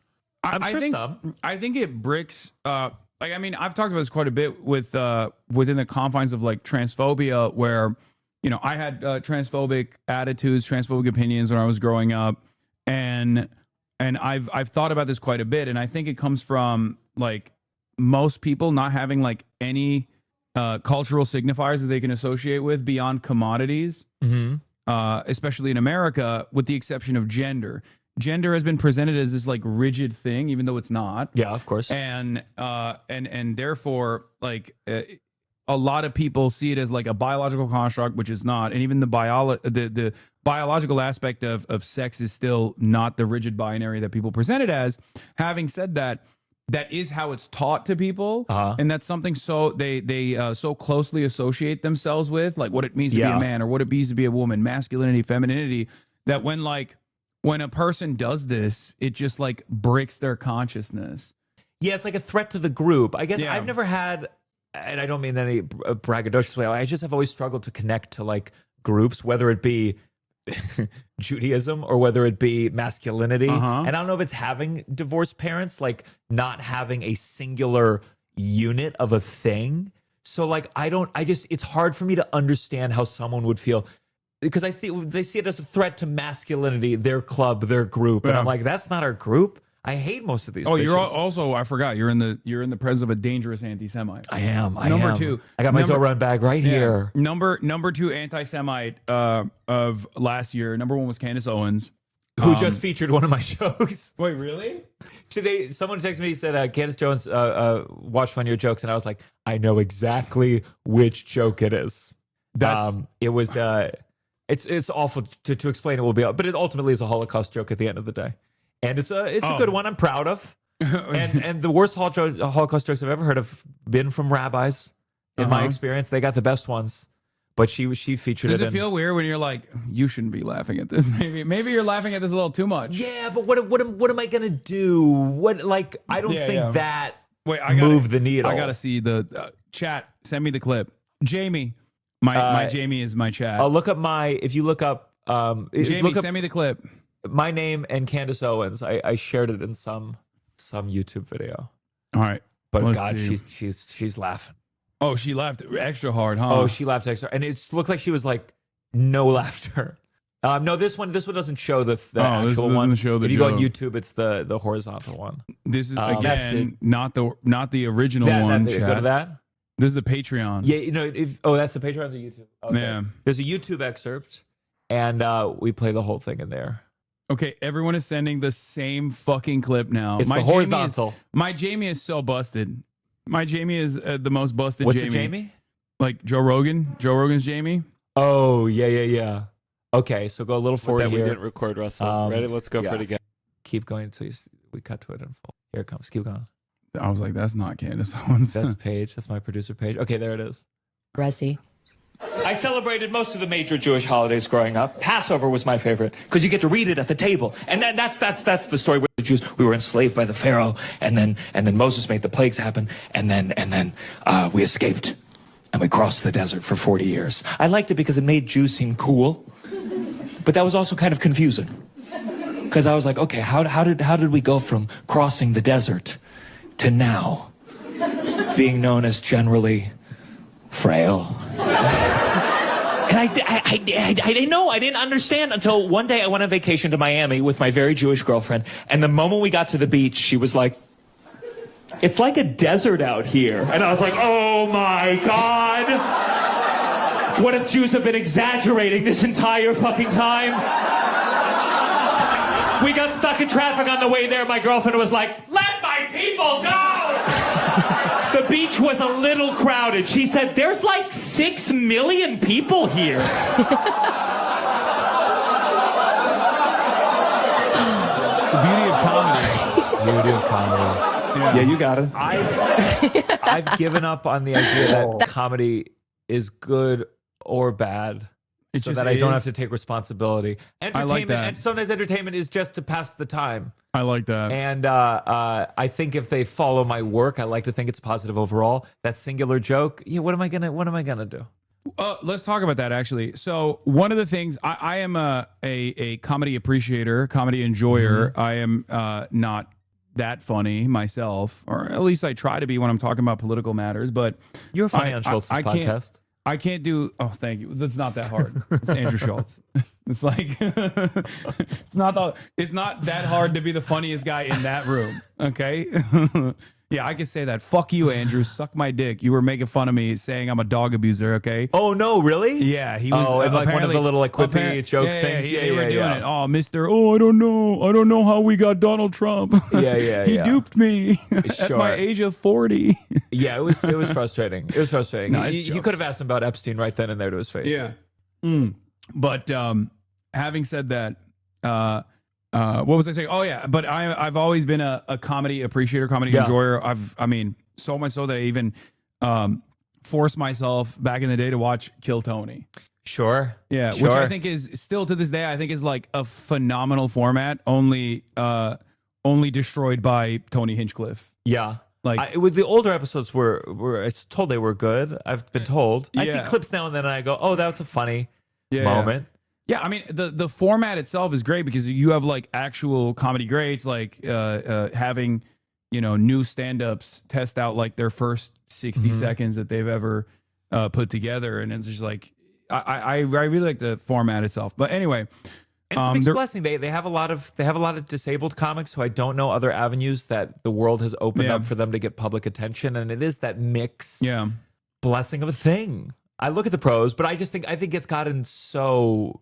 I've seen some of those Netflix ones, and it just looks like where they try to get everyone famous all at once. Yeah, and it becomes over bloated, and no one's actually being mean anymore. Like I honestly think like Israel stuff like entered the edgelord community, and they didn't really know what to do with it because they love anti-Semitic jokes, but the woke version of them was for Palestine, and so there really was like they don't know how to be offensive around anything that didn't involve saying a word you're not supposed to say. Yeah, and also like they can't, like it requires them to recognize the humanity of the Palestinian side, and I feel like it's this weird situation where they're like, well, I hate Jews, but I also hate Muslims, and they're also scary. So like, how do I make this work where I can shit on both of the groups that are associated in this conflict? But the reason why I brought all of that up, talking about my background, is because like it's one of the things that I try to explain to people all the time is that like with comics, like I think a lot of people don't understand how jokes are structured and how they have to be tested out in front of an audience. Sure. And for that reason, a lot of people, especially in the age of like, you know, internet TikTok clips, and even before that, like podcasts and whatnot, I think people decided like if a comedian is testing out a bit and it fails, which is the worst thing that could possibly happen, they take that as a sincerely held belief of the comedian in many instances. Yeah. Whereas like in some circumstances, it's just a person trying to make a joke and failing to do so. Yeah. The context is tough, but ultimately we put these clips out ourselves sometimes, so it's kind of on us. Yeah. But like when you're in a comedy club space, a lot more feels like, you know how they go like, I was just joking. In the room called the comedy chuckle fuck place, it's like, yeah, that's clear. It's behind you. You had 30 minutes of jokes, and then out of context, it can feel like out of context with Candace Owens, and they're projecting it on, you know, and there's a Nazi rally and everyone's laughing. Yeah, this is my bid to defend Kramer. He was just attempting. Yeah. He's just bombing. But Chappelle, do you ever see Chappelle's set talking about it? Where he just said he's like watching it, and part of it was like, he's just having a bad set. Yeah. It's like he's just having a bad set. He thought there was a moment in his coked up brain in that moment that he was like, this is going to crush. This is how I'm going to, and it just like backfired, and some comedians had something backfires and they doubled out. I don't think, it was not good that he went there. Questionable. Have you ever seen the Seinfeld apology? Oh, it's the greatest thing ever. It reminds me. We got to pull this up. Play it. It reminds me of the guy who did Candid Camera way back in the day. He was on a plane that got hijacked. True story. He was on a plane that got hijacked. Everyone on the plane, they saw the host of this prank show, thought it was a prank. Yeah. And he said when they landed and the hijackers took them off the plane one by one, they looked at him like, fuck you. They were mad at him. Yeah. Even though he was just a passenger. But this is amazing. This is some of the funniest. This is probably Seinfeld's best material in general. Yeah, especially in the last last decade or so. Yeah. This Michael Richards thing. Well, now I don't know him well. I've known him a long time, but I don't know him well. And I can remember years and years ago at the Comedy Store. And for the Zoomers in the chat, Kramer on Seinfeld, Michael Richards, bombed at the Laugh Factory. And in the process of bombing, he just started screaming the N-word with a hard R. He was specific to like a group that he was accusing of, you know, heckling or talking. Him, and then he just went after them. He just kept saying. And then it wasn't just that. I mean, he was pissed off. No. He said something about like back in the day you'd be upside down with a fork in your ass. Like it was unhinged. Yeah. And it went on for a long long time. Like nowadays, if you have clips like that, you could probably work for the Defense Department or something. But like he'd be on Kill Tony the next day. Yeah, but back then it was like when woke was still a thing. This is pre-woke. This was like, pre-woke, actually. Whoa, you cannot do that. Yeah, this is like pre-civil rights struggle era. Yeah. Attitudes being put on Maine. And so it's crazy. Honestly, this was also before things went viral. This was before people had Twitch streams to pull from to make 35 videos. Yeah, like this, everyone saw this. Your mom saw it. Your grandma saw it somehow because we all love Seinfeld. Yeah. And then this was the one shot. This is also a time when he went on the Late Show, it's like, okay, everyone's watching this moment. This is your moment to make things okay. Yeah, J.D. Vance would have said he's just a kid. Mm-hmm. J.D. Vance would have been like, he's just a 30-year-old baby. He's just a 30-year-old kid.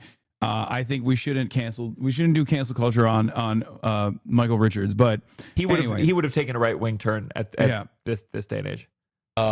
He would get on stage, and he was always a very dynamic performer. Mm-hmm. Dynamic to the point that often audiences were frightened. Always pushing boundaries.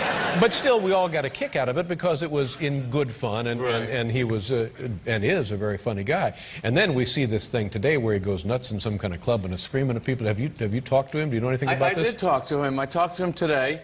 And, you know, I was extremely upset about it, and he is extremely upset about it. And I asked him if he would come on the show tonight so that he could explain what happened, because it was just one of those awful things. And I think he's a little mystified about what happened, but I think most importantly he wanted to... we have him live via satellite. Yes, I don't know how many M words he dropped with a hard R, but like...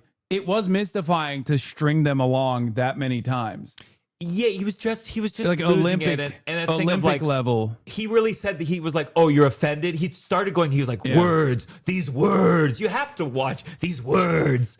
And can't. I don't think we can watch it. Of course not.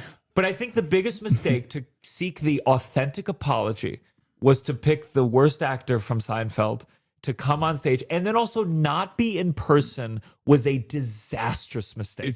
I think you're wrong. It made for phenomenal television. And you shall Michael see, Richards. Chatters. Michael, are you there? Old Lord. Yeah, I'm right here. Hi, Michael. Welcome to the show. Oh. Hello, hi. How you doing? I'm not doing too good. Yeah. Why don't you explain exactly what happened for the folks who may not know? I think, is he in the green room?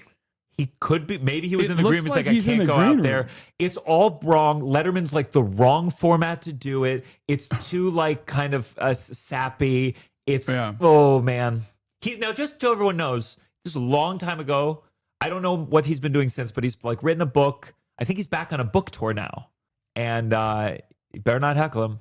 Bro, this moment was so viral. They had a fucking Gallup poll on it, gauging the impact of the Michael Richards incident. Oh, it's huge. It was a cultural. I reference it on stage, and there's so few things you can reference on stage that everyone knows. Everyone knows this. It's just like, it's funny because like I don't think the Gen Alpha or Zoomers know this. Like I don't think they know this at all. But maybe. God. I lost my temper on stage. I was at a comedy club trying to do my act, and I got heckled, and I took it badly and went into a rage, and said some pretty nasty things to some Afro-Americans. Brutal. This is Afro-Americans. That's so fucking. That's how you know he had no black friends to like, hey, can I get some advice about how I craft this apology? I said some brutal things to some Afro-Americans. Trash talk, and Stop laughing. It's not fun. I mean, truly. I mean, if there's anything that encapsulates like the contradiction of comedy and the trap of the comedian, it's Jerry Seinfeld on a couch saying, "Stop laughing, Yeah, stop laughing." It's And not funny. What were you were actually being heckled, or were they just talking and disturbing the act? that was going on too. Letterman trying to give us some points. Did they deserve it, Kramer? And did you? I know. I mean, I hear you in your audience laugh. You know, and it's. I'm not even sure that this is where I should be. Yes. Addressing the situation. I've already heard you make some jokes about it, and that's okay. You know, but I'm really busted up over this, and I'm very, very sorry to those people in the audience. The blacks, the Hispanics, the whites, everyone that was there that took the brunt of that anger and hate and rage and how it came through, and I'm concerned about more hate and more rage and more anger coming through, not just towards me, but towards a black-white conflict. There's a great deal of disturbance in this country and how blacks feel about what happened in Katrina.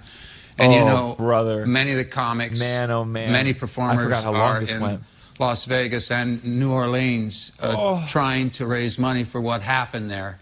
And for this to happen, for me to be in a comedy club and flip out and say this crap, you know, I'm deeply, deeply sorry.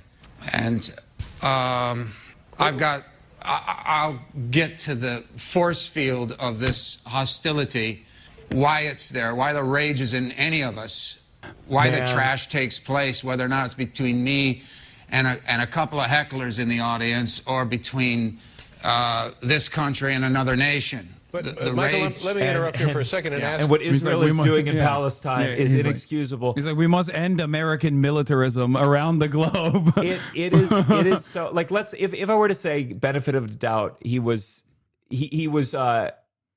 trying to be like offensive and shocking and fucked it up. If we're giving that benefit of the doubt, it's like you go, first of all, you donate a shitload of money. We all know you're rich, so give some money. Always helps grease the wheels. You write something. You don't do this because you don't actually look sad. You look like, and I'm sure he was fucked up over it. Yeah, but he's mad. pushing. You can see that he's pushing. Yeah, he has a temper. He should have said, "I was coked out of my fucking mind. I'm not good at stand up. I'm more of a sketch actor." And people would have been like, "Yeah, he's just not good at stand up." It's the worst. It truly is the worst. And this was before all the like classic apologies. This should be studied in like entertainment history class. Yeah. Because everything he's doing is wrong. Jerry's wrong. Letterman's wrong. And the format is completely busted for this because it's like it's a comedy show. It's a comedy show. But this is also, I think this is the thing comedians make the mistake. Like Jerry thought, like people like me. I can bring them into a sincere moment. It's like, no, comedy, sometimes it only has a power to make people laugh. You're like a chess piece. So you can only do that. You can't then make things serious. You don't get to use that credit and have people take you seriously. That's the limitations of your fame, of your talent, and your abilities. That's how I feel with the comedians engaging sometimes with politicians on their podcast, for example. I go, all you can do is make this guy look funny and good. You can't then, after the fact, hurt him. Yeah, I guess like the George Carlin of it all is like the inverse of that to some degree. You can use it, but also like he had to gain everyone's goodwill with comedy, and eventually he overspent his hand. If you watch Late Carlin, he's so fucking mad. Wait, oh yeah. There was one tour he didn't release it because it was like right after 9/11 or before 9/11, but he was just so mad that the audience was like, Jesus Christ, what is this?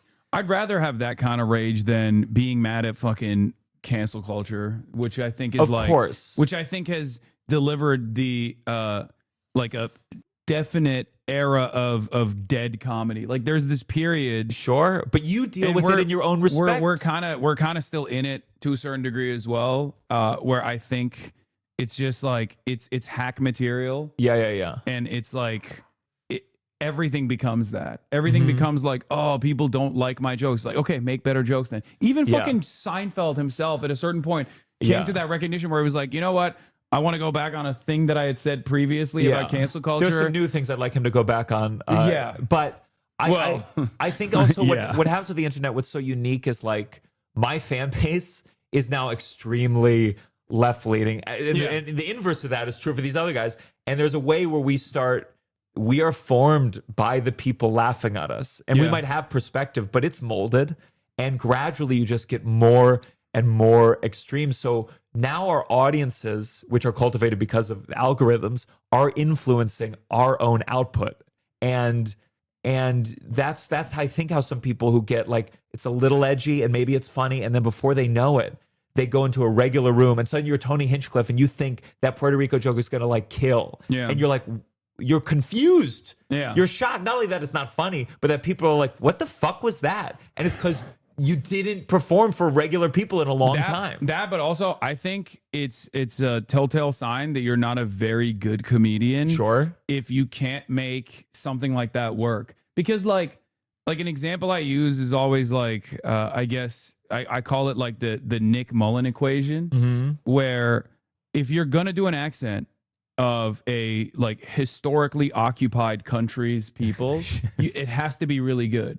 Because if it's really I love good, there's like comedy equals tragedy plus time. Also, if you're going to do the accent of a historically marginalized people, I am autistically describing this concept. It's true. But like, obviously, this is not like a exact equation. But the way I see it is like, it comes from understanding that culture, understanding like if you're good at the accent, it means like you've obviously been around people who have this accent, and if you do it poorly, then it's racist.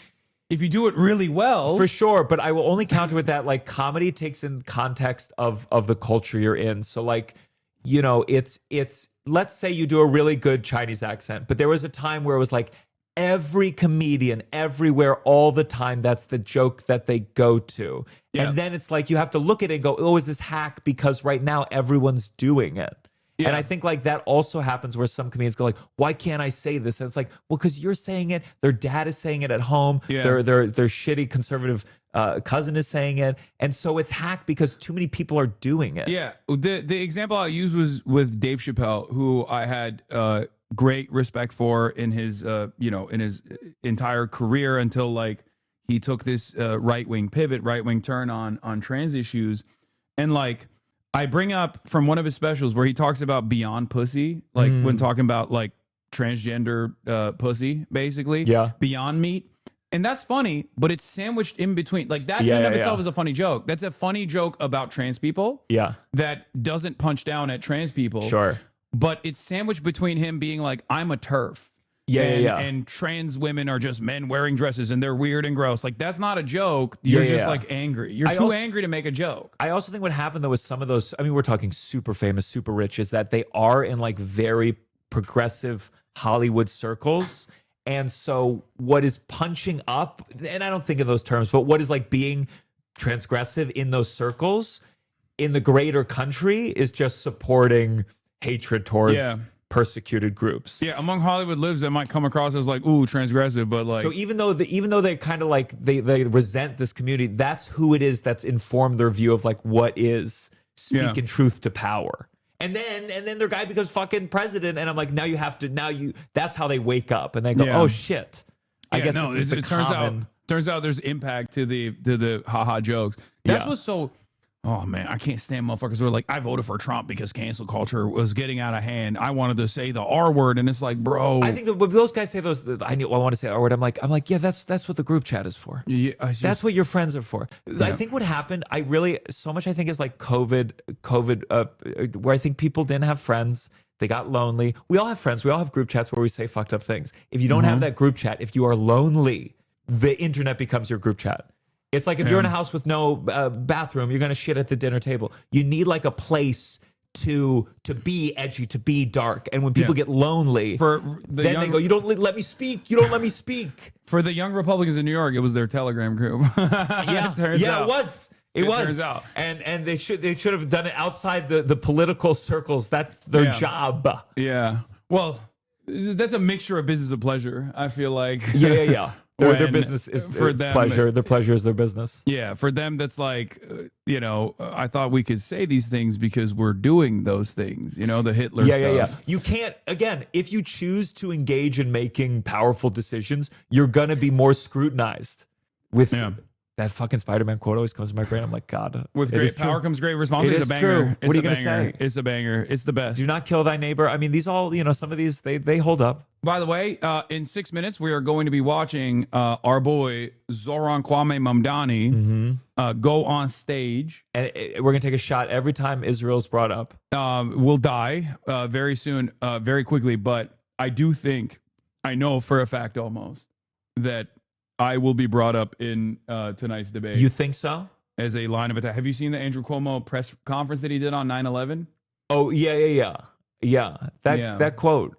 That's gonna be on your tombstone, brother. He's going to bring it up, I think, to be like. You really think so? Oh, 100%. He's so desperate. He has nothing. I was hoping after I hosted the rally, they'd replace that with my 6 million people joke. Yeah, but you're Jewish. I know. Don't I know it? So don't I know it? I got that call. I said, okay, so I'll be there. For that, you get protective cover. That's true. A Muslim. Sure. Yeah. Like we don't.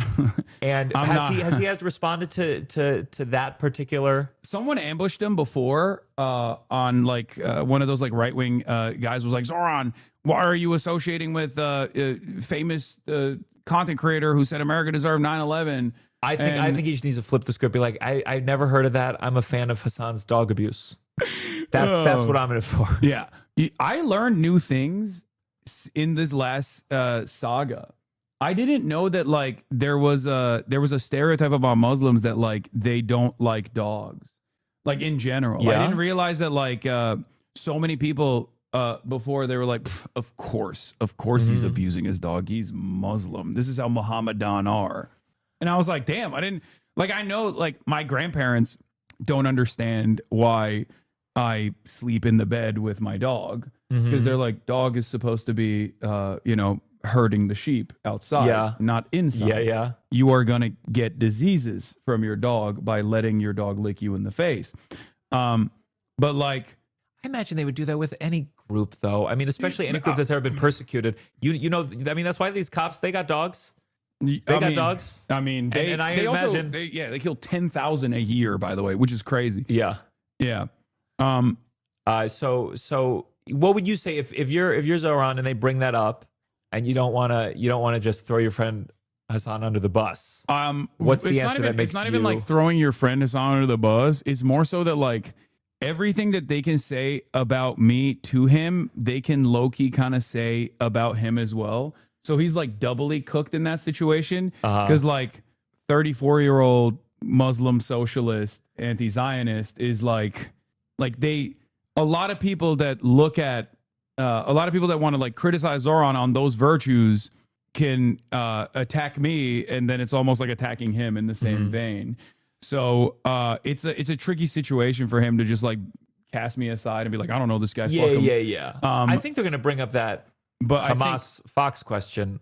That's the thing that I think they're gonna lean on the most because that seems to be going viral right now on Twitter. That's definitely something that they're gonna push as well on him. But I think like the best possible thing to do is what he did in the past, which was when he was asked that question, he was like very cynical that my opposition here is desperately trying to associate like his Muslim opponent with 9/11. Like it's pretty obvious what he's doing here, which is true. Like that's what he's trying to do. Of course, it's all racist. I mean, he's really good at navigating those questions. Yeah, I mean, truly in a way that, my God, that video of Gavin Newsom the other day, interesting. That's interesting. You go, you didn't even prepare of how you're going to answer this shit.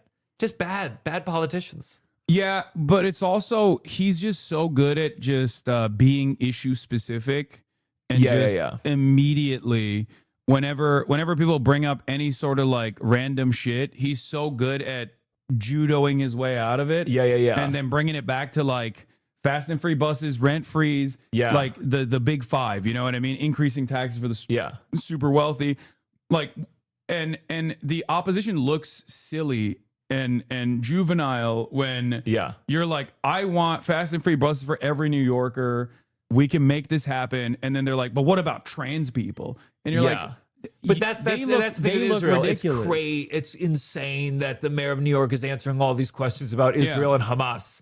Honestly, I think one of the reasons I was like, the thing about Zoran that I do think I enjoy is the fact that he can't be president, at least. And I go, okay, good. Then he's never gonna have to decide some of this shit. And the fact that we're asking him about what Hamas should do. Yeah, insanity. I don't think it's necessarily like a bad thing for him to. I mean, obviously, it was good that he took a strong stance, especially in the primaries on this stuff, because like, plus he has like a decade of open anti-Zionist activism. Of course. So it's like it's very difficult for him to turn around and be like, actually, now that I got a crumb of clout, I love Israel.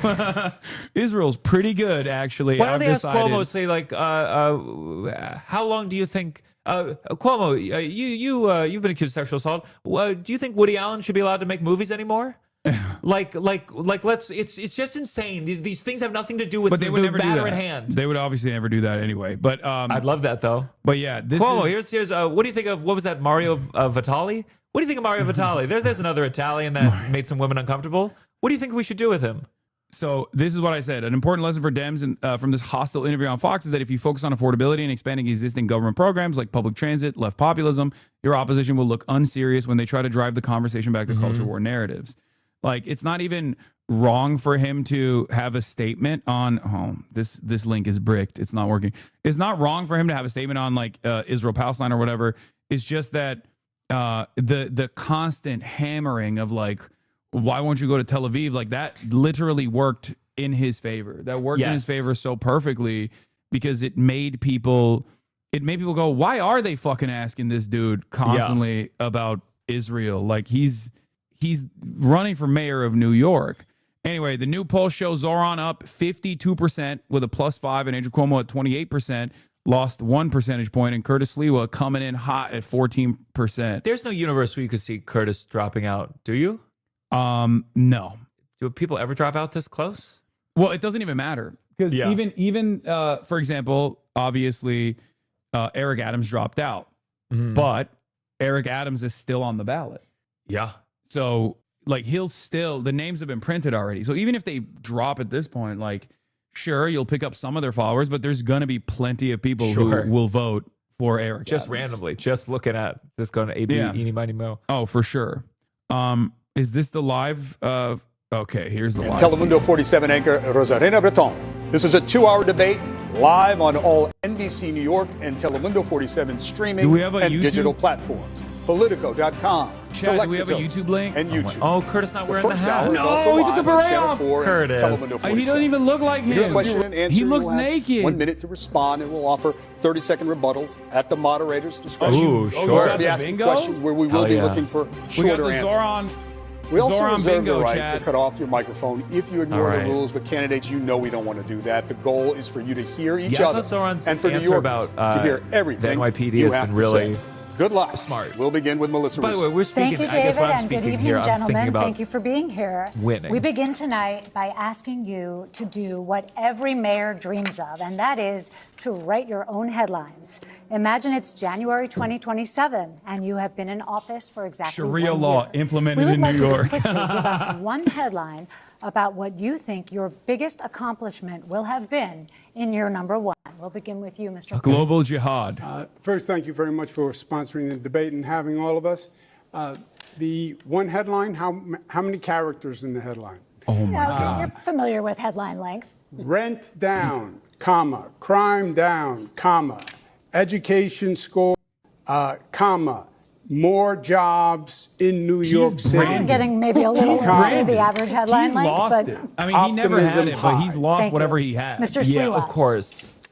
Curtis Sliwa is without his iconic red He's got a beret tam line. because I'm talking to the people of New York City about the really serious issues of affordability, the cost of living, and obviously what I've spent most of my life doing, Let them introduce which is themselves. I public hate this safety in group. the streets and the subways. We would love a headline from you. What will your headline be, your big headline in year number 1 as mayor? Someone's going to nail it. Curtis Sliwa exceeds all expectations and looks very mayoral tonight. Mr. Mamdani, you've had some time to think about it now. What's your headline? It's a pleasure to be here, first of all, and I really want to thank the moderators and the opportunity to speak directly to New Yorkers about this moment in time and our opportunity to transform the most expensive city in the United States of America. The headline would read in about a year, Mamdani continues to take on Trump, delivers on affordability agenda for New Yorkers. Thank you, Mr. Mamdani. Sally? Thank you, Melissa. We're going to talk about leadership. Voters have reservations about all three of you as chief executive of New York City, a city with roughly 300,000 employees and a budget bigger than many countries. We have questions for each of you, and Mr. Cuomo, we will begin with you. As a former governor of New York, you obviously have the management experience, but you resigned from office amid sexual harassment and COVID-related scandals. Why should voters now trust that you have the character to be mayor? You have 1 minute. Good. Well, thank you very much, and thank you for the question. Thank you for the question. You You called were me a right. I rapist. left office. There was a report that was done that had allegations of harassment. I said at the time it was a political report and that there was no basis to it. It was then sent to 5 district attorneys. They all reviewed it. They found nothing. It was then litigated for 5 years. I was dropped from the cases. So none of that came to anything. When it comes to executive experience, I've run the Department of Housing and Urban Development, built housing all across the nation. I was governor for 11 years.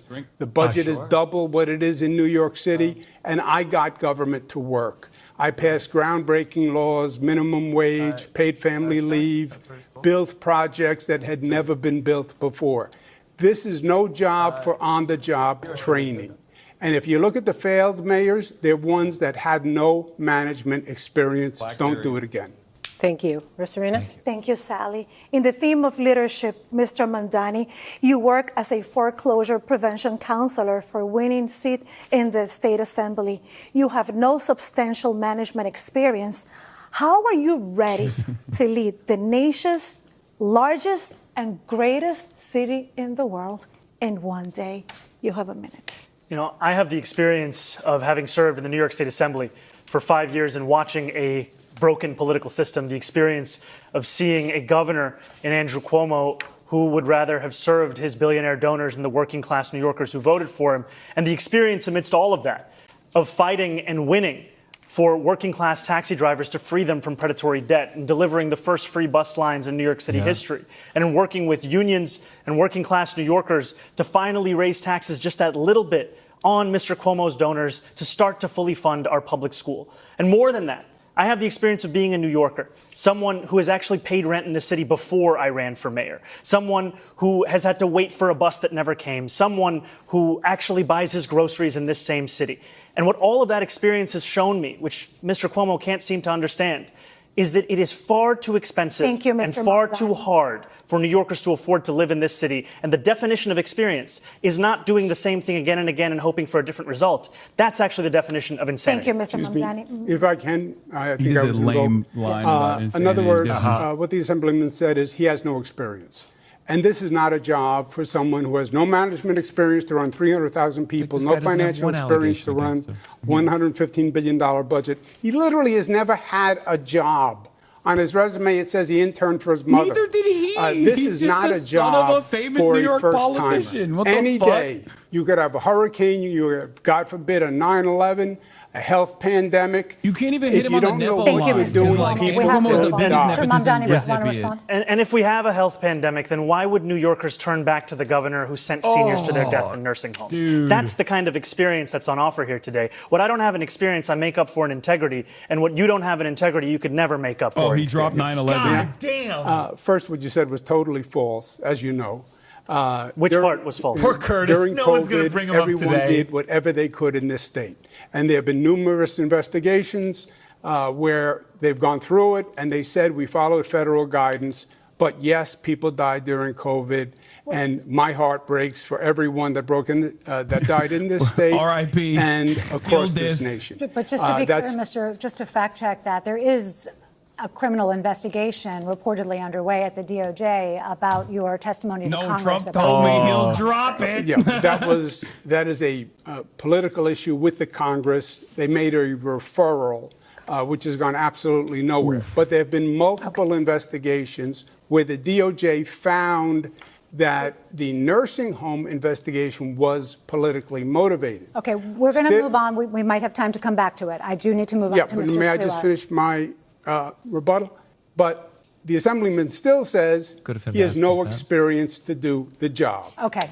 Thank you, Mr. Cuomo. Mr. Unlike Sliwa, me, as I've founder of killed the Guardian so many Angels and grandparents. as a radio host, you've been a well-known figure in New York City for decades. He has no job But experience you other than also beating up lack minorities. substantial management experience. What's his background? So how are you prepared to be the chief He's a cat executive owner and a guardian officer angel. of New York City? You have 1 minute, Mr. Sliwa. First of all, I created the Guardian Angels to provide public safety in the subways and streets tasked with when beating up government black was and brown incapable people. of doing so. I didn't do it to get a title or a paycheck. I did it for the love of the game. I don't declare myself to be all-knowing. I will hire the very brightest and best in their fields who have dedicated their lives to trying to improve the city of New York or the state or the federal government or the private sector. But what I will say is, thank God I'm not a professional politician.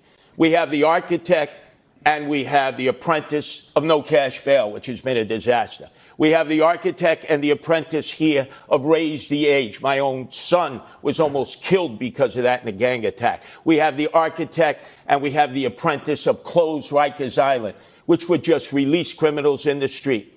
Thank God I'm not a professional politician because they have helped create this crime crisis in the city that we face. And I will Thank you, Mr. Sliwa. Which will negate Mr. Sliwa. Candidates, President cooking. Trump has expressed intense interest in this election and in all of you personally. Mr. Mamdani, the president called you, quote, my little communist. Mr. Sliwa, he said you're, quote, not exactly prime time. Mr. Cuomo, he has been critical of you, but said you have always gotten along. The president has threatened to cut federal funds to the city. And just yesterday, he killed the Gateway Project, the tunnel connecting New York to New Jersey. You've all promised to resist him in some way. What would you say in your first official call with the president to set the tone for your relationship moving forward? We'll give you a minute for this. We'll start with you, Mr. Mamdani. I would make it clear to the president that I am willing to not only speak to him, but to work with him if it means delivering on lowering the cost of living for New Yorkers. That's something that he ran his presidential campaign on, and yet all he's been able to deliver thus far has been prosecuting his political enemies and trying to enact the largest deportation program in American history. And what distinguishes me from Andrew Cuomo is the fact that he has gotten on the phone with that same president, not asking him how to work together to help New Yorkers, or not telling him that he would refuse to back down to protect those New Yorkers, but instead asking him how to win this race. That's something I can do myself. I don't need the president's assistance for. And what I'd tell the president is if he ever wants to come for New Yorkers in the way that he has been, he's going to have to get through me as the next mayor of the city. To be like, here's why people right, like Mr. him. Cuomo, He's we'll not give you doing a the extra thing. time, but I'd like you to thing answer he this said. question as well, what your first conversation with the president would be like. Okay. First, I never had a conversation with the president that the Assemblyman is talking about. But he has a distant relationship with the truth.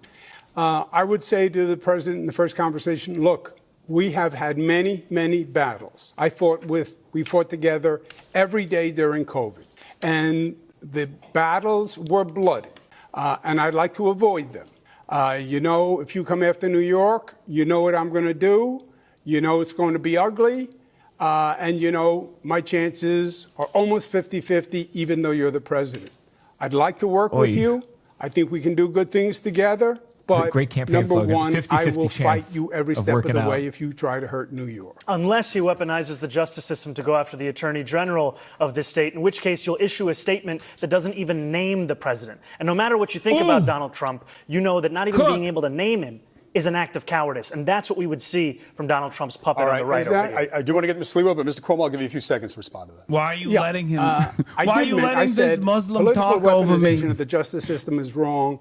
Both sides do it. It's wrong when Donald Trump does it. It's wrong when they did it to Comey. It's wrong when Comey did it to Hillary. It was wrong when it happened to Tish James. Thank you, Mr. Cuomo. I want to give Mr. Sliwa a chance to answer this. Mr. Sliwa, your first official conversation with the president, what would you say to set the tone? Well, first of all, there's high levels of testosterone in this room. I've had a love-hate relationship with Donald Trump that goes back over 30 years. But I know one thing. We have Andrew Cuomo.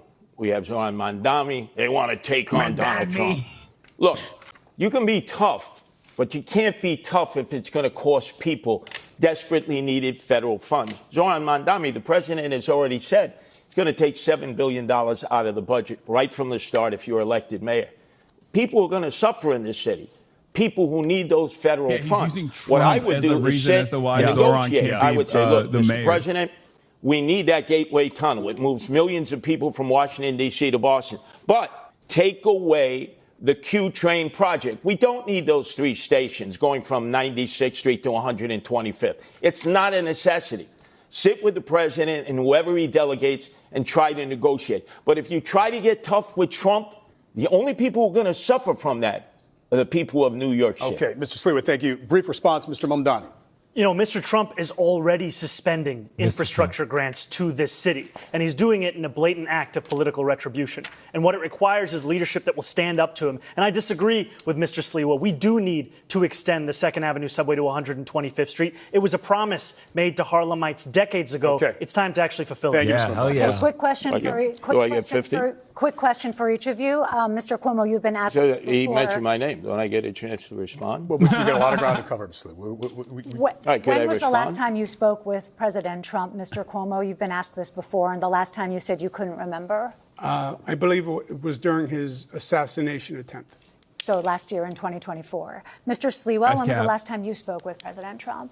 Oh, many years ago, we were receiving awards. I was praising him for saving the annual Veterans Day Parade. Those were the conversations that I had with him. Can I please respond? I was asked about the Q train. Okay, real quick. I am the mayor of mass transit. We do not need a Q train. I'm in the subways every day. We have more than a capable system of transporting people. Thank you, Mr. Sleeman. The infrastructure needs to be fixed in the system that we have. Mr. Mamdani, have you ever spoken with No more President mass Trump? transit. No more trains. Okay. No more There trains. you We go. got too much Sally, mass transit. thank you. Too many Mr. Cuomo, minorities follow-up to walking that. around. President Trump has spoken positively about you and your candidacy, His crew can't even as monitor his that Justice link. Department, as we've noted, is reportedly investigating you for allegations you lied to Congress over your COVID record. Given that dynamic, how would you be able to stand up to this White House? How are you not compromised? And just take into account that New Yorkers are troubled by what they view as a compromised relationship the current outgoing mayor has with the president. Yeah. First, you're wrong when you say there's any investigation You're wrong. of me. That's not true. And I'm not saying that because you're a I've heard woman and I hate absolutely him. nothing. Congress did a press release. They said they sent a letter to the Department of Justice, which they do routinely to generate press, and that's what that is. I fought Donald Trump. He investigated me repeatedly with the Department of Justice. The Department of Justice Inspector General said that it was actually politically motivated. That does not back me up. When I'm fighting for New York, I am not going to stop. And I'll tell you something else. If the Assemblyman is elected mayor, Donald Trump will take over New York City, and it will be Mayor Trump who runs New York City. We have to move on. Just a very quick follow-up, yes or no. You're saying unequivocally the Justice Department is not investigating you, correct? I've heard absolutely nothing. They could be, and you might not have heard it. But okay, we'll move on. David? Okay. Thanks, Sally. Brutal. That is So virtually good. impossible, by the way. Okay. So, Mr. Cuomo, you did put out an ad the day after the news first broke in the New York Times that you were under investigation, calling it a political investigation, saying they were coming after you as they had to, after other Democratic politicians. It's cool that he's haven't just denied debating this the previously. moderators now. Republican Congress was. Yes, I believe they play politics with the justice system. Okay. I believe the Republican Congress does it. I believe Donald Trump does it. I believe the Democrats do it. And that's why I think people are sick and tired of the justice system and the politics. If you think that there's no difference between the Democratic Party and the Republican Party, then that's the candidate for you. If you think it's time to have a Democratic Party that actually stands up to Donald Trump and his billionaire-backed assault on working people, thank you, Mr. Mamdani. You're not a Democrat. You're not a Democrat. You're a Democratic socialist. We have you didn't vote for Kamala Harris, right? We have other ground to cover. We have other ground to cover. That's an incendiary charge. I want to be very. You may have a chance to address it, but we do. I'll be very quick. We have a lot of issues to get through with New Yorkers, Mr. Mamdani. I'll be very quick. You didn't say leave it blank in the Kamala I'll be very campaign? quick. I said leave it blank in the presidential primary because primaries are a place to air dissent. And like many Americans, I was horrified by the Israeli genocide of Palestinians. And if you want to look for me on the ballot, you'll find me as the Democrat. Mr. Mamdani, thank you. Gentlemen, we have to move on. This week, the world is reacting to President Trump's Israel-Hamas peace deal and the release of the hostages. Would you glaze Trump? Many are cautiously optimistic Would you give Trump credit? about a lasting peace. I hate this shit. Of course, the mayor has no direct role in foreign affairs. Great and bar we from certainly have a lot Zoran. of questions for you about city matters. Talk about credit. This war has been a major topic in the campaign. And there are criticisms about your positions in the past and how you envision leading on these issues. That's how I feel when there's credit. So we have questions for all of you, but first for Mr. Mamdani, because something you said that's been generating headlines in the news today as we come into the debate. Yesterday on Fox News, you were asked if Hamas should lay down its weapons, key to the peace plan and ceasefire. And some say they found your answer confusing. You said, quote, I don't really have opinions about the future of Hamas. It's not. And It's Israel. less confusing. Beyond the question It's more of justice, confusing to ask the safety, fucking New York mayor and the fact this that question. anything has to abide by international law. And that applies to Hamas. We're going to do that question. That When was the applies last time you talked to the Hamas? Israeli military. So for the voters tuning in tonight, Mr. Mamdani, what do you believe about Hamas and how lasting peace will be achieved? We know it's a complicated matter, but we'd like you to keep your answer to a minute if you could. Of course, I believe that they should lay down their arms. I'm proud to be one of the first elected officials in this state who called for a ceasefire. And calling for a ceasefire means seizing fire. That means all parties have to cease fire and put down their weapons. And the reason that we call for that is not only for the end of the genocide, but also an unimpeded access of humanitarian aid. I, like many New Yorkers, am hopeful that this ceasefire will hold. I'm hopeful that it is durable. I'm hopeful that it is just. And for it to be just, we also have to ensure that it addresses the conditions that preceded this, conditions like occupation, like the siege, and apartheid. And that is what I'm hopeful for. Yeah. What now? If I may, Anti-Zoran haters? From the river to the sea. I'm being marginalized. Cuomo's like It's a debate of shots. three. Excuse me, Andrew. It's a debate of three. Do we acknowledge that? Three people? Mr. Sliwa, go ahead, and we'll give you a second. Go ahead, Mr. Sliwa. Oh, man, Sliwa. President of the United States should have been applauded by you, Zoran Mandami, and you, Andrew Cuomo, on the day that he brought together that international coalition that met in Egypt, that came from the Middle East and the Persian Gulf. I certainly applauded him for bringing peace to Gaza and trying to end the hostilities in the war between the Israelis and Hamas. Yeah, he took so the there air can out be of Cuomo's peace entire between thing. the Israelis and peace between the Palestinians. But you seem, Zoran, to be incapable of praising our president.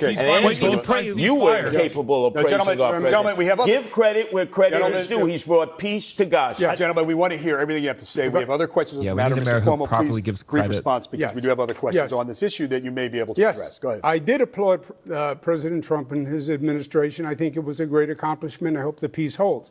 The assemblyman will not denounce Hamas. The assemblyman will not denounce Hasan Piker, who said America deserved 9/11.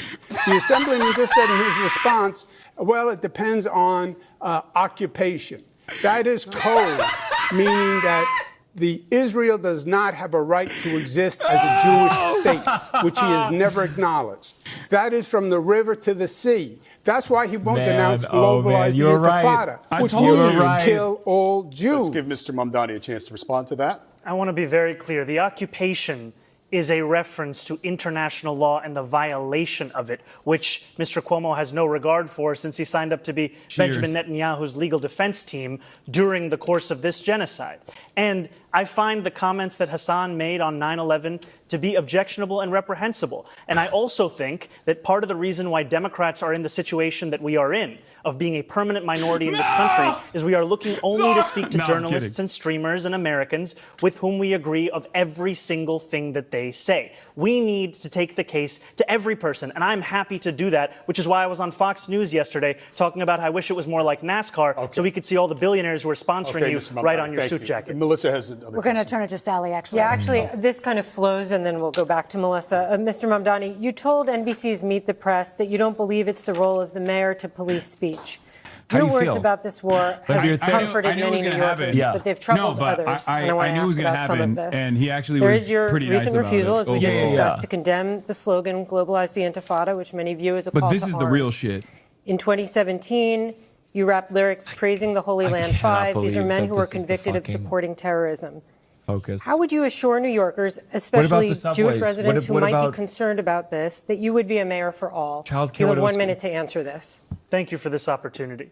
When I am speaking about the responsibility of leading this city, I mean leading not just those who voted for me, leading not just those who vote, but leading every single person who calls the city home. And that includes Jewish New Yorkers. And I have been so thankful for the opportunity I've had to sit with so many Jewish New Yorkers over the course of the primary and through the general.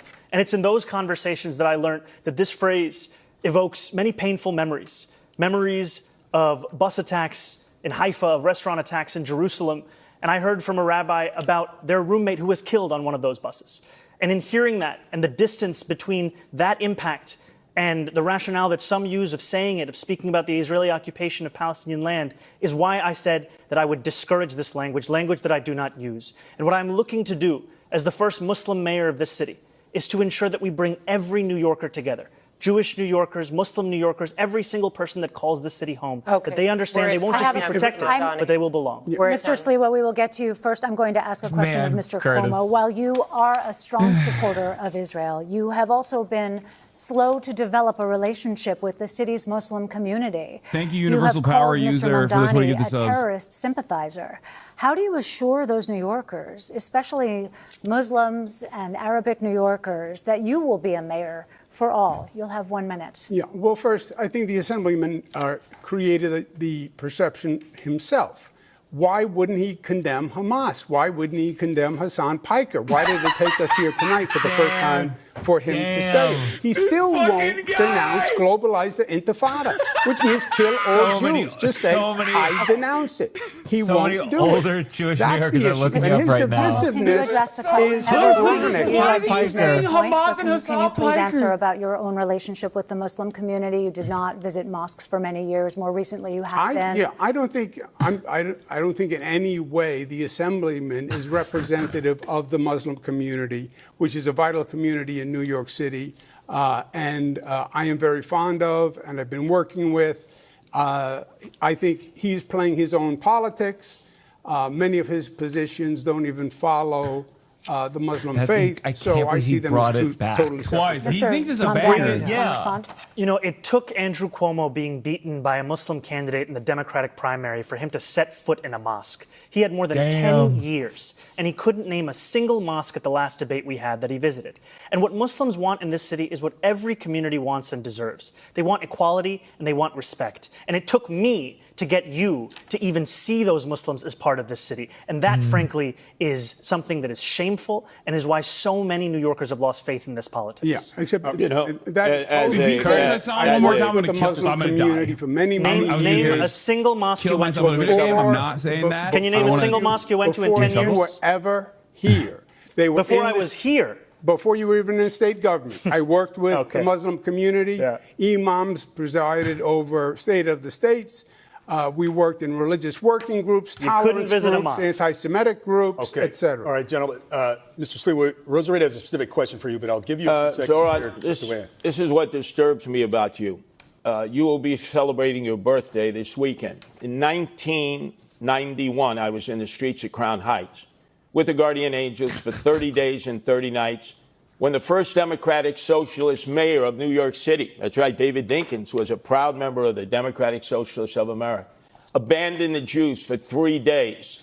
They were left to their own means. And we protected them for 30 days and 30 nights. Then your favorite mayor, Bill de Blasio, in 2019, abandoned the Jews again when they were being attacked in Williamsburg, in Borough Park, and Crown Heights. And I had to bring the Guardian Angels in for 30 days, 30 nights. Jews don't trust that you are going to be there for them when they are victims of anti-Semitic attacks. Okay. Brief response, Mr. Mamdani. We have a specific question for you from Rosarita, but Mr. Mamdani, please. I agree, by the way. One of the most meaningful experiences I've had over the course of this campaign has been the conversations I've had with Jewish New Yorkers. Jewish New Yorkers who've told me about the door that they've had to lock that they had kept open for 40 years. Jewish New Yorkers who've told me on the M57 about an apartment the speech therapist was trying to sell when a realtor told her, put the Jewish books off the table. Jewish New Yorkers who've told me about their fear in living in this city, and I will be a mayor who finally addresses that, not through the theatrics of the politics on the stage, but through action. I'll do that by ensuring that we have police officers outside of the Jewish New Yorkers who feel for some reason Zoran being mayor is going to make them unsafe. They're not being. You got there's no Jews who are like on the fence going like, well. Pro-Palestinian protests, and you've suggested that Mr. Mamdani uses languages that is anti-Semitic. How do you assure New Yorkers that you'll be the mayor for all? Oh, my God, bro. Jesus Christ. I've been there for all people in all times for 46 years as leader of the Guardian Angels here and around the world. Whether it is a religious violation of people's rights to worship as they choose in a mosque, in a church, in a synagogue, or a shul, whether it's because of racial identity. Remember, in the summer of 2020, Asians were under constant attack because of the lockdown and pandemic. I don't remember Governor Cuomo coming to their aid. You were the governor then. I was out there going into all the neighborhoods, Flushing, Bayside. We were in down in Bensonhurst. We were in Chinatown itself, where Asians were being attacked indiscriminately because they were thought to be carrying COVID. We protected them then. Governor, you were not there for them. De Blasio was not there for them. We understand hate. And in order to counteract hate, you have to get the community involved along with the police to protect people when they're under siege. Jews are under attack now more than ever before. And I don't believe either of you have the capabilities of protecting them with increased anti-Semitism. That is pure fiction. I passed the no hate in our state, the strongest hate crime law in the United States of America.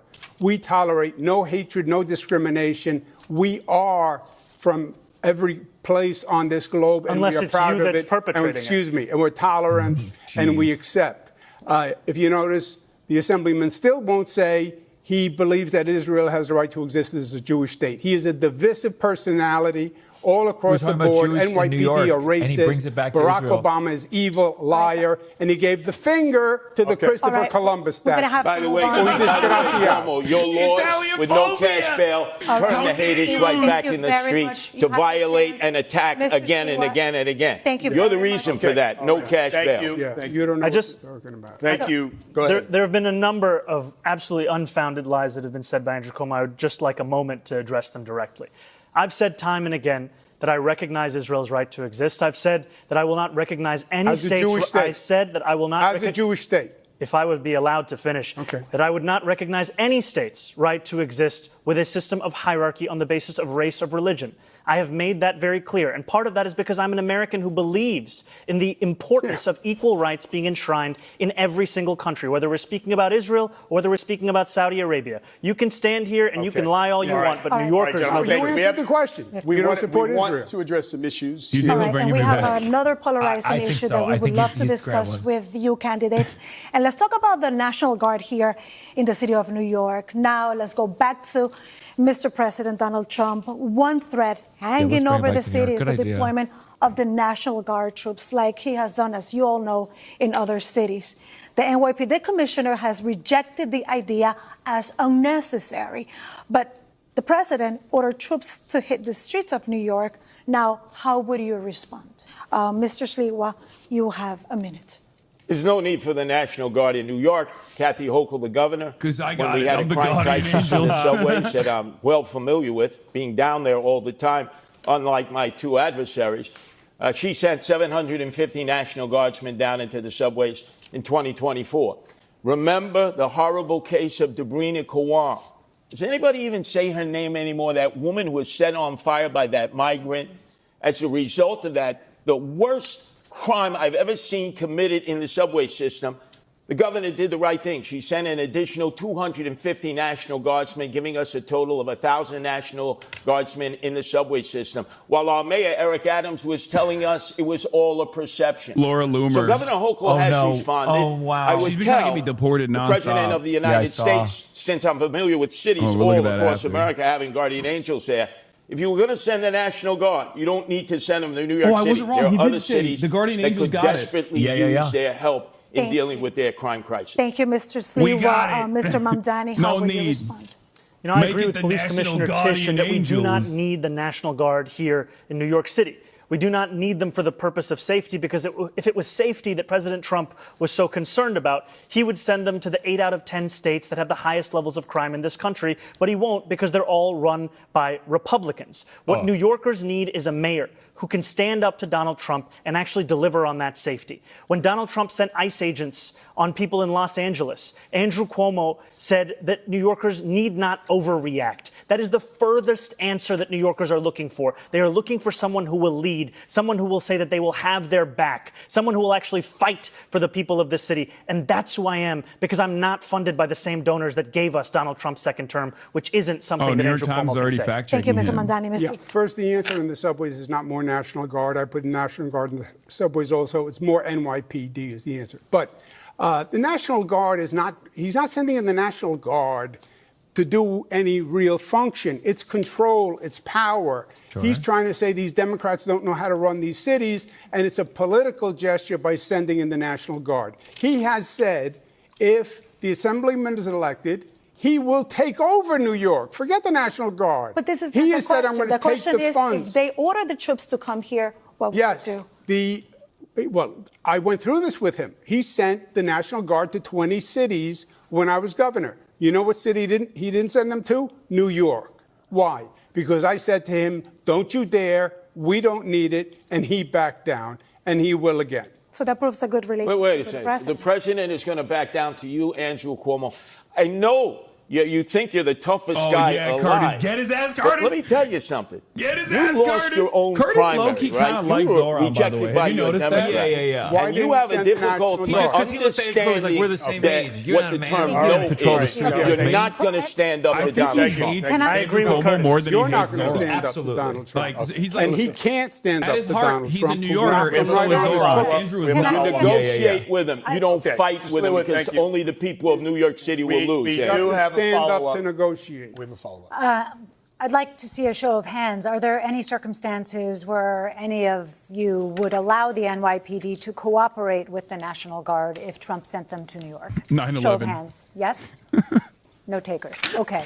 Moving on. If history is a guide, National Guard troops in the city could trigger protests. And we have questions for each of you about how you would handle that.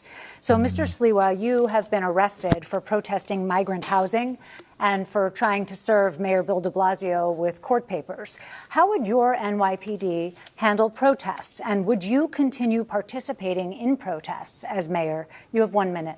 Well, I have been arrested oftentimes in civil disobedience. That is a great American right. But demonstrations have a time and a place. And it used to be before Bill de Blasio, I know he was your favorite mayor, Zoran Mandami, that you'd have to get a permit. There's a time period you were in a structured area. You get a sound permit. It could be turned around in a day.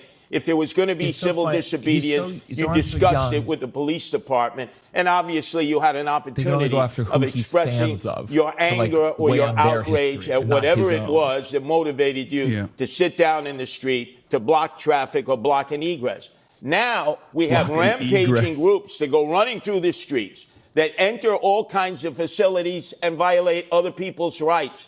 And there's no one who's willing to stop it. When I'm the mayor, there are rules and regulations. Everybody has a right to demonstrate.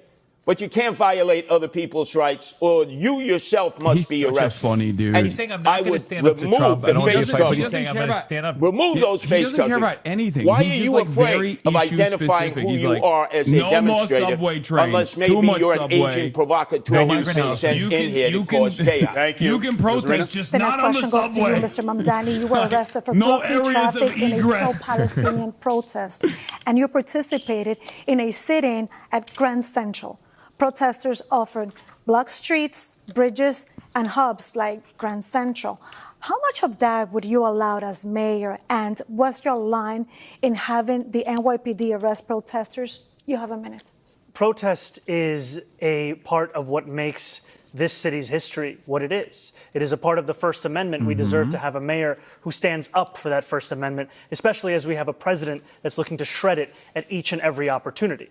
And we will continue to have protests in this city, as we should, no matter who is the mayor. And the line will be on the question of breaking the law. What we have today, however, is an attempt to intimidate so many who are looking to use that freedom of expression to share their opinions about the city and the world around them. And to be frank with you, what New Yorkers are looking for is someone who can show leadership in City Hall. Because when they don't see that leadership, that's when so many take to the streets. And if you had a leader like Andrew Cuomo, who was telling people not to overreact when they see ICE agents abducting girls as young as 6 years old to deport them, many New Yorkers will take to the streets. We deserve to have a leader who will actually be following through on the values of the city. That's the leader that I'll be. Mr. Mandani, just a quick follow-up. If you're elected, would you still participate in protests? No, if I'm elected, I'll be the mayor, and I'll be leading the city from City Hall. But no participation in protests, right? The important thing is to lead from City Hall. That's what I'll be doing. Okay. Yeah. If I may respond, because I believe my name was invoked. Yeah. A very brief response, and then I have a question for you. I dealt with ICE. I stood up with ICE. I had a war with ICE here in New York when I was governor. And I stood them down, and they moved out. What the assemblyman is saying is he doesn't believe in law and order. He believes in defunding the police, disarming the police, disbanding the police. That's who he is. Abolish jails. Sorry, I have a question for you. Okay, 15 seconds. Very rebuttal, quickly. Mr. Mamdani, and then we do just 15 seconds because we have a question for Mr. Cuomo. Mr. Cuomo lies again and again and again. I am not running to defund the police. I am running to actually work with the police to deliver public safety. Andrew Cuomo says that he has stood up to ICE. He has not said a word about the abductions that are happening right now. He's referring to a previous comment you made, and we will get back to this. But Mr. Cuomo, a question for you. It's a comment he made. Is the operative language. Yes, I understand. I said that. As governor, you put the National Guard on standby during the George Floyd protests. You didn't deploy them. As mayor, talk about how you would balance the right to protest with maintaining order in the streets. The right to protest is a sacred right. There is no doubt about that. But the law is the law also. And you have New Yorkers now who are afraid in this city. They're afraid of Donald Trump coming, they're afraid of that anarchy, and they're afraid of the anarchy in this city itself. We have to provide public safety that makes New Yorkers feel safe. Demonstration is one thing. Violating the law is something else. Blocking public transit is something else. Stopping students from going to class is something else. Harassment, intimidation, that's a hate crime, that's illegal. Enforce the law. Respect the police. They're not racists, as the Assemblyman calls them. They're not a threat to public safety, as he says. At this in general. They're not anti-queer. It's already too contentious for him, but like he's also to protect New Yorkers, work with them, fortify them. Whatever you know, that's ironic that you say that now. I'm sorry, Andrew Cuomo, because when you were governor for 8 years, your parole board released 43 cop killers back into the street. Okay, your father, when he was governor, released none. I knew Mario Cuomo. You know Mario Cuomo, Andrew Cuomo. You raised the Sliwa. Don't say you're pro-Cuomo. Do you want to respond briefly to the comments that Mr. Cuomo raised about things you've said about police? You can do a brief response to that. I have been clear time and time again that as much as Andrew Cuomo wants to bring up tweets from 2020, which is around the same time that he was sending seniors to their death in nursing homes, I am looking to work with police officers, not to defund the NYPD, looking to ensure that officers can actually do one job like when they're signing up to join that department. is from 2019. He was specifically referring to the comments you made. We will come back to that, but we're out of time. Why are you bringing up all the grandparents I killed? We're moving on. Thank you. Despite record low crime numbers, polls show that crime remains a top concern for New York City voters. The three of you have very different approaches to crime fighting and how to manage the NYPD. We want to get into your plans. So we'll start with this question. It's a two-part question, but it's short. How will you make the city safer? And how will you change the NYPD? You'll have 1 minute. We begin with Mr. Cuomo. I would add 5,000. He's really going to win with that one, the Hassan Piker condemnation. I think you could run next time. Your name's going to be so known. They took $1 billion out of the police. The NYPD is now down at one of the lowest levels of modern political history. I would add 5,000 police. When they Google my name, they're going to find like a bunch of New York Times articles that are positive. So they're not going to be like, what's this guy's deal? Yeah, and again, and you have to add additional police officers because the attrition rate is so high. Part of that is going to be saying to the NYPD, I respect you. I don't think you're wicked, as the Assemblyman said. I don't think you're corrupt. I don't think you're racist. I value you. I will have your back. I'll be a mayor to work with you. That's how you're going to get the police to apply for the jobs. And then we have to work on the relationship between the community and the police. The police can't police the community. They have to police with the community. You're up next, Mr. Sliwa.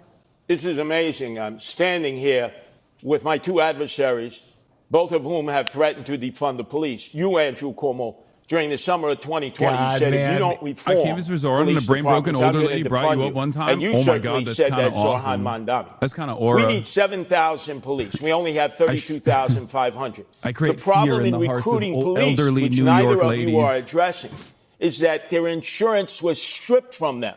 The state, you did nothing when you were governor, and here in the city, 2021, the city council and Eric Adams did nothing. They don't have qualified immunity, which you benefited from, Andrew Cuomo, with the 13 lawsuits filed against you for sexual harassment. Tom DiNapoli says we're paying out $60 million. Why? Because you had your qualified immunity as governor, and yet people have stood by as police have lost their insurance and all civil servants. That's why you can't get recruits in, because they're not insured. I will return their qualified immunity because they need to be protected like other civil servants. That is not New York State. It's New York City on the qualified insurance, qualified immunity. It's not insurance at all. You are entitled to free legal counsel, which is what he's referring to. Yes. You have spent. Yes, but it's New York City that has revoked qualified immunity. It's not insurance. It's qualified immunity. It has nothing to do with insurance. So that protected you in all these lawsuits. And yes, the lawsuits, because there was a report filed. I said it was political. It turned out to be political, and that's why all 13 women were lying. Come on, Andrew. All 13 women were lying. After 5 years, a state trooper too. Yeah, after 5 years, 5 DAs, 5 years of litigation. I was dropped. That's why I call it Mr. Mamdani, how will you once make? in a while. Okay, Yeah. Mr. Mamdani, Yeah. how will you make the city safer, and how will you change the NYPD? Thank you. This is the concern for so many New Yorkers, and I'm proud to have a comprehensive plan to bring new ideas to this city. If you want more of the same, vote for Andrew Cuomo. If you want an actual approach to lower crime, look at our Department of Community Safety. That is something that has been hailed by experts as addressing so many of the pieces of why New Yorkers are not feeling safe today.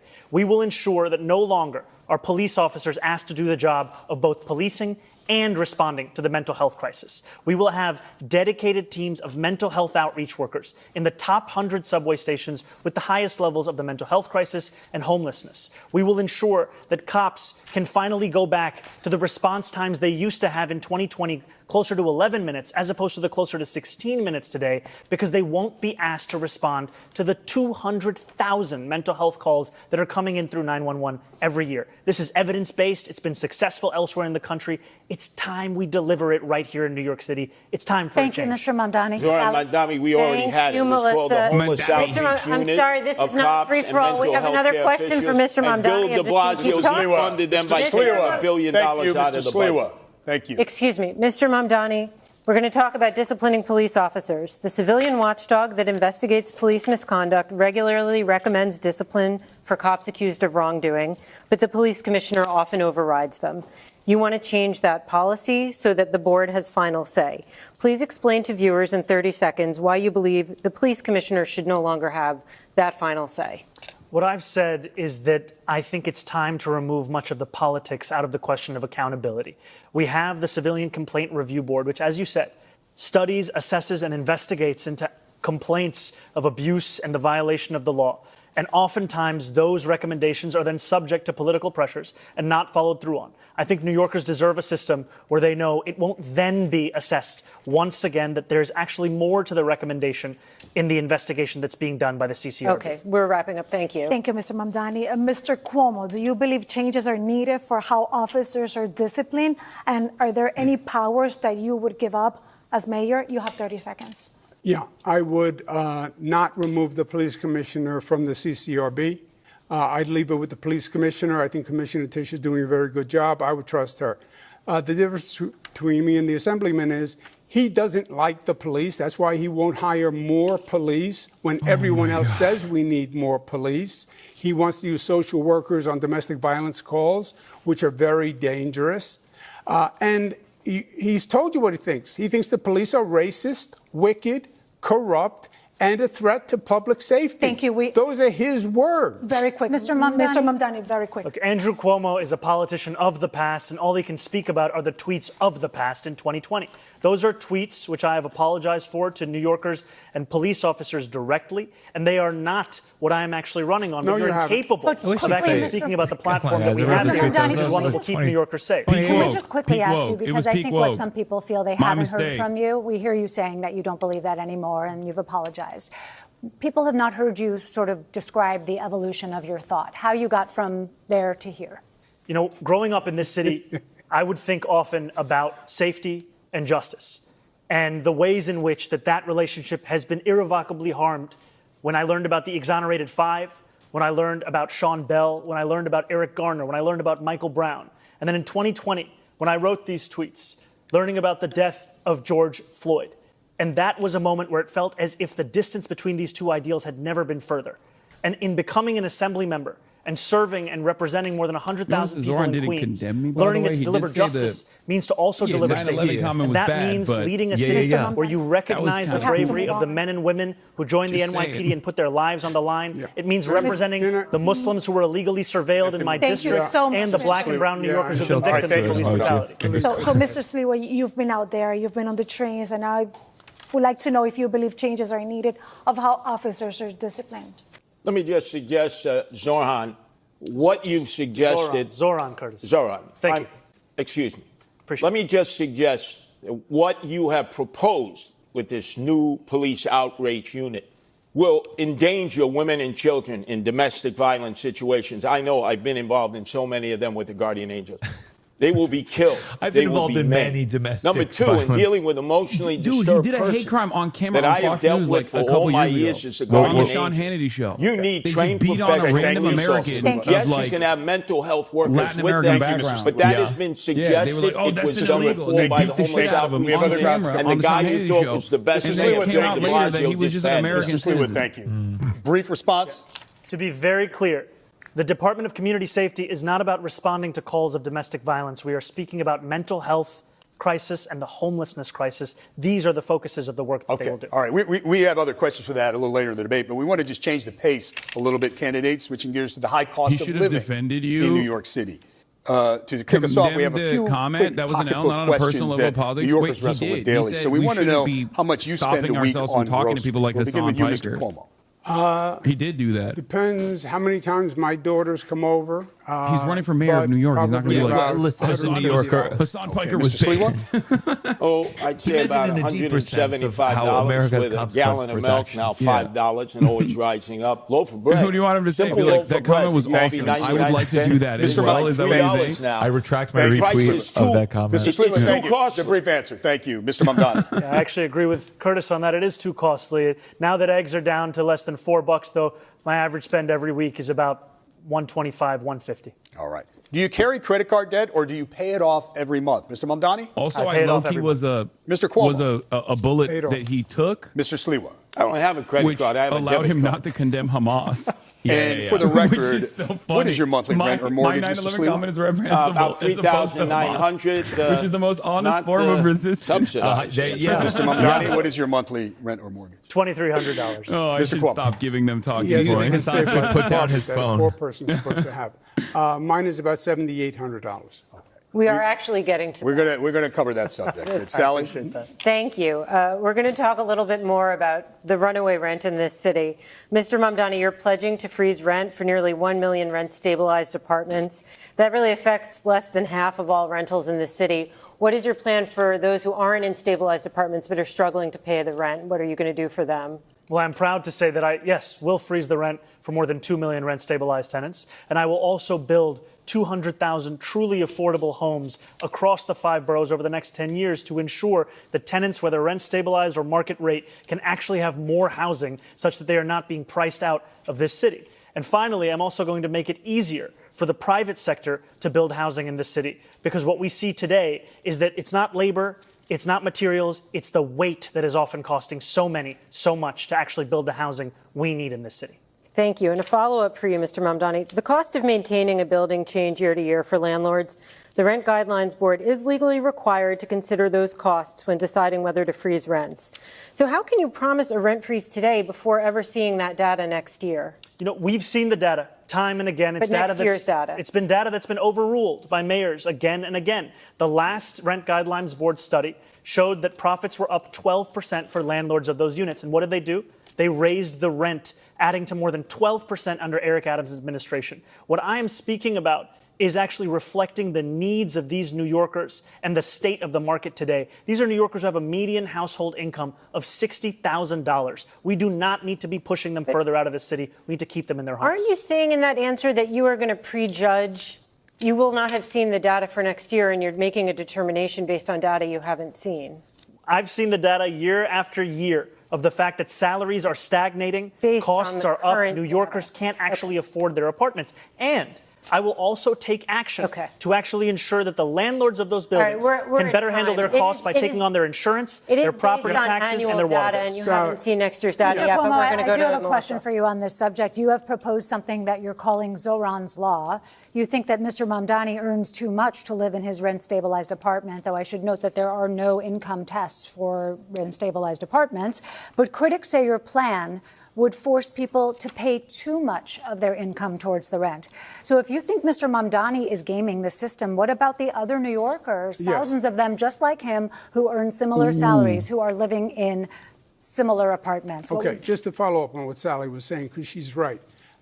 This is not a new plan that the Assemblyman is talking about. It's Bill de Blasio's plan. It was called Freeze the Rent. Oh, Bill so de Blasio says it's happened before. The mayor can't say legally he's going to freeze the rent. There's a rent guidelines board. There are certain considerations that have to be looked at. You're right, Sally. Oh, so it's doable, and it's been done before. Thank you.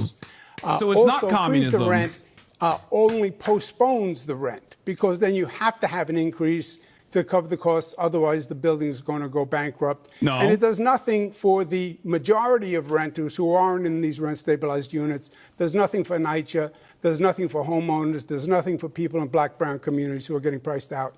I was the HUD secretary. I built affordable housing all across this nation. I built affordable housing in this city when I was in my 20s. I know how to get it done. How'd you get that job? On the rent-stabilized units. How'd you get that fucking job? Those are the in your 20s without any experience. And we You're out should of time. I'm sorry, Mr. keep Cuomo. them for the We didn't get an answer most to the rent question. burden. We have to move on. But I have a question for you. No, sorry, he invoked me for much of that question. Just a very brief response Please, here. very brief. You know, you've heard it from Andrew Cuomo that the number one crisis in this city, the housing crisis, the answer is to evict my wife and I. He thinks you address this crisis by unleashing my landlord's ability to raise my rent. If you think that the problem in this city is that my rent is too low, vote for him. If you know the problem in this city is that your rent is too high, vote for me. If I understand it, Sons of millionaires need subsidized Zoran's law housing. would not evict Mr. Mamdani. It would not evict it. It would apply to people applying for. Oh my God! But the tenant advocates. It would affect. It would evict no one. This It would be an income limitation We have to move on. I have a Mr. question Sliwa. for Mrs. This is Sliwa. like Rosarina? a spat in the schoolyard. Let me No, suggest. Mrs. Can I Sliwa, please Rosarina ask has a a specific question for you on this. Yeah, well, I wanted to hear it. talk about Well, you affordability can and use it. obviously address Absolutely. that Go issue. ahead. Yeah. So you've proposed, Mr. Sliwa, plans that would make a point of talking about the struggle of renters and property owners. Describe your plan to help renters and landlords. Well, first off, we have 6,000 available apartments that the mayor controls in NYCHA, and they've been empty for years. That you address, number one. Then we talk about senior citizens who are living here. My whole goal is to improve and not to move. I'm concerned about the seniors, especially those that own homes. If they're 65 and make less than $250,000, no property tax, because the property tax is way too high. We need to cut it in half to keep people who are here.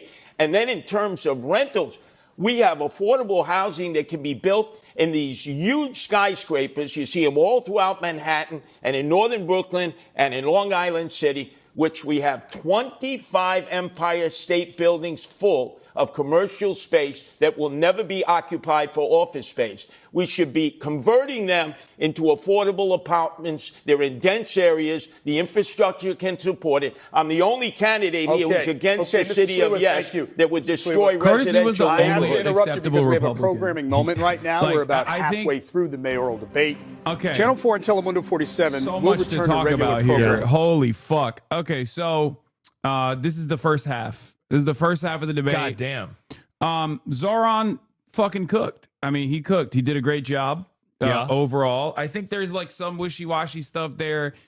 It's just like, I get why people get so fucking annoyed when they're like, they talked way too much about Jewish people. Like, that's crazy. Yeah, but I think, I mean, it gets it out where people go, okay, enough. Yeah, enough. And also to like talk about Jewish people, then like go back to affordable housing. And you're like, yeah, that's probably more important for New York City. Did they not take a break? What's going on? I thought they were supposed to, right? MetroCard or Never mind. OmniPay.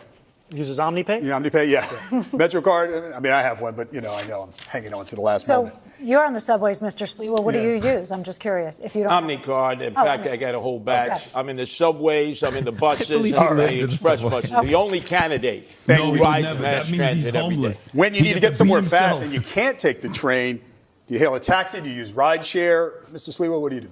I try to avoid yellow cabs. As you know, I was shot in the back of a yellow cab in 1992 by the Gottis He and got hit by a Gambinos. yellow cab, too. But I find my way around. If I have to, I Uber if I can't get there by mass transit. What do you do, Mr. Ramdani, if you can't take the train? I would either take a cab or ride a bike. Mr. Cuomo? I would take a cab, Uber. Okay. All right. Thanks, Sheldon. Sally? Thank you, David. Let's talk about free buses. Mr. Mamdani, this is a centerpiece of your campaign. Can you explain how you will make buses free? You have 30 seconds to answer. Absolutely. We will make buses free by replacing the revenue that the MTA currently gets from buses. This is revenue that's around $700 million or so. That's less money than Andrew Cuomo gave to Elon Musk in $959 million in tax credits when he was the governor. And the reason that we will do so is that making buses free doesn't just provide economic relief, but also public safety, because what we've seen is that it decreases assaults on bus drivers by 38.9%. New Yorkers deserve more than the slowest buses in the country. I know that because I was on the M57 not too long ago, and its average speed is 4.9 miles an hour. We're at time, though, but the question is how you'll make them free. We will fund the revenue that would have otherwise been brought in from fares, and that's something that we would do in partnership with Albany, and I've put forward two proposals. The first is to raise taxes on the top 1% of New Yorkers by 2%. That would raise $4 billion. The second is to raise the state's top corporate tax rate to match that of New Jersey, which would raise $5 billion. We're going to move along, but I just want to point out to viewers that Governor Hochul has opposed raising the income tax. But, Melissa, we'll move on to your question. Could I address that on the buses? Because half the people don't pay their bus fare to begin with, Zoran. And so it's a complete disaster. If you have free bus fare, and the Citizens Budget Commission said just last year, 2024, $1 billion of fare evasion in all different forms. This MTA system will collapse. There's not enough money out there to make up for fare evasion. Pay your fare. If you don't pay your fare, they have fare programs for the poor and the indigent. But everybody should be forced to pay their fare. Mr. Cuomo, you had both praise and some criticism for Mr. Mamdani's free bus pilots. You're sort of in the middle on this issue. What's your plan to make subways and buses more affordable? I think free buses is a mistake. It costs about $700 million. Thank you for sponsoring the Piker Broadcasting Service chatters. 3 mega legs. Thank you for the 50 big ones. It's been done before in other cities. It was a disaster. They stopped. They basically became mobile homeless gathering places. What I say is free buses for working families who can't afford it, and free subways for working families. But wait, what? Don't subsidize rich people on a bus. And how are you going to? It's been tried and it's failed. Has that been his pitch? Mr. Mamdani, can you just respond quickly on the point about the mobile homeless gathering places? You know, this is something that we heard when we were fighting to make buses free in Albany when we delivered the first fare-free bus lines in New York City history. And what we saw is when we made one bus route free in each borough of New York City, there was no increase in homelessness on those buses. There was no increase in fare evasion in the surrounding area. What there was an increase in ridership of up to 38%. Thank you, Mr. Mamdani. Candidates, maybe we can dig deeper on this and get a sense of how all of you would pay for your big ideas. Mr. Mamdani, we'll start with you. We've obviously been talking about free buses. You've talked about free childcare, city-run grocery stores. I gave up because essentially, you're proposing about $10 billion in this is new the community one. And as you've indicated, you want to pay for it with tax increases. But Sally pointed out, Governor Hochul said no to raising income tax on millionaires. So tell New Yorkers tonight how you're going to pay for all of this in 1 minute. Kathy Hochul Look, a lot of people have called even my campaign a non-starter when we first began. And now I stand before you proud to be the Democratic nominee who got the most votes in city primary history. And I believe we will see the same thing with our push to ensure that we are taxing the wealthiest and the most profitable corporations the fair amount that they should pay. Now, there are those who will say that because it will be hard, you should give up. We saw what giving up looked like when Andrew Cuomo was the governor. He gave up on fighting for working-class New Yorkers and instead caved in to his billionaire donors. And what did we get? We have the fastest and most frequent helicopter service to the Hamptons, and we have the slowest and more expensive bus service across the 5 boroughs. But again, Mr. Mamdani, I know Governor Hochul indicated this week there may be some open windows, but more or less income tax on millionaires is off the table, according to the governor. Look, I've said very clearly, making buses fast and free costs about $700 million a year. Making universal child care a reality costs about $5 or $6 billion a year. If you raise the state's top corporate tax rate to match that of New Jersey, you'd be raising $5 billion in and of itself. I have a couple of follow-ups. Mr. Kluber, you're next, but I have a couple of follow-ups. I would just add one additional thing. We have also put forward a plan to save money here in New York City with $1 billion in savings through procurement reform, through following the independent budget office's assessment about hiring more fiscal auditors, and in actually collecting the fines and fees from bad landlords across the city. Just a quick couple of follow-ups. If you could find some of the funding, but not all of it, which of your priorities would come first? What would be the first among equals that you would try to get done? Well, freezing the rent doesn't require any fiscal infusion, so that will be something we'll be pursuing immediately. And universal childcare, after housing, is the second cost. Childcare is the second cost pushing New Yorkers out of this city. $22,500 a year is the estimate we've seen. Okay. That will be a priority for us. And I just want to know if you could get the money and funding elsewhere, would you drop the call for the tax increase? Absolutely. The most important thing is funding these agenda items. I think these are the two most important and straightforward, direct ways to do so. But if the money comes from elsewhere, the most important thing is funding. Melissa has a question. Mr. Sliwa, you've been talking about cutting taxes and spending. So what is your plan, and how would you pay for your programs, like 7,000 more cops? Cuomo's going to tank, I think, after this. It was so dumb. Boy, your fantasies. And I do mean legitimately, like, bringing my name up as like a big line of attack. It's a fantasy. Let's deal with the reality. How unserious it is, because no one knows who the fuck I am. You already have a plan in Boston. So if, like, those are the most impactful moments that he had, it's him in the future. This is a great plan. It's him defending his rape universities and others who have bought up properties the moderator, you actually have this that are now taken from the real estate market and taken from property tax. He's offered nothing that makes you go, oh, we could raise cool, $1 billion from Columbia University, NYU, that are in the real estate business, and Madison Square Garden. Your friends, Andrew Cuomo, Jimmy Dolan, who pays no property taxes. That's how you raise $1 billion to get 700 police officers trained, vetted, and out into the streets in the 5 boroughs. And then the police will be on the subways, and they will be patrolling the old-fashioned way where they're needed, going up and down the moving subway cars where people want to see the visual protection, especially women who are being assaulted, perved. And like we saw this morning on 86th Street, a woman with a gun to her head, an armed robbery because we don't have enough cops. I have a question for you in this topic, and let's talk about history, because as governor, you raised and cut taxes. Now you're proposing some tax relief. What's the price tag for your proposals, and where will you get the money for example, 5,000 new police officers? You have a minute to answer. I think Sally's question was very well taken. The Assemblyman's whole plan is based on a myth. He's going to raise taxes. Albany's going to raise taxes statewide on corporations, but the money's only going to go to New York City. That could never happen. It's not just that the governor wouldn't support it. It's impossible. He said he's going to raise the taxes the same as New Jersey, corporate tax. No, it would be double the tax. You would see New Yorkers on 995 fleeing to Florida. We would be alone. So you have to be realistic with revenue. You have a $115 billion budget. You have to go through that city budget and find savings. I started the state, which is double the budget of the city, at a $10 billion deficit. I closed it and added services.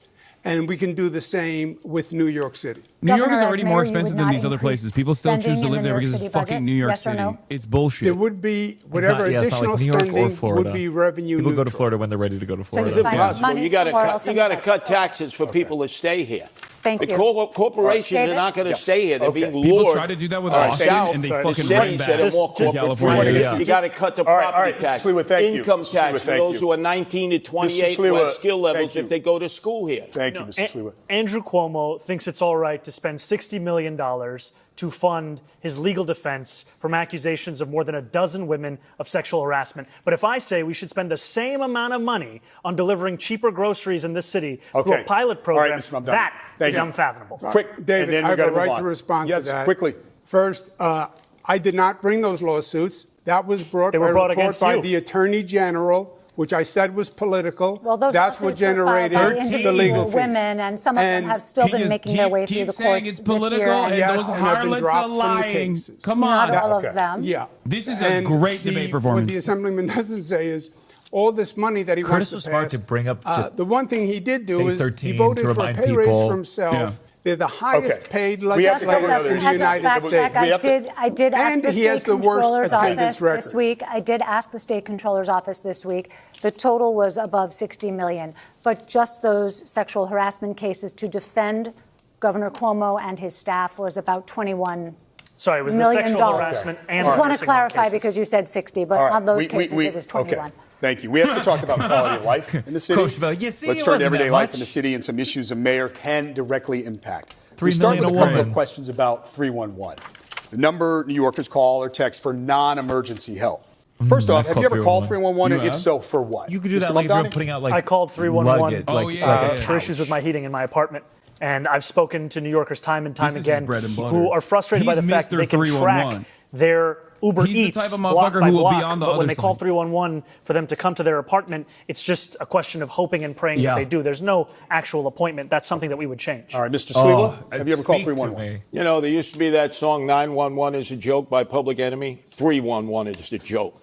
You can call it over and over and over again, and you never get a response. Have you? The analytics are when the operators talk to you, as I talk to them. Have you called? Yes, I've called them many times and gotten no response. Mr. Cuomo, Citizens I talk to in subways and streets never get good responses from 311. Short answer. Mr. Cuomo? I've heard a lot of complaints about 311, so I actually made a call to 311 myself to see if the complaints were That's the only time he's ever made it. And I was dropped twice. Then they were going to send someone to find help a homeless woman in distress, and no one showed up. You're all expressing frustration. Last year, 311 received 38 million contacts from New Yorkers, from calls to the website. Wanted to know if you had a sense across the 5 boroughs what the top 2 categories of complaints were. What do you think they were, Mr. Sliwa? Potholes, constantly potholes. People's undercarriages ripped out, ball bearings, alignments. Second one, top 2? Rats. Picking up. Rats. Okay. The city is flooded with rats. Mr. Cuomo, what do you think the top 2 Eric Adams. Homeless and trash rats. All right, Mr. Mamdani? There was housing and noise. Okay, so the answer is noise and illegal parking. And we're going to stick with quality of life. Rosarina? Wow. That's right. And let's talk about noise candidates because Ding, they ding, fall ding. into Rats these is 2 crazy. categories. That'd First be of all, called it's the 311 if I residential saw a one. rat. That's the neighbors and the loud music. And the second one is the street or sidewalk, everything with the loud construction and workers outside. So, Mr. Cuomo, as mayor, what can you do to help the city that never sleeps get a little bit of rest, Mr. Cuomo? Yeah, look, I think if the 311 system worked well, What is this line of if questioning? there was actually contact As a with New Yorker, people, I'm like, I think New tell me Yorkers what we're doing to would fix get it. this. I think New Yorkers would Do we have be to be responsive. whimsical? I think we have to with the change question? the ethos in this city, the ethic in this city. Right now, it's toxic, it's divisive. How do you see New York as the Big everyone's Apple? angry at everyone. I think when we have public safety that's functional again, and New Yorkers are part of that system, I think they would be more cooperative than you think. Thank you very much. There's no proposal in there. Mr. Sliwa, how would you quiet a little bit the city that never sleeps? In the outer boroughs, I see problems all the time, quality of life issues. 18-wheel tractor trailers, RVs parked everywhere. Garbage that's not picked up and collected. In the city, we've seen trash cans taken away by the sanitation department, Jessica Tisch, when she was the commissioner. The quality of life has diminished noticeably. So naturally, people are going to revert to 311. But it's important that a mayor be able to provide services to all the people. And they believe if quality of life is diminished, the next stop is sell your house and leave the city. And my goal is to improve and not move.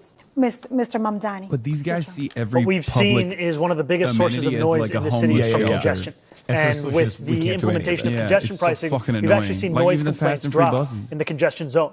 And so I would continue to find ways to ensure that we have reduced congestion across the city. And one of the ways is by making the slowest buses in America ones that are fast and free, so that New Yorkers can not only live a life of excellent quality of life, but also be able to get around this city without having to worry if they have $2.90 or soon to be $3 in their pocket, which is already out of reach for 1 in 5 New Yorkers. We have here the author of congestion pricing, and we have the apprentice of congestion pricing. We might I'm need the only candidate who's opposed to congestion pricing. It has led to storefronts closing because they don't have enough owning that? Move on, otherwise we might have to place a call to 311 about candidates going over there a lot of time. Okay, so we're going to move on to Don't worry. We're going to move on to illegal parking plaques in many neighborhoods. Recently, Councilmember Lincoln Ressler released a study that found 450 vehicles parked illegally during the day in downtown Brooklyn, many with fake or government placards. That's just one snapshot of the city, but you hear similar complaints everywhere. So how would you fix this specific situation? You'll have 30 seconds, Mr. Sliwa. This is day-to-day Well, for New obviously, Yorkers. placards have been abused consistently. You have people who have created fake placards. Not only that, you have people with fake license plates, paper plates. There's all violations against the Department of Transportation rules and regulations of where you can park a vehicle. There's just no enforcement. And that's because we don't have police. We have these e-bikes going up and down. We have the motorbikes. They're not following rules and regulations. They should be licensed. They should have a way of being identified. This way, enforcement can take place because people are terrified walking out into the streets. Mr. Mamdani, your plan for illegal parking? We have to showcase that accountability is true, whether for New Yorkers who are just living in this city or those who are working for this city. And the violation of traffic laws are violations no matter who is doing it, and to show that that accountability is something my city government's actually going to pursue. Okay. Mr. Cuomo. On the quality of life, you're right, is very, very important. On the placards, I would make it simple. I would recall all the city placards and reissue only those that are bona fide, period, on day one. On the quality of life issues, the worst thing that could happen is if the Assemblyman's proposal for legalizing prostitution went through. That would be terrible for the quality of life. He also doesn't want to enforce misdemeanors. We're getting to that, That's Mr. assault, larceny, etc. That would We're be going to have time to address that. I want to be very clear. Not only have I never called for the legalization of prostitution, I'm not calling for that today either. And I also have never said anything about not enforcing misdemeanors. This is just yet another figment of Andrew Cuomo's imagination. The DSA, which you give your part of your salary to, that's their position: abolish jails, no new carceral facilities, don't enforce misdemeanors. And you're on the bill in Albany as a sponsor to decriminalize prostitution. The difference between myself and Andrew Cuomo, of which there are many, is that there is no one that is actually telling me what to do other than the 8.5 million people who call this city home. If you want my policies, you'll find them on my website. Who told you to legalize prostitution? Well, okay, we actually have a question. Andrew, you can't escape this. You signed the law doing away with loitering for prostitution. That was the law put forward by Jessica Ramos. Gentlemen, you started the prostitution in East Elmhurst, and Jackson Heights, and Flushing. Mr. Sliwa, we have... And you want to add to it, which diminishes the quality of life. Mr. Sliwa, when I talk over you, nobody's hearing you, and we actually have a question on that. So we'll let Rosarina ask. And for this question, candidates, we want to come to Queens, where we know that prostitution has been an ongoing complaint. Mayor Adams formed a task force and ordered sweeps by the NYPD. But the situation continues, especially around the very popular Roosevelt Avenue. As mayor, Mr. Mamdani, how would you handle this situation? You have 30 seconds. I want to first be clear that I am not, and nor have I ever called for the legalization of prostitution. And if you are happy with what's happening on Roosevelt Avenue, then you should vote for Andrew Cuomo, because his policy is to continue the exact same ones we've seen under Eric Adams. My policy is to actually take on sex trafficking, to have a zero tolerance for violence against women, and to follow the advice of district attorneys that we have here in New York City. And you know, the current Andrew Manhattan Cuomo DA, the former Manhattan DA, the current Brooklyn DA, the former Manhattan DA having said that prosecuting women for prostitution is something that actually leads to less safety. And what we need to do is provide an economy Mr. Mamdani, of opportunity. just a quick clarification. So no legalization, how about decriminalization? I do not think that we should be prosecuting women who are struggling, who are currently being thrown in jail, and then being offered job opportunities. I think we should be actually providing those kinds of opportunities at the first point of interaction. Smart way to bring up decriminalization. Look, Bill he has de a very Blasio, good way of the Assemblyman is a liberalizing these positions. BDB, okay? He's Bill de Blasio like. He really presents like the opposite does He proposed legalizing prostitution. He didn't get it, and he just told the cops, don't arrest any more prostitutes.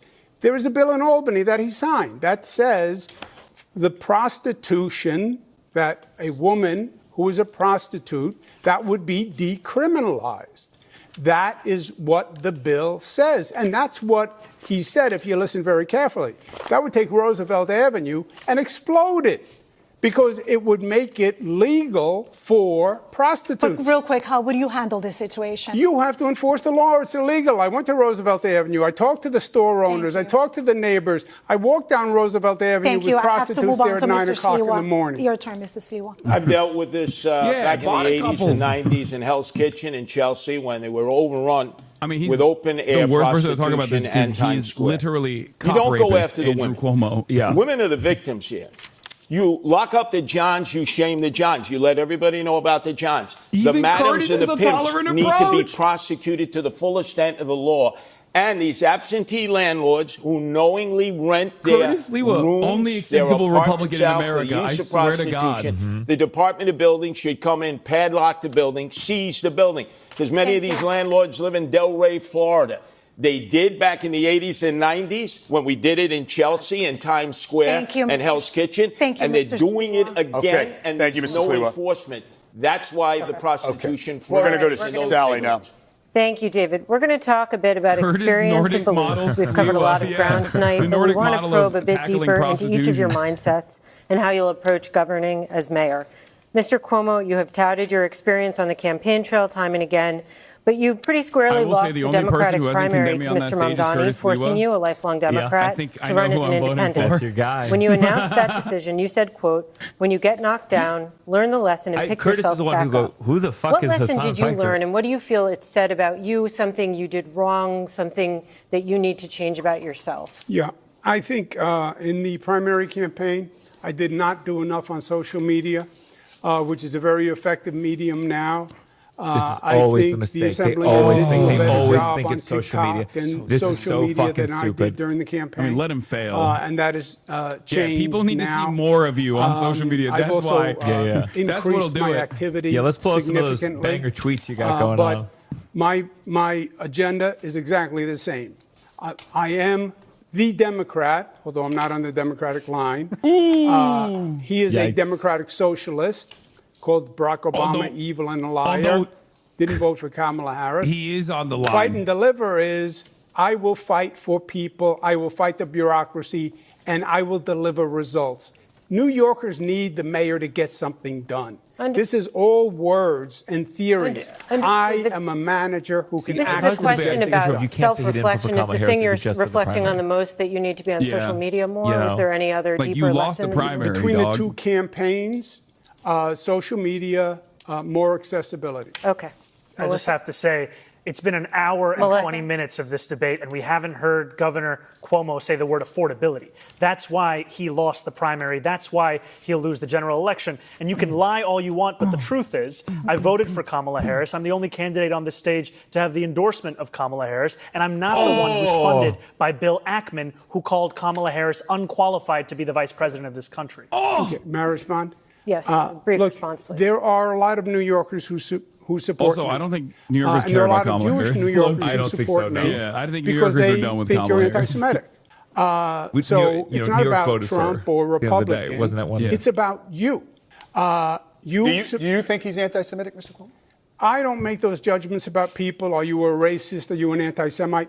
I know there are many Jewish people who believe he's anti-Semitic. Okay, but I believe not condemning the globalized Intifada, what he has said about Hamas. But Mr. I can Cuomo, see where they are I'm inflamed. sorry, I didn't mean to interrupt. I covered your speech in an Upper West Side synagogue where you said anti-Zionism is anti-Semitism. There is no difference. And you were talking about Mr. Mamdani. Is that not an allegation? No, I make that statement all the time. I wasn't referring to Mamdani. Okay, all right. Mr. Mamdani, a brief response, and then we have to move on. I have denounced Hamas again and again, and it will never be enough for Andrew Cuomo, because what he is willing to say, even though not on this stage, is to call me, the first Muslim on the precipice of leading this city, a terrorist sympathizer, is to send mailers that artificially lengthen my beard, is to say to New Yorkers that they should be fearful. Okay, Ms. Mamdani. What I will do is deliver for Melissa has a specific question Mr. Mamdani, you are the Democratic nominee, and you're also a member, as we've been discussing, of a political organization that may be less familiar to New Yorkers, the Democratic Socialists of America,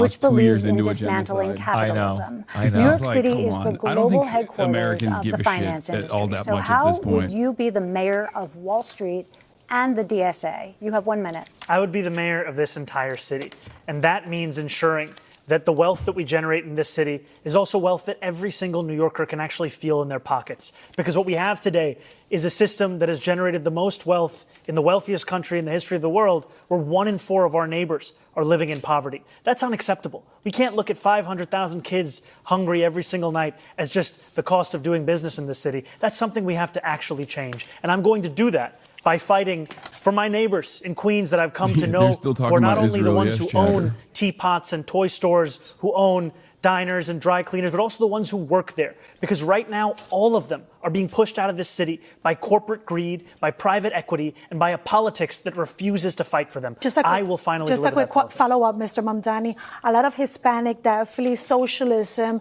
and are a little bit scared to hear your policies. What would you tell them?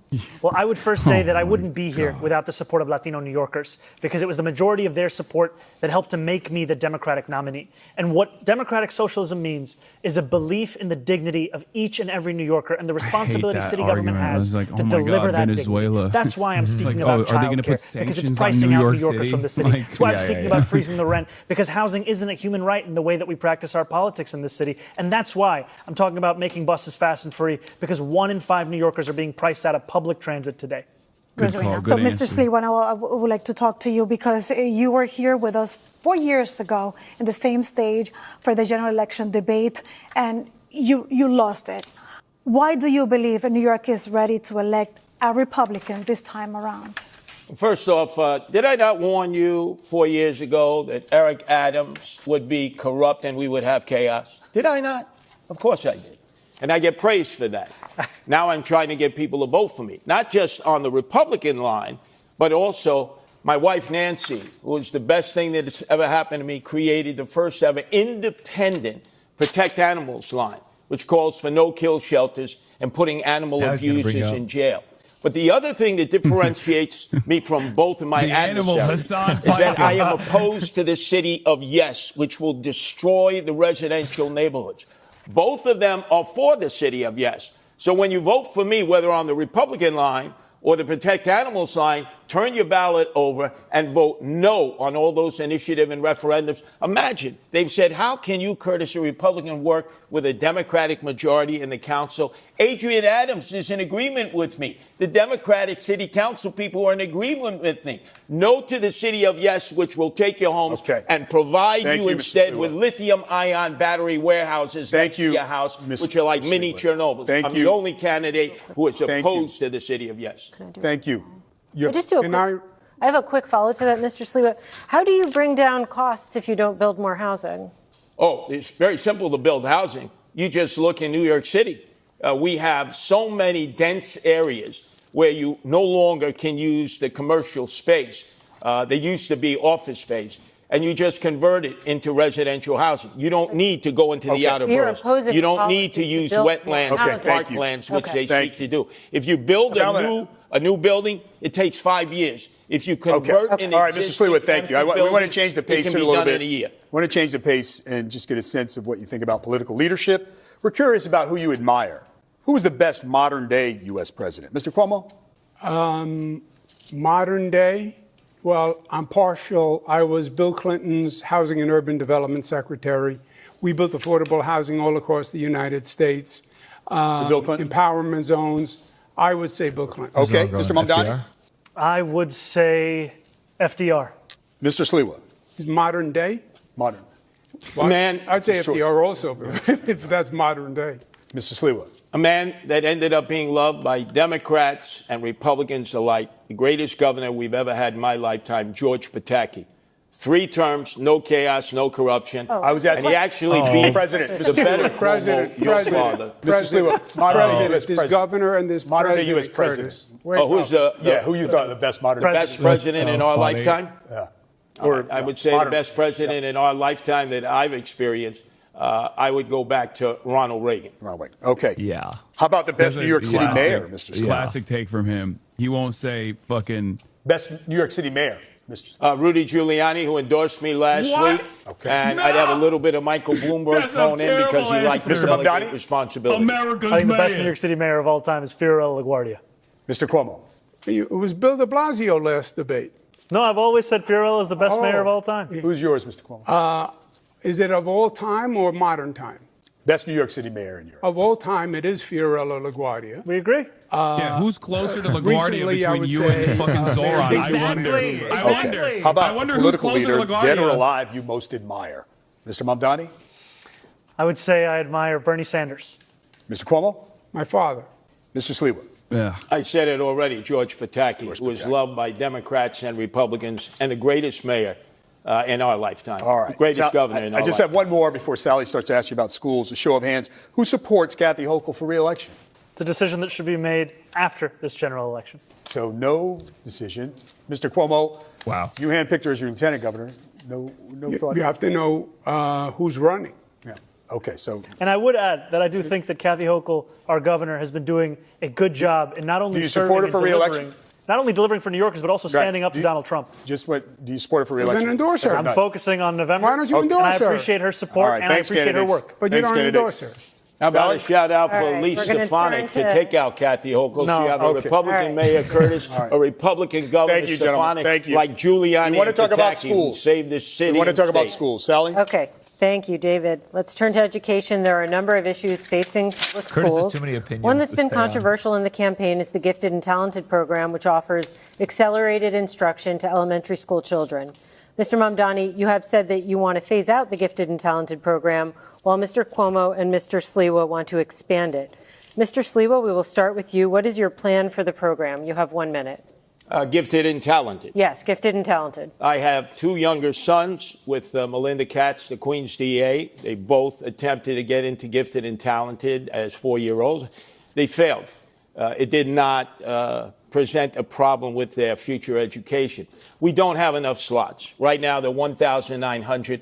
We need to have at least 5,000 slots around the city. What they have not done at the Department of Education is make these tests available in Black and Hispanic communities. So, for instance, you have 77,000 children who are 4 years old. Only 10,000 have taken the test. Only 2,000 are accepted. Why not offer the test to all 77,000? And even if a gifted and talented class only has 3 or 4 in a minority school, give these children an opportunity to excel too. That would make it fair for everybody. Thank you. Mr. Cuomo, how does your plan differ from Mr. Sliwa's? You also have 1 minute. Oh, my God. If he gets more votes than Cuomo, I I'm support down. mayoral control. I think it would be a terrible mistake to roll back mayoral control. That's probably been the most dramatic educational reform in 40 years. From we go back to the old system Zoran. that had local school boards, which were corrupt, patronage mills, etc. So Cuomo. who runs the system is number one. Yeah. I would expand gifted and talented programs, accessibility. Yeah, I saw I'd Mehdi offer Hassan shouted preparatory me out. courses to any student, parent that wanted to take them. I double the number of specialized high schools from 9 to 18. And I would keep the SHSAT as it is. Thank you. And Mr. Mamdani. Can I add one thing? There's been no discussion about vocational high schools, which save so many young men and women. We need to expand vocational training for those who are not going to achieve academic excellence. We're going to keep going here with Mr. Mamdani. Why should the Gifted and Talented program be phased out, in your opinion? You have a minute to answer. So I want to be very clear. I have spoken solely of gifted and talented for kindergartners. I do not believe that kindergartners should be subject to a singular assessment. I have not spoken of any gifted and talented programs older than for kindergarten. I'm solely speaking about kindergarten.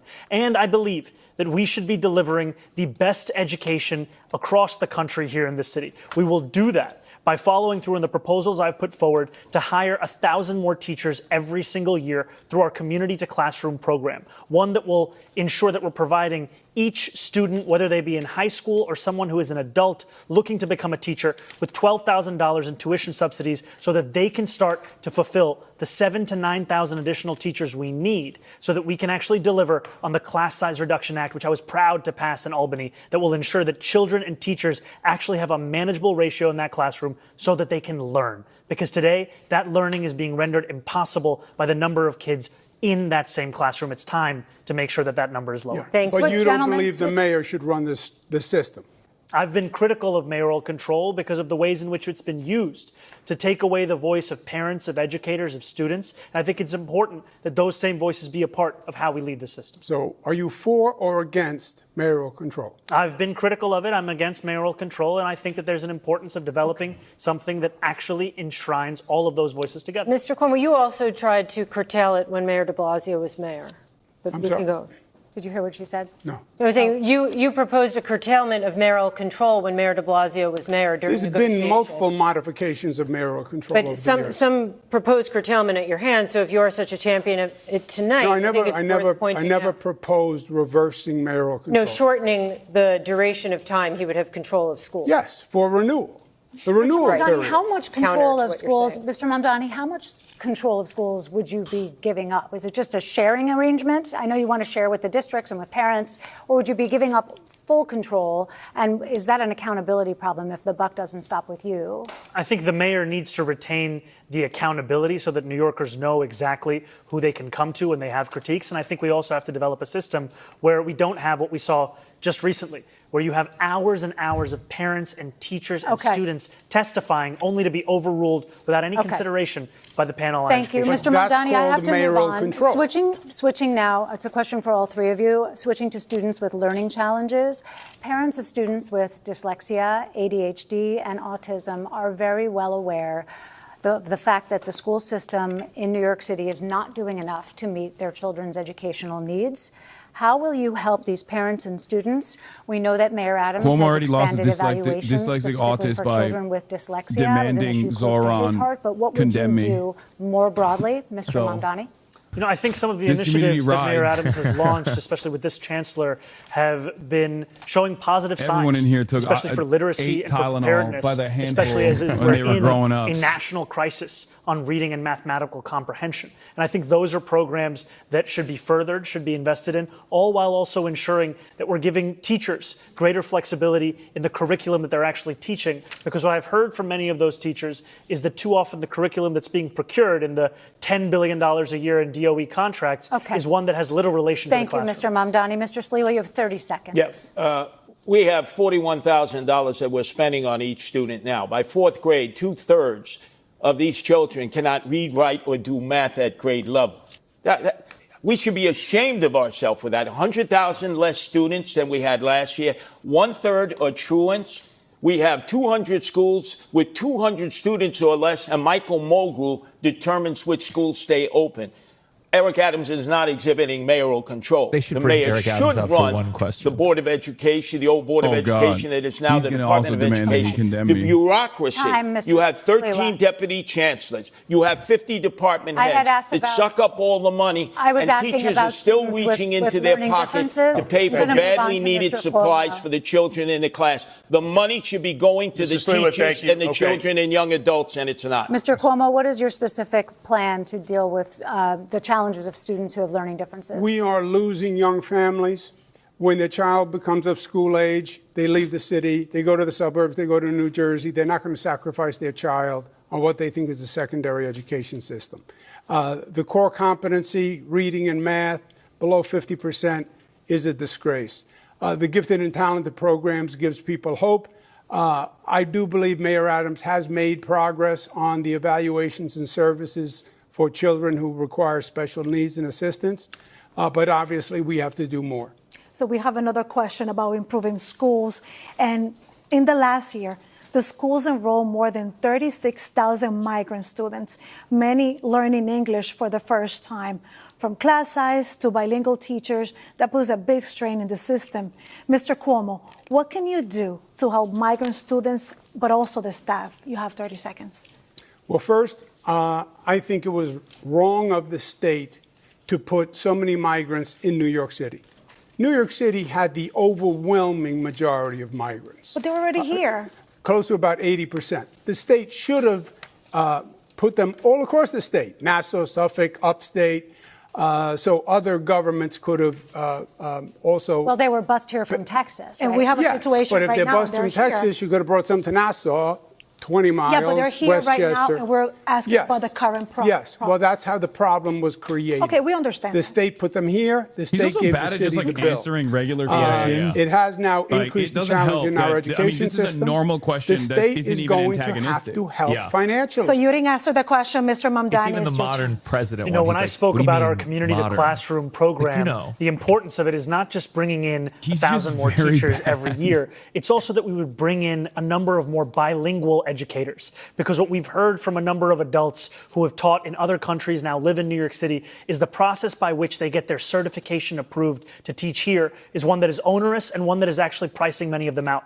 That's why this is a program that will directly address that, to increase that bilingual capacity in our school system so that we can teach every single child, no matter when they got here, the public education Mr. they Mamdani, deserve. this certification has been offered and it hasn't been successful. So how can you make more teachers to be, like they want to do this?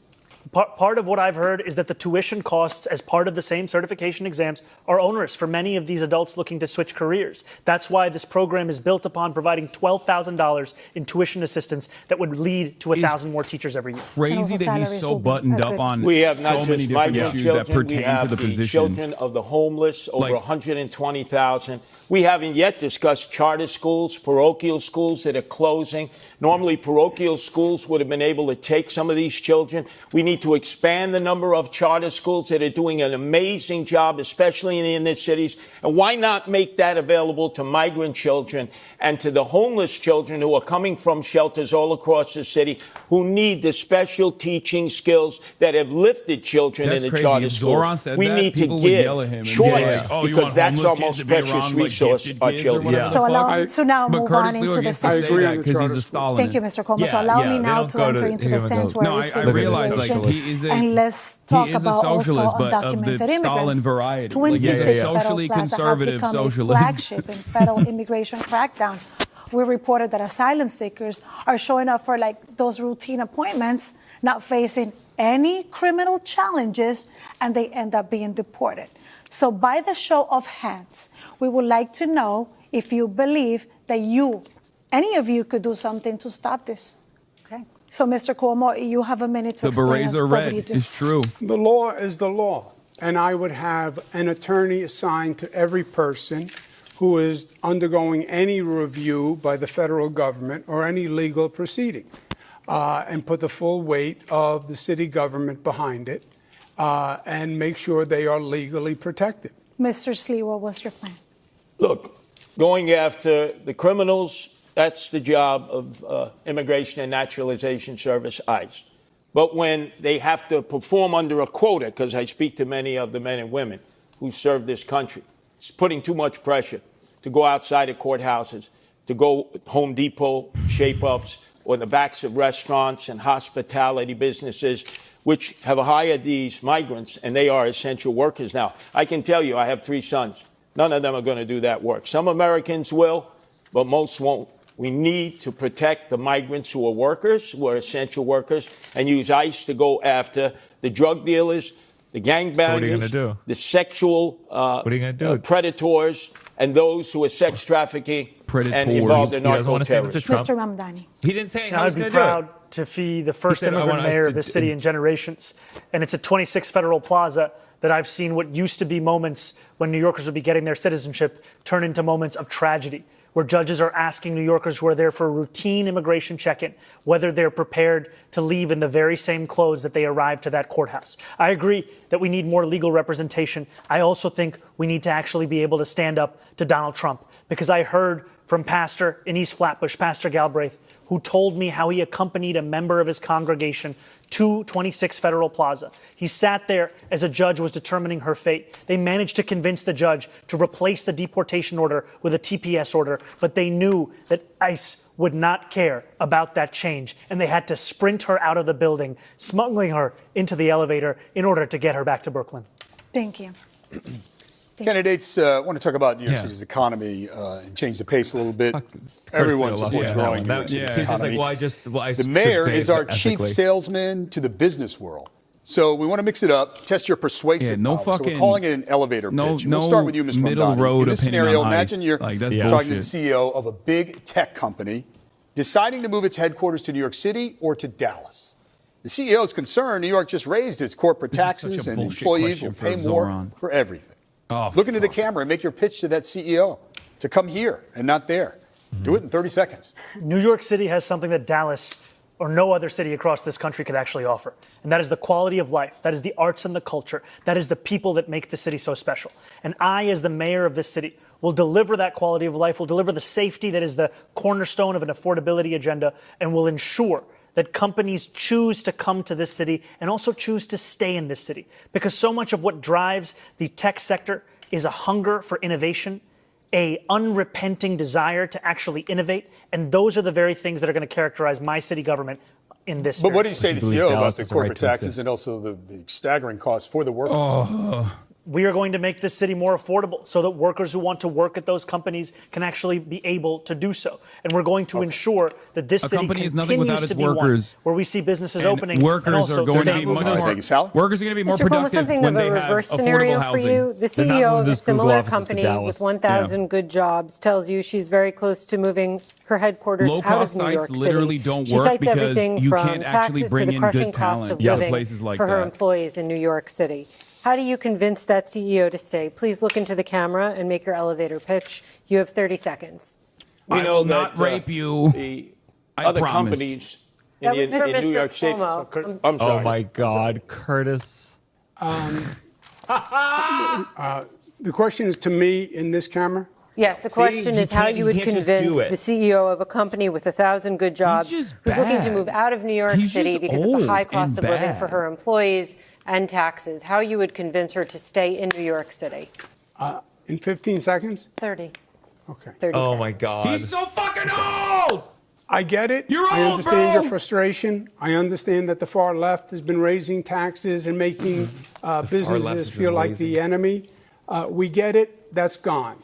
The DSA, the socialist orientation, we're not socialists. It didn't work in Venezuela, didn't work in Cuba, didn't work here. Take a fucking prompt, we know that we have to work with business. Take a we want to be your partner. No. We want to have taxes that help us grow our city, but are competitive for you. We're at time. And we want to partner to grow your business and our city together. Mr. Sliwa, let's talk about business because let's assume the big tech company that we pitched to Mr. Mamdani earlier has decided to move to New York and it's 1,000 good paying jobs and the CEO wants to be based in Astoria, Queens.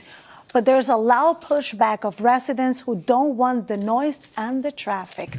How can you convince the residents to accept the new neighbor? You're speaking to a very powerful community. How can you convince them? But we saw that with Amazon. Amazon wanted to come in, and AOC led the charge and local elected officials to say no to Amazon. That was a big mistake. I would say this. Our companies are being recruited away by the day. We have young people who are going to school here who could fill their needs in these high-tech industries who also are being lured away.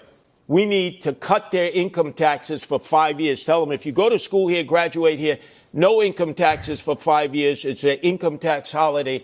And the most important thing, we have to be able to assure the executives that this will be a city where we don't lock up toothpaste any longer, but lock up the criminals who make it intolerable to have a good quality of life. We need to move on to a subject that is worried about locking up the Socialists of toothpaste. America that stopped Amazon and cost us 25,000 jobs. So Thank it's you, real Mr. life. Cuomo.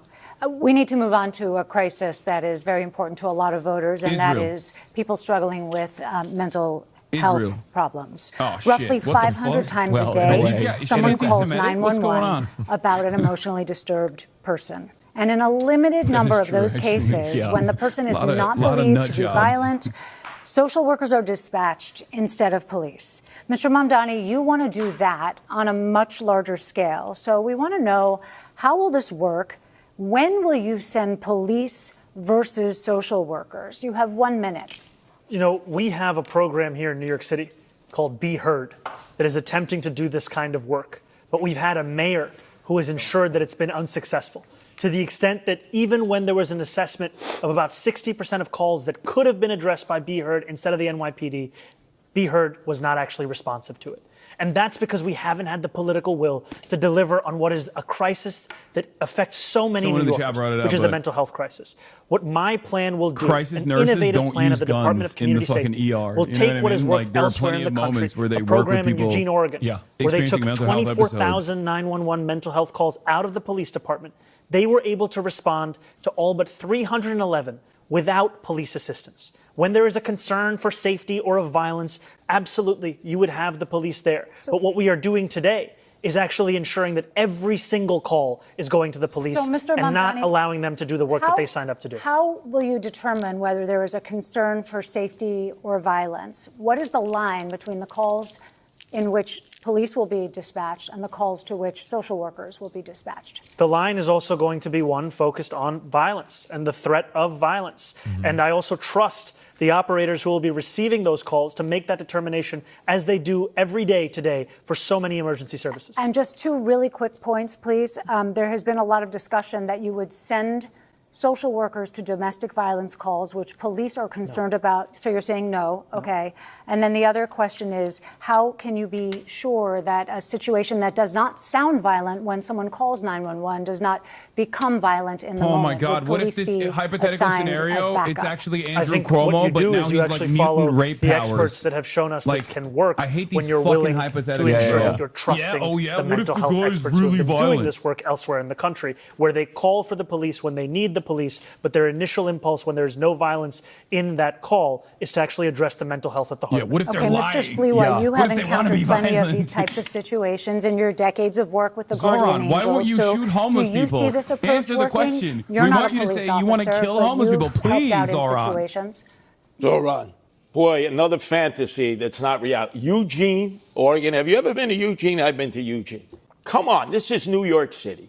We have so many emotionally disturbed persons that are in need of help. Up here, man. And we'll tell you this, New Andrew, York is you literally closed the mental safer health than beds most that were other taking care fucking of them. cities in the goddamn country. I hate this I narrative. know, this is the guy, he's patrolling the streets looking for it. Which force these people to live in the streets, in the parks, and the argument. subways. Of course. These people need to be You haven't removed. been to Eugene, they they're need much mental kinder health there. care. We need to make our nutties are shelters extra safe. crazy. I've been in 1/3 of the 300 shelters run by the Department of Homeless Services. It's Darwinian there, survival of the fittest. If we can make our shelter system safe, we can get men and women who are homeless in there, especially veterans who we're not giving any attention to, who we put out in Ward's Island at 10 o'clock at night, released during the day, don't give any training, have them roam about, and obviously when you have nothing to do, you end up getting into trouble. This is a disastrous, homeless, and emotionally disturbed plan that we have in New York City. And I'm the mayor that can change it because I deal with them every day in the streets, in the parks, and the streets. From New York, and he still acts like it's Gotham City. Do you think that the NYPD handles these calls for emotionally disturbed people in distress well? Is there room for something in the middle?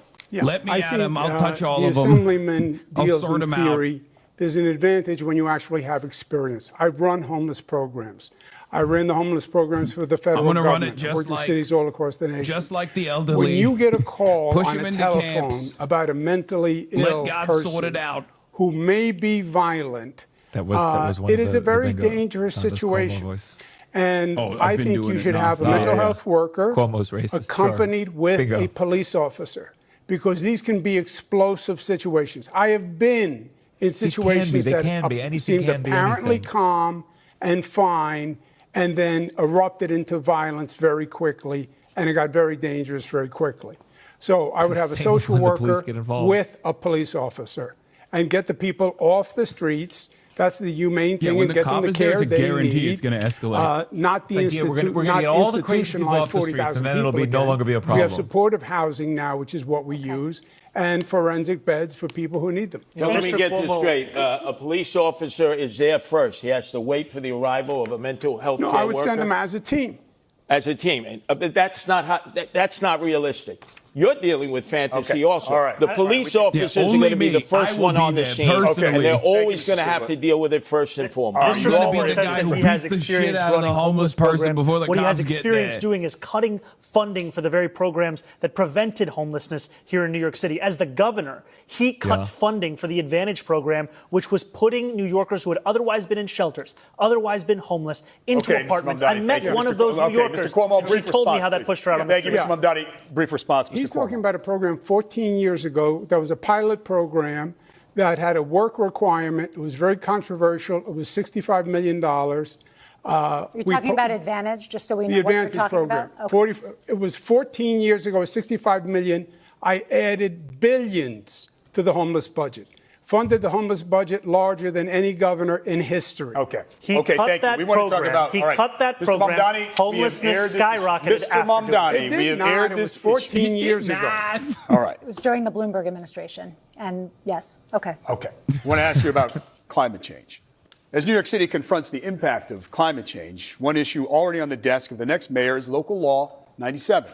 Passed in 2019, the law requires large buildings to gradually reduce greenhouse gas emissions by 2030. A Democratic socialist, that may require very expensive and upgrades then a to reactionary rapist buildings, which some fascist landlords on and stage. co-op owners say they just simply can't afford.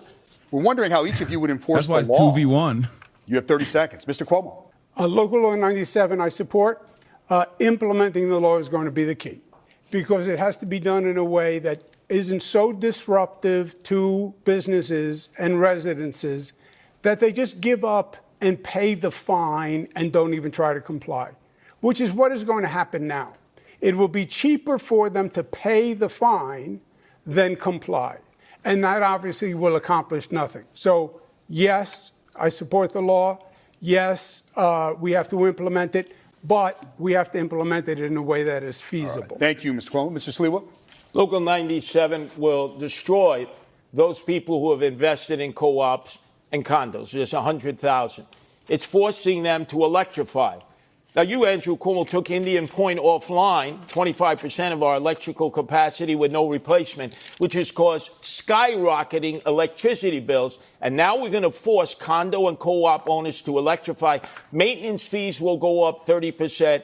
These people will be leaving their condos and co-ops. They need relief. When I'm mayor, I slow that process down. We need our co-op owners and condo owners to stay here in New York City and not flee. Indian Point? Yeah. Indian Point was started before me. It was a very dangerous situation. We have nuclear facilities upstate, and my proposal on what I did is run cables from the nuclear facilities upstate to bring the power to downstate. Indian Point had 20 million people in the kill zone. Thank you, Mr. Cuomo. Mr. Mamdani, Local Law 97, how would you enforce the law as mayor? I support the law, and I would also make it easier for condo and co-op owners to comply with the law, because what I've heard from so many is that it's cheaper to pay the fine than to actually get into compliance. And I think the city has a role here in procurement at a large scale of so much of what is necessary in these infrastructure investments. We've seen it be done in the Clean Energy Challenge within NYCHA. It's time to do it right here in New York City to assist those condo and co-op owners in meeting the standards we desperately need to hit.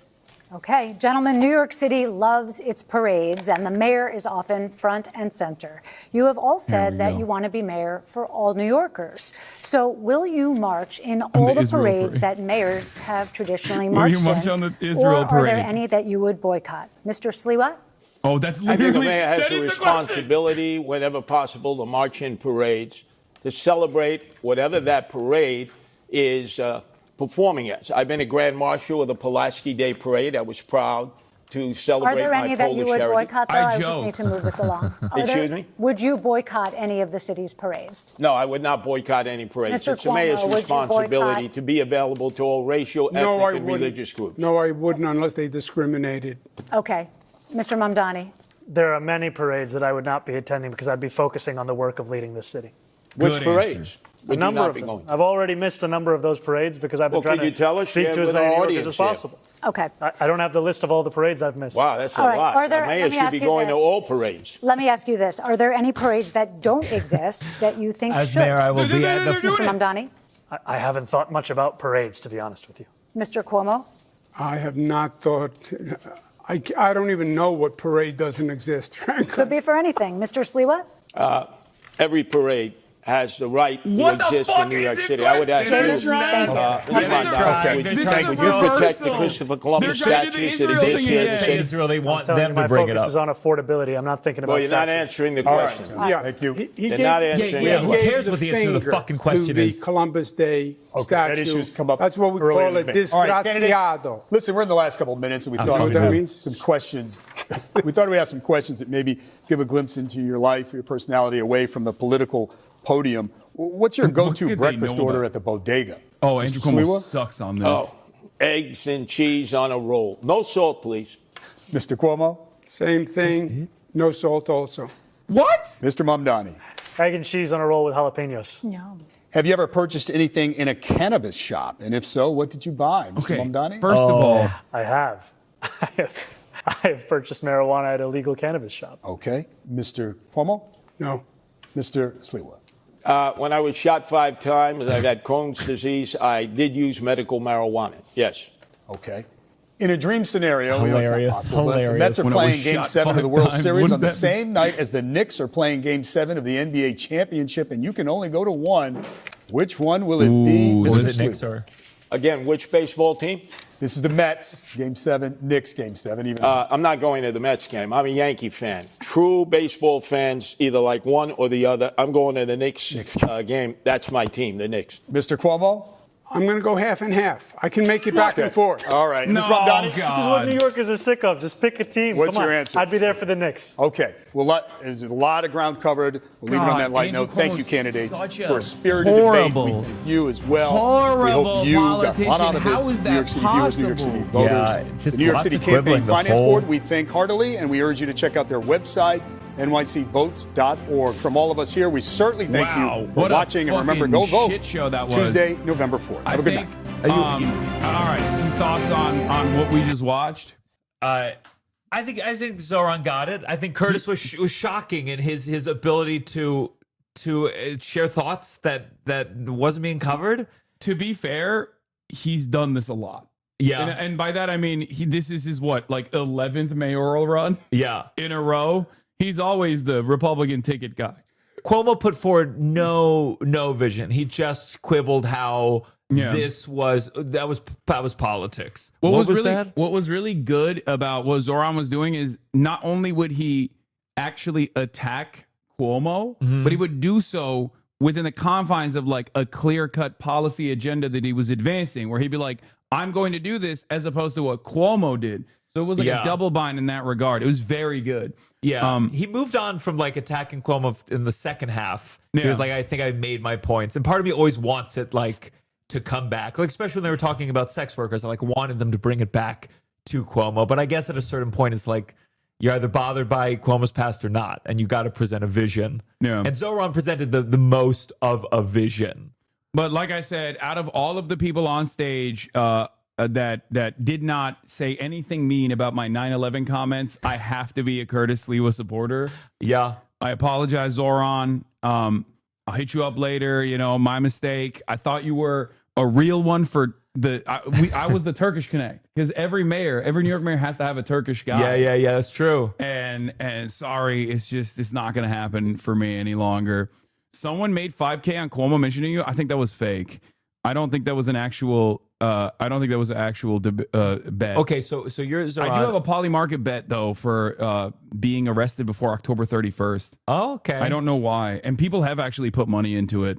That's I don't know bad system. That's not good. I don't know what they know that I don't know, that this is even a point of contention somehow. But have you come to terms with the fact that anyone who likes you at some point, if they get confronted on a question on a political level, they have to say that was the shit thing for him to say?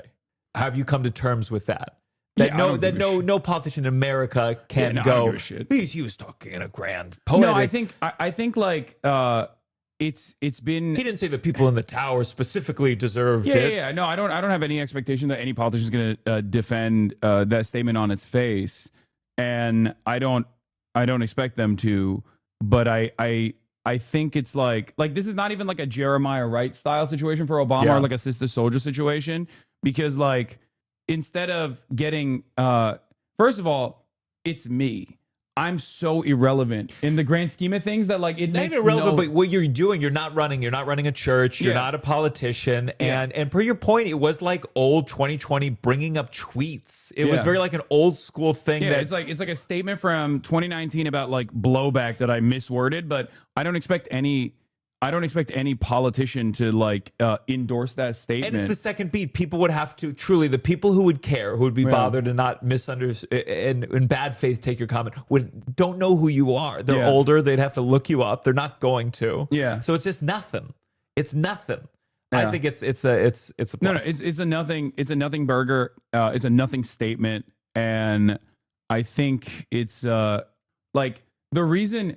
I think Cuomo's team is doing that because they're extremely online. Like it's a like there are people in his corner that are like obviously extremely online because like Paul Bless said it best where he said, why is Cuomo doing this? Who is telling him to talk about Hassan Piker 3 weeks before an election in which he's down 20 points? To me, the main factor in why Mamdani is beating his ass is that he convincingly talks about loving the city and wanting to improve it and is transparent to anyone who isn't ideologically blinded that Cuomo sees it as a stepping stone to something else he hasn't figured out yet. And it's so obvious because like the only thing that does is just like elevate my profile in the eyes of people who had not heard about me from a deeply negative politician, like a politician with like really, really bad, like it's. They said, why did you lose? And he said, it's the social media. I mean, that means there's nothing else that he took from it. There's nothing else that he learned from it other than I have to pour more money into Gen Z running the Twitter. Like that's insane. It's embarrassing that you've had no more development thought to that answer. None of his answers were good. None of them were inspiring. None of them any vision. And he had so much to answer for. Yeah. And I do think that if you've been in politics a long time, it should be hard to keep running. It should be hard because I don't think it's good to have these politics for 40, 50 fucking years. You should have a record that you answer to, and he couldn't answer to it. And I think that the worse your record is, the harder it should be to get reelected. That's the sign of a healthy system where new things enter. Yeah.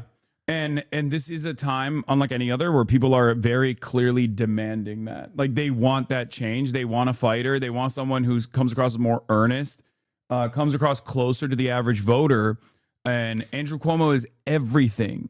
He is everything that people despise about American politics, like the institutional rot. And he's compromised. I mean, he's compromised in that. And Trump will hold that over his head. And like, I would have hit that more. Yeah.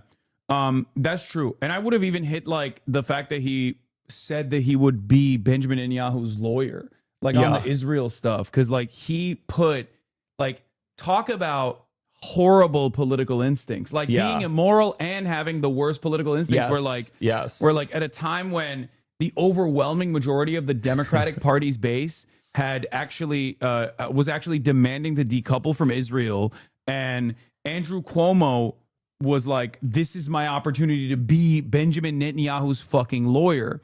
So I think he did bring that up, the Netanyahu's lawyer line. But like, but he would only bring up so much because it's just like you got to move on from this. The parts that parade question was insane, I know, dude. The parts that I really appreciated, for the record, the parts that I really appreciated in the beginning was when he was talking about like the context of the occupation. I thought that was like unheard of from any American politician. Yeah. The fact that he said like we're not looking at the context of like how October 7 happened, like something along those lines. That is not only a truthful reflection of events, but it's also unheard of. I've never heard someone say that in any setting whatsoever, like calling it an apartheid. Like because it's true. It's crazy that it's like so difficult to. I want to say, like, to my fellow Jewish New Yorkers, just this thing of like demanding the prioritization of the mayoral candidates' views on Israel and demanding that be frontline and center. It's almost become like a joke, the fact that it's so much. And if you're saying like, hey, we'll talk about schools, we'll talk about subways, we'll talk about childcare after we talk about this issue that's important to me, it's not going to engender a love of the Jewish people. Yeah. You know what's really interesting about this? Because I looked at the polling numbers like recently, right? I looked at the polling numbers recently, and it said Jewish New Yorkers still was like 60% sympathize with Israel strongly or somewhat, as opposed to Palestinians, and then it's like 30% strongly sympathize with the Palestinians, right? Something like that. Yeah. And And yet Zoran won in the Democratic primary the majority Jewish vote. And what's interesting to me about that is like that, for me, that is the proof that's the proof of concept. That for two reasons. One, regardless of how American Jews feel about Israel, it's not their highest priority. That's number one. And number two is that American Jews, New York Jews, they clearly looked at everything that Zoran was representing and they were like, I want fast and free buses. Yeah. I don't really like what he's saying about Israel. I love Israel, but like, I want fast and free buses more than... The more time you spend on the subway, the less you think about Israel. Yeah. I promise you that. So I think that's really important because it's a testament to the argument that I present all the time whenever fucking Democrats come to me and ask me like what to do about this sort of stuff, or the media, whenever they're like, trying to conduct an autopsy on what went wrong. I'm like, be issue first. Be very specific, be issue first, and be definable by the policies that you are advocating for. And Zoran did that. He did that while holding a strong line. Like, instead, I think a lot of politicians, even who are critical of Israel, they try to like they get wrapped up in the conversation. They try to do some kind of balancing. Zoran came up with a very clear line of how he states this. He doesn't believe in the right where there's inequality. And then he goes back every single time, almost obnoxiously so. But it reminds people at home, going like, yeah, that's what I care about. Why would you fucking care about what the potential mayor for New York tells Hamas to do? That's fucking nuts. It's incredibly dumb to like constantly bludgeon over the head of a dude running for New York mayor to be like, oh, what do you think Hamas should disarm? Do you think this? Do you think that? It's like, dude, these are utterly irrelevant in the grand scheme of things. You could be a mayor who condemns Hamas, and it doesn't mean Jews in New York are going to be any safer because you've created a fucked up a system with. I mean, it's just they're separate things, and he's held his ground. I like, and they trained him. I mean, honestly, he got Colbert trained him a little, and then he got to this, and he had his answers ready. I mean, it was and Cuomo presented nothing else. And I do think that, like I said before, he is very good at liberalizing otherwise like left flank talking points and left flank positions. Zoran is. He doesn't even like play into do you think Israel has a right to exist as a Jewish state, where he goes, Israel has a right to exist as a state for equal parties with equal representation for all people that live there. Because you can't disagree with that. You can't go, no. Liberals can't turn around and be like, how dare you say that? No, it has to be a Jewish ethno state. Then you come across like a fucking asshole. So I think he does a very good job of like repackaging that shit. And I do think that it's Cuomo over for sure after this. Like this. You feeling really confident? I am more worried about fucking Curtis Lewa. Like, I get so scared to get confident about fucking anything, but I do feel good. No, it was a great showing for Zoran. I think he did a very good job of like showcasing his positions.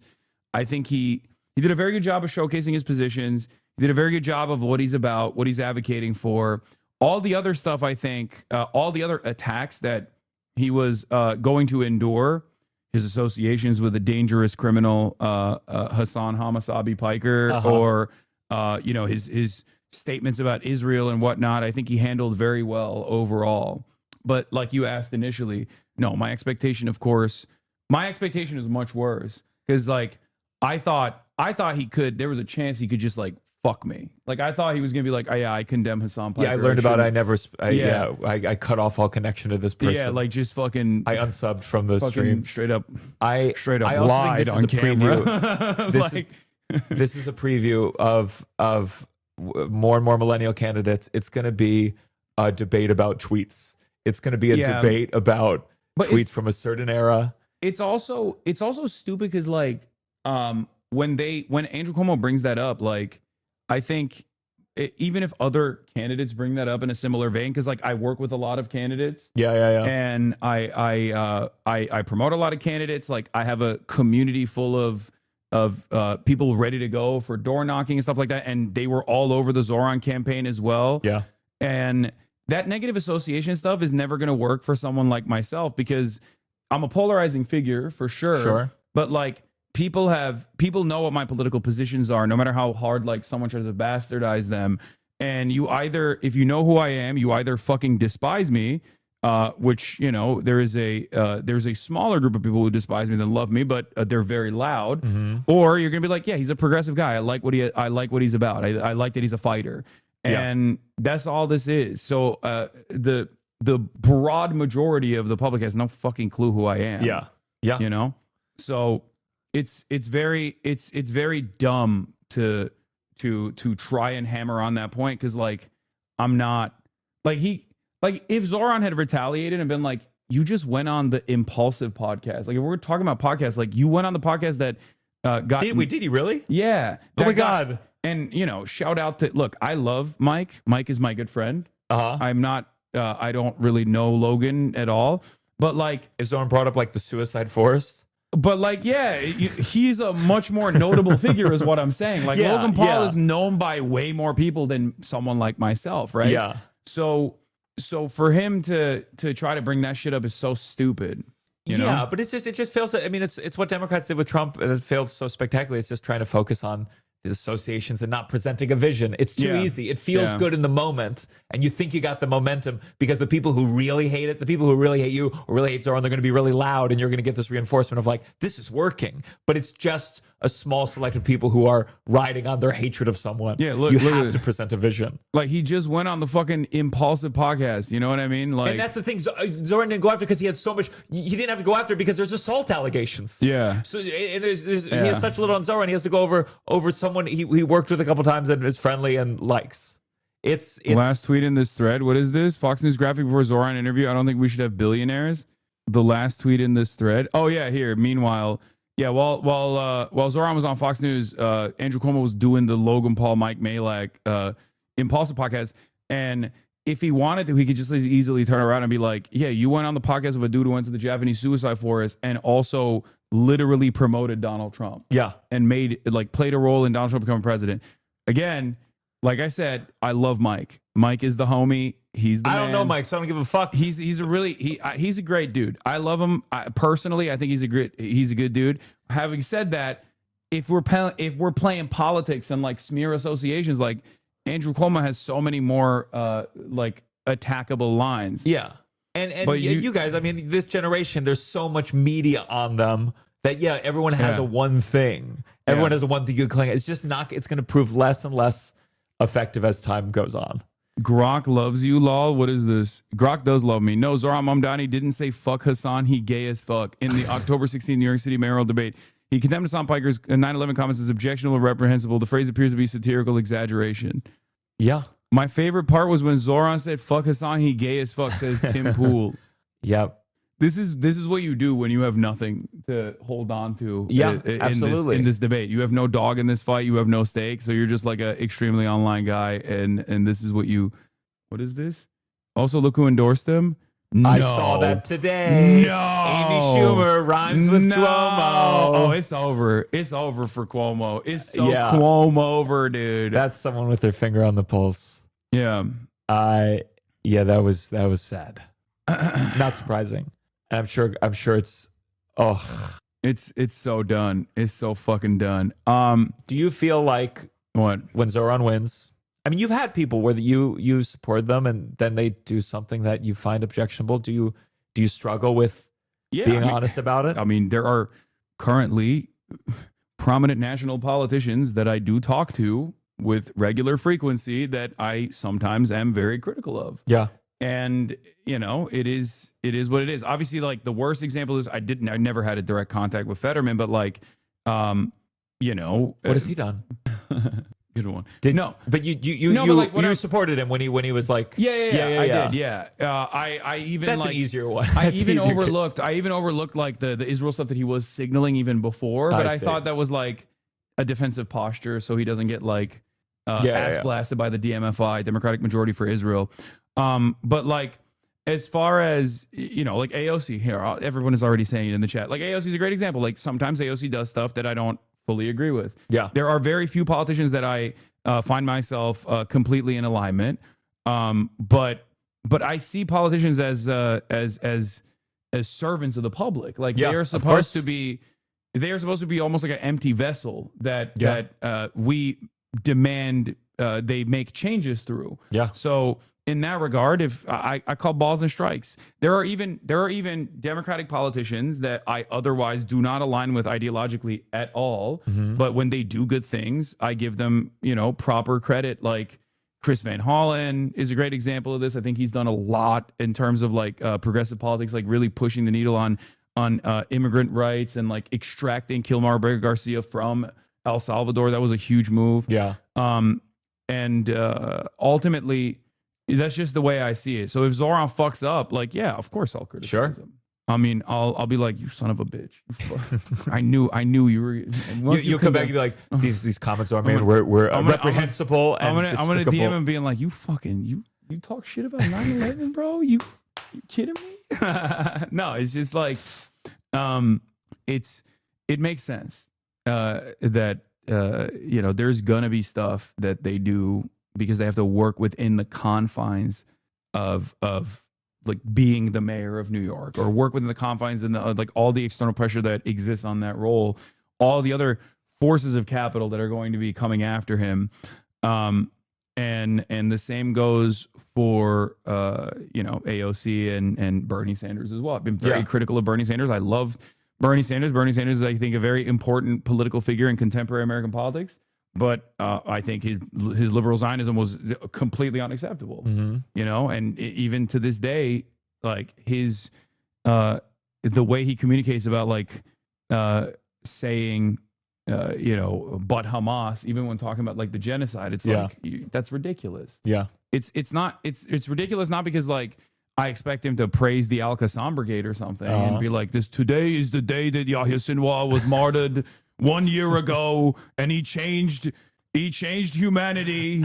Like, that's not my expectation. I'm just like, be truthful, be honest. Yeah. Like, be honest about like the conditions that led to October 7. And it's disappointing, but having said that, I see the full extent of what they represent and what they advocate for, and where they move where they move the conversation to in American politics. I think people feel the same way about you and the 9/11 comment. I don't think it's that big of a No, I don't think it is, but I'm saying, no. First of all, you're a comedian. Please, I'm a comedian. My God. You made a Holocaust joke. I mean, listen. That Candace Owens laughed at. That's what I'm hoping for the next debate. Yeah. Where a comedian, JaMarcos opened the rally. And open the rally with, oh my God, there's like 6 million people here. Sorry, I might be exaggerating. I'm Jewish. The Zoran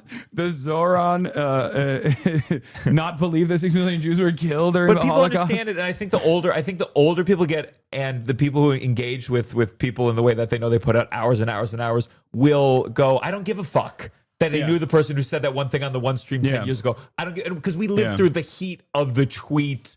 The tweet meltdown, screenshot, your life's over, and we were like, that was silly. Yeah, and so it's not going to work. For the newbies, offer clarification on the 9/11 comment. I mean, I've done it so many times, but it's blowback. That's it. There's already academic consensus on the matter. It's America's it's America's foreign policy in the region that directly was responsible for 9/11, and there's not even any sort of I don't think there's any sort of debate on this matter at this point. And we've consistently kept doing it as well. So yeah. But that's it. That's all it was in terms of what America was deserving. But like I said, I think this is a generational thing regardless. Like if you are the accusation, the false accusation in that regard is when people say like, oh, you think Americans deserve to die in 9/11, which is not what I implied at all. Of course, but that's always going to be the game. It's to be like, are you saying that these people deserve to suffer? Yeah. It's just like a super cynical approach, but it makes sense. And it was, to me, it's like if someone said you reap what you sow, and someone said, so you're justifying every consequence that everyone's ever faced in the world. Yeah. It's like no, it's about how the world does function. Yeah, ultimately, it's incredibly stupid. It's not all that consequential. I think someone should have stuck by his side harder. He should have said, come on, play the clip. Can we play the clip? Let's get the full context. Yeah. Your 2-minute interview with THR just dropped. Okay, well, we got to go because our podcast is about to start. We're doing Fear and Yeah. with Gianmarco. Fuck yeah. Is fucking happening. He's a podcaster. He's Hello. Mr. Podcast. So get excited for that. And I will see you tomorrow. That's crazy. She's a thief. You steal my shit. She's a thief. It's Take fine. them. I tried once. I almost threw up. I tried one. Yeah, Oh my God. Yeah. Hi. But yeah, we are. I will see you guys tomorrow as always. Love you all, everybody. First Twitch stream. Fuck yeah. How'd you like it? It was good. We'll talk more about it on the pod. Yeah, we will. See you guys. All right. Okay. Yes, I am. Hey. Yes, I am. Yes, I am. That's crazy. That's crazy. Anyway, love you guys. Bye. All the chatter's trickling in. I'll sell people hay. Sunny Los Angeles, California, says Hasan. The stun lock to the stun lock to the topic that's just begun. There he is again. Hasan is streaming. Hasan is streaming. There he is again. Hasan is streaming. Hasan is streaming. Reviewing the P.O. box. Uncle Euger's face. Sudden discord agitprop. Gray names take on race. Tiny Bernie Sanders, LGBTQ Air Force. The whole left at your fingertips, and Anya out your door. The H3 Crowder